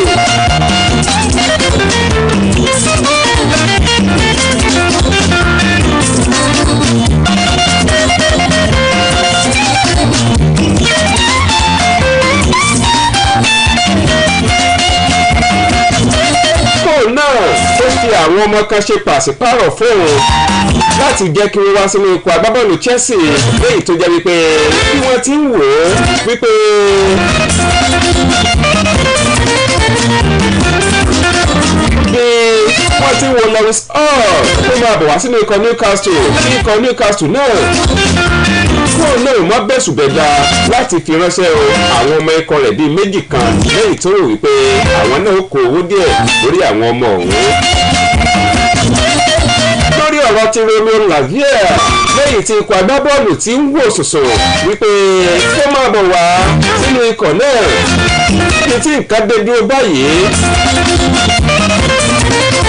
ó ti ṣètò àyẹ̀wò lẹ́yìn sì ti fojú hàn pé láìpẹ́ láì jìnnà ikọ̀ agbábọ́ọ̀lù Chelsea yóò kéde Romeo Lavia wípé ó ti di ọ̀kan mìíràn lára ọmọ ikọ̀ agbábọ́ọ̀lù Chelsea ó ti sáà yìí.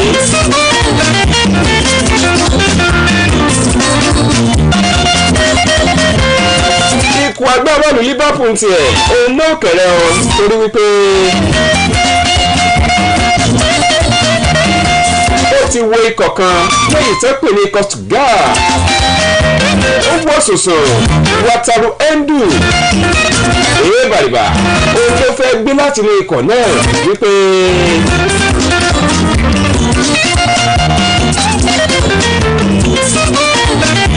ṣe ìní ó ṣe àwọn tó ń fojú sùn láti gbé wá tẹ́lẹ̀ láti inú ikọ̀ òun tàbáwọn ọkọ̀ míì wípé wátàrú ẹ́ndù èébàrìbà kó wá mọ́ ọjà ayé ọlọ́ba nínú ikọ̀ agbábọ́ọ̀lù Liverpool nílẹ̀ Gẹ̀ẹ́sì.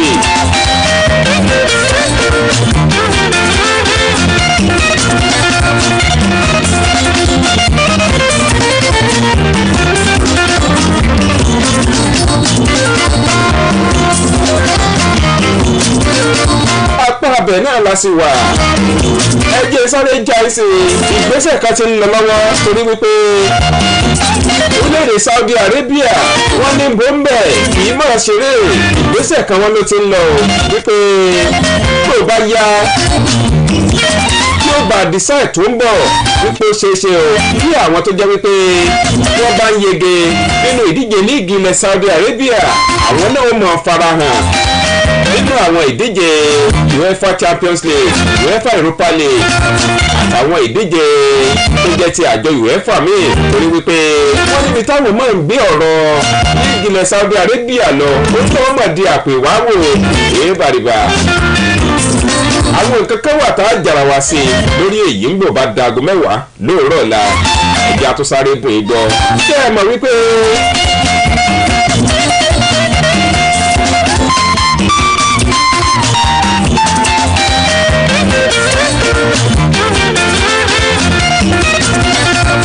Pep Guardiola èébàrìbà tó ti tún kàn mí kọ̀ torí wípé ní gbogbo ilẹ̀ Yúróòpù pátá kò tí ì sí olùkọ́ lẹ́yìn tó ṣerú rẹ̀ léyìí tí mò ń gbé pé ó ga ní olùkọ́ bọ́ọ̀lù àkọ́kọ́ lẹ́yìn tí ó gba ìdíje UEFA Super Cup ní ikọ̀ agbábọ́ọ̀lù 3 ọ̀tọ̀ọ̀tọ̀ yóò tí ì sí olùkọ́ tó gbarú rẹ̀ rí bẹ́ẹ̀ sì rí àkọọ́lẹ̀ tiẹ̀ yìí ó jẹ́ èyí tó dùn mọ́ni tẹ́ wá rí ti kọsẹ̀dílà èébàrìbà òun náà tó ní ikọ̀ agbábọ́ọ̀lù lẹ́yìn tó dé àṣekágbá ìdíje UEFA Super Cup jò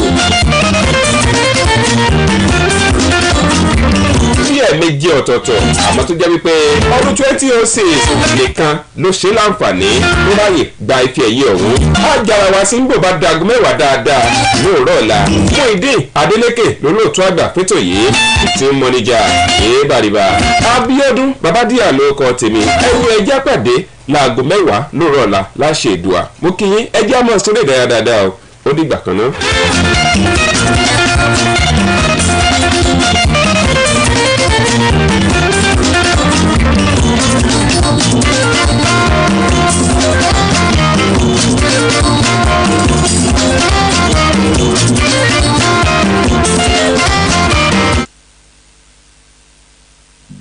ọ̀kan ṣoṣo àjẹ́ tí mo bá kìjikìji ìwọ́n tí wọ́n fún ìdíje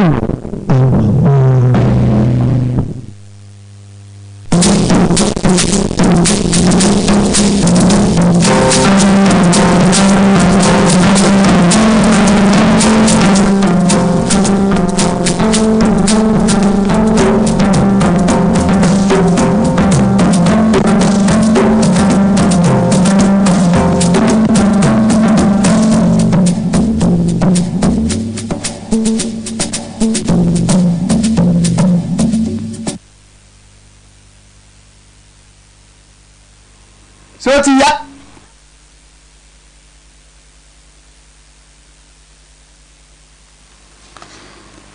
ẹ káàsán ìròyìn abẹ́lé gómìnà adémọlá adélèké ti rọ àwọn alága fún iṣọ́ tó sì ṣèyàn sáwọn ìjọba ìbílẹ̀ láti gòlé àwọn iṣẹ́ ìdàgbàsókè lónìrànràn tí ó mú dẹ̀rùn báwọn ará ìlú pẹ̀lú àfikún pé ipa pàtàkì tíjọba ìbílẹ̀ ń kó ló mú kí ìjọba yàn wọ́n láti dé àwọn àlàfo tó ṣí sílẹ̀ lẹ́ka ìjọba náà.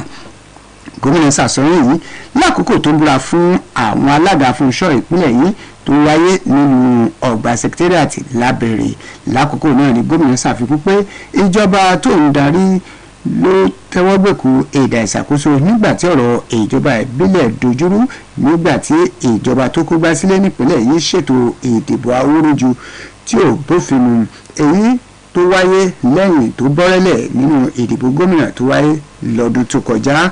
gómìnà wa ṣèkìlọ̀ fáwọn alága náà wípé wọn ò gbọ́dọ̀ lọ́wọ́ nínú ìwà ìjẹbánu àti wípé ẹni yòówù tájẹ ìwà ìbàjẹ́ bá ṣẹ́ mọ́ lọ́wọ́ nínú wọn ní ó fojú winá òfin tíjọba yóò sì fi jófin.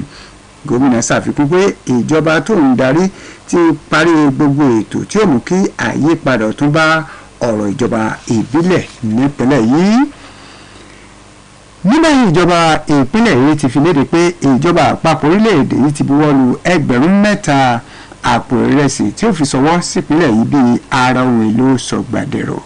èyí jẹ́ nínú àtẹ̀jáde tí kọmíṣánná fẹ́tò ìròyìn àti ìtanijí ará ìlú olúọmọ kọ́lápọ̀ alímì fi léde gẹ́gẹ́ bí àtẹ̀jáde ọ̀hún ti sọ pé ní kété tíjọba ìpínlẹ̀ yìí ti tẹ́wọ́ gba èsì àkọ́kọ́ àwọn ìrẹsì náà ló ti ń sánà bí ó ṣe pín àwọn ìdẹ̀rùn náà nípasẹ̀ iléeṣẹ́ tó mójútó àkànṣe iṣẹ́. àtẹ̀jáde ń ṣàfikún pé kọmíṣánná fún àkànṣe iṣẹ́ ọ̀mọ̀wé bíi Salam ti tẹ́wọ́ gba ọkọ̀ àjàgbé 4 lára ọkọ̀ 5 tó sì ti ń retí ọkọ̀ 5 tó kó 600 àpò ìrẹsì sọ̀gbàdẹ̀rọ̀ náà èyí tí ó mú kí àpapọ̀ àpò ìrẹsì náà pé 3,000 gẹ́gẹ́ bó ti wí. ìrẹsì sọ̀gbàdẹ̀rọ̀ náà níjọba yóò pín ní kété tó bá tẹ́wọ́ gba èsì tó kẹ́yìn lónìí tàbí lọ́la. àtẹ̀jáde wa rọ àwọn èèyàn ìpínlẹ̀ yìí láti má tẹ́tí sí àwọn àhesọ tí ò bẹ́tírẹ́ èyí tó ń lọ lọ́wọ́ lórí ọ̀rọ̀ ìrẹsì sọ̀gbàdẹ̀rọ̀ náà. lẹ́nu ètò àwùjọ kan Citizen Lọ́láwé ti rọ àwọn òbí láti kọbi ara sí ìtọ́jú àbútó àwọn ọmọ wọn dáadáa fún àǹfààní ọjọ́ ọ̀la tó dúró re. onímọ̀ àwùjọ ń gbà wọ́n nímọ̀ràn yìí lákòókò tó ń kópa lórí ètò ọlọ́sọ̀ọ̀sẹ̀ ìka ìròyìn àtọ̀rọ̀ tó ń lọ lẹ́ka rédíò iléeṣẹ́ yìí platform. ó ṣàfikún pé àwọn òbí gbọ́dọ̀ tiraka láti fi ẹ̀kọ́ ilé ìbáṣepọ̀ àwùjọ pẹ̀lú ìkóra ẹni níjàánu kọ́ àwọn ọmọ wọn dáadáa gẹ́gẹ́ bí wọ́n tún ti gbọ́dọ̀ kọ́ wọn láwọn ojúṣe ilé àti ìhùwàsí láwùjọ. ó fìdí ẹ̀ múlẹ̀ pé àkọsílẹ̀ fìdí ẹ̀ múlẹ̀ pé àwọn ọmọbìnrin sì ń ṣe dáadáa ju àwọn ọmọkùnrin lọ nínú ilé nítorí pé bó tiẹ̀ jẹ́ pé ọ̀pọ̀ iṣẹ́ àwọn ọmọkùnrin ni kì í ṣe nínú ilé ṣùgbọ́n tí ọ̀pọ̀ àwọn tó pè wọlé sórí ètò sọ pé kò sí pọ̀sìn láàrin ọmọ nítorí pé ọmọ kọ̀ọ̀kan ló ní ojúṣe tiẹ̀ láti ṣe nínú ilé àti níta tá ò sì gbọ́dọ̀ yan ọ̀kan kan ní pọ̀sìn láàrin wọn. wáyé alága afúnṣọ́ ìjọba ìbílẹ̀ ìfẹ́lódùn ọ̀rẹ́bù Babátúndé Oyèkànmí ti búra fún igbákejì rẹ̀ akọ̀wé àtàwọn kánsílọ̀ ìjọba ìbílẹ̀ onídàgbàsókè àríwá ìfẹ́lódùn olú ilé iṣẹ́ ìjọba ìbílẹ̀ náà tó wà lẹ́wẹ́ta nílùú Ìkìrun. níbi ètò pàtàkì ó ní àwọn èèkàn ẹgbẹ́ òṣèlú PDP àtàwọn ọmọ ẹgbẹ́ náà ní tìbútòrò àríwá ìjọba ìbílẹ̀ náà ti wà níkàlẹ̀ nínú ọ̀rọ̀ rẹ̀. alága fún sọ́hún fẹ́mi ìmúre hàn sí gómìnà Adémọ́lá Adélékè fún ìyànsípò òun àti gbogbo ọ̀nà tó fi mú dàgbàsókè bá gbogbo ẹ̀ka ìjọba lákòókò péréte tó ti ń lò lẹ́nu ìṣèjọba. nínú ọ̀rọ̀ tọ̀tọ̀ wọn alága ẹgbẹ́ òṣèlú PDP níjọba ìbílẹ̀ náà ajínrere Samuel Adébóyè àti akọ̀wé ẹgbẹ́ òṣèlú náà nípìnlẹ̀ yìí ọmọọba Bọ́lá Àjàó náà dúpẹ́ lọ́wọ́ àwọn adarí ẹgbẹ́ òṣèlú PDP níjọba ìbílẹ̀ náà fún gbogbo àtìlẹ́yìn tí wọ́n rí gbà lákòókò ìjàgùdù wọn. ìgbákejì alága tí wọ́n búra fún ní ọ̀rẹ́bù Ọládòsù Akeem pẹ̀lú akọ̀wé ọ̀rẹ́bù Fatima Lawal pẹ̀lú àwọn kánsílọ̀ nínú ìta àti rí ọ̀rẹ́bù Sunday Oyètúnjí ọ̀rẹ́bù Adérẹ̀mí Bákàrè ọ̀rẹ́bù Mukaila Kusamat ọ̀rẹ́bù Saliu Usman ọ̀rẹ́bù Ganiyu Ajibade àti ọ̀nàrẹ́bù Táyé Ọ̀làdúnjòyè. bákan náà alága ìjọba ìbílẹ̀ Ìlá ọ̀nàrẹ́bù Nasiru Jayéọlá ti rọ àwọn ọmọ ìgbìmọ̀ afúnṣọ́ ìjọba ìbílẹ̀ Ìlá tí olú ilé iṣẹ́ rẹ̀ wà nílùú Ìlá Ọ̀ràngún láti rí èèyàn sípò wọn bíi ìpè ṣíṣẹ́ ìlú. ọ̀nàrẹ́bù Jayéọlá pèpè yìí lákòókò tó ń ṣe ìfilọ́lẹ̀ àwọn ọmọ ìgbìmọ̀ afúnṣọ́ ìjọba ìbílẹ̀ náà ní sẹkítẹ́rìàtì rẹ̀. lákòókò yìí ló rọ àwọn ọmọ ìgbìmọ̀ náà láti lo gbogbo agbára wọn mú àyípadà ọ̀tun bá ìgbé ayé àwọn ará ìlú pẹ̀lú àfikún pé gbogbo ohun tó bá wà níkàáwọ́ wọn ni wọ́n gbọ́dọ̀ ṣe ò láti mú dàgbàsókè aláìlẹ́gbẹ́ bá ìjọba ìbílẹ̀ Ìlá nípínlẹ̀ yìí. nígbà tó ń sọ̀rọ̀ níbi ètò náà alákòóso ìjọba ìbílẹ̀ Ìlá ọmọọba Olúwagbémiga Adéwọlé ṣèlérí lóko àwọn òṣìṣẹ́ ìjọba ìbílẹ̀ náà pé gbogbo wọn yóò fọwọ́sowọ́pọ̀ ṣàtìlẹ́yìn fún ìjọba tó wà lóde nípínlẹ̀ yìí ni àwọn ọmọ ìgbìmọ̀ afúnṣọ́ tuntun tí wọ́n ṣẹ̀ búra fún níjọba ìbílẹ̀ náà láti rí Honorable Sulaiman Jọláyẹmí tó jẹ́ igbákejì alága, arábìnrin Fúnkẹ́ Adébánjí tó sì jẹ́ akọ̀wé, tí Honorable Sulaiman Ọláwálé sì sojú ẹkùn ìdìbò Òkè Ìjìgbò kínní pẹ̀lú Honorable Babátúndé Oyèwọlé tó ń sojú Ìṣẹ̀dó kínní. Bẹ́ẹ̀ ni Honorable Tèmítọ́pẹ́ Adébáyọ̀ náà sojú Ìṣẹ̀dó kejì, tí Honorable Ibrahim Adébáyọ̀ sì sojú Òkè Ẹ̀dẹ̀. Bákan náà Honorable Tajudeen Ọláyẹmí sì ń sojú Àjàbá Ẹ̀dẹ́mọ̀sì Èjìgbò Ọ̀ràngún. Lára àwọn èèkàn ìlú tó wà níbi ètò pàtàkì náà láti rí alága ẹgbẹ́ òṣèlú PDP Alhaji Adébísí Ọláìtàn, alàgbà Kọ́lápọ̀ Lawal, àwọn adarí ẹ̀ka àtàwọn òṣìṣẹ́ ìjọba ìbílẹ̀ náà. Wáyé adarí ẹgbẹ́ tó ń fọ́nrẹ́ ìdàgbàsókè ìlú Ilé-Ifẹ̀ Great Ife Movement ti rọ ìjọba ìpínlẹ̀ yìí láti sọ́nà bí ìbáṣepọ̀ tó gúnmọ́ yóò ti fẹsẹ̀ rinlẹ̀ láàrin ìlú ìṣẹ̀ǹbáyé Ilé-Ifẹ̀ àti Mọ̀dákẹ́kẹ́.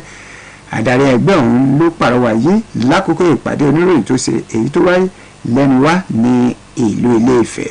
Adarí ẹgbẹ́ ọ̀hún Comrade Fẹ́mi Oyèyínká, ẹni tó sọ̀rọ̀ yìí níbi ìpàdé oníròyìn ọ̀hún, sọ pé èrèdí ìpàdé ọ̀hún kì í ṣe láti kẹ̀yìn àwọn àwùjọ méjèèjì síra wọn, ṣùgbọ́n tó wà fún àti mú ọ̀rọ̀ àwọn ọmọ bíbí ìlú Ilé-Ifẹ̀ lọ́kùnkúndùn.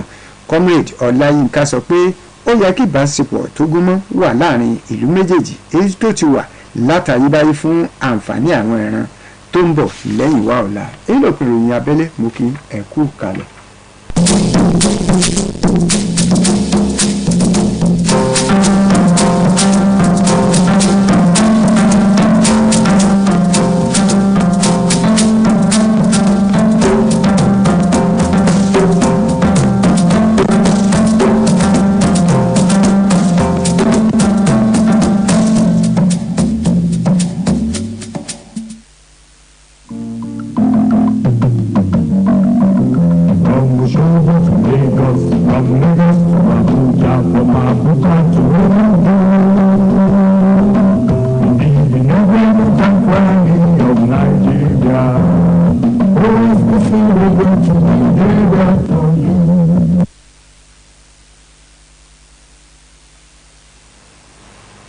Still listening to OSBC Radio 104.5 FM, Voice of the West Nigeria.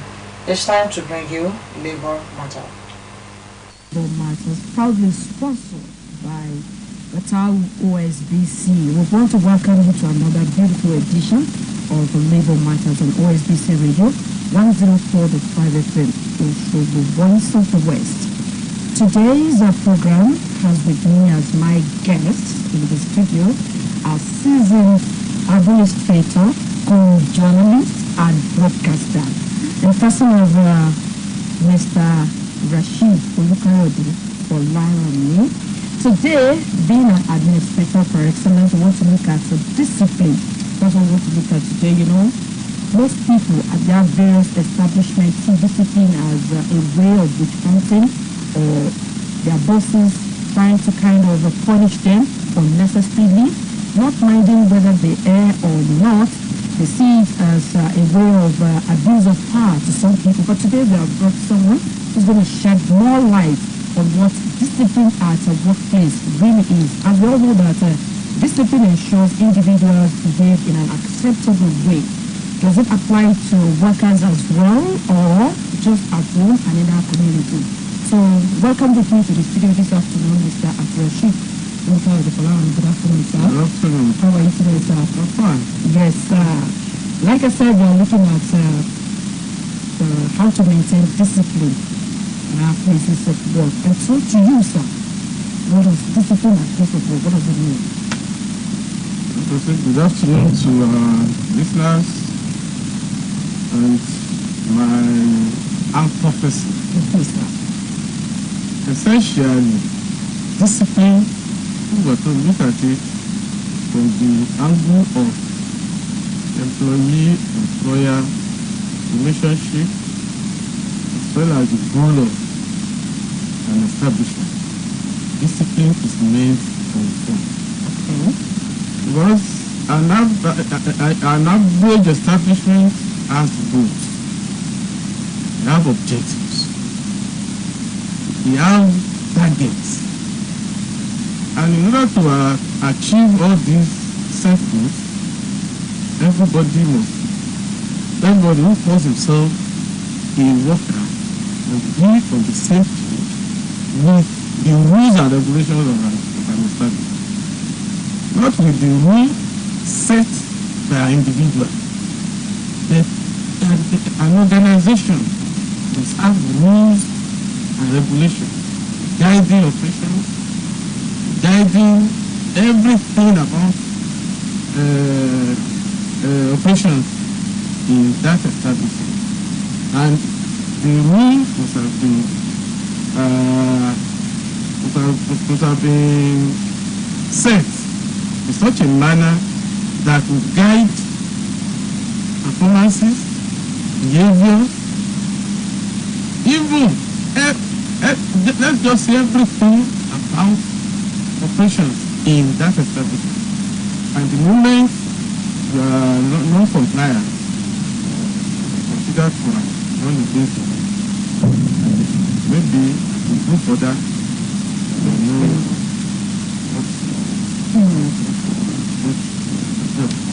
Thank you very much. Is there any tool? The tool of discipline is what I've just said. Rules and regulations. Codes of each establishment. You know when you say there are tools. The main essence of discipline is to see those who what do we call it?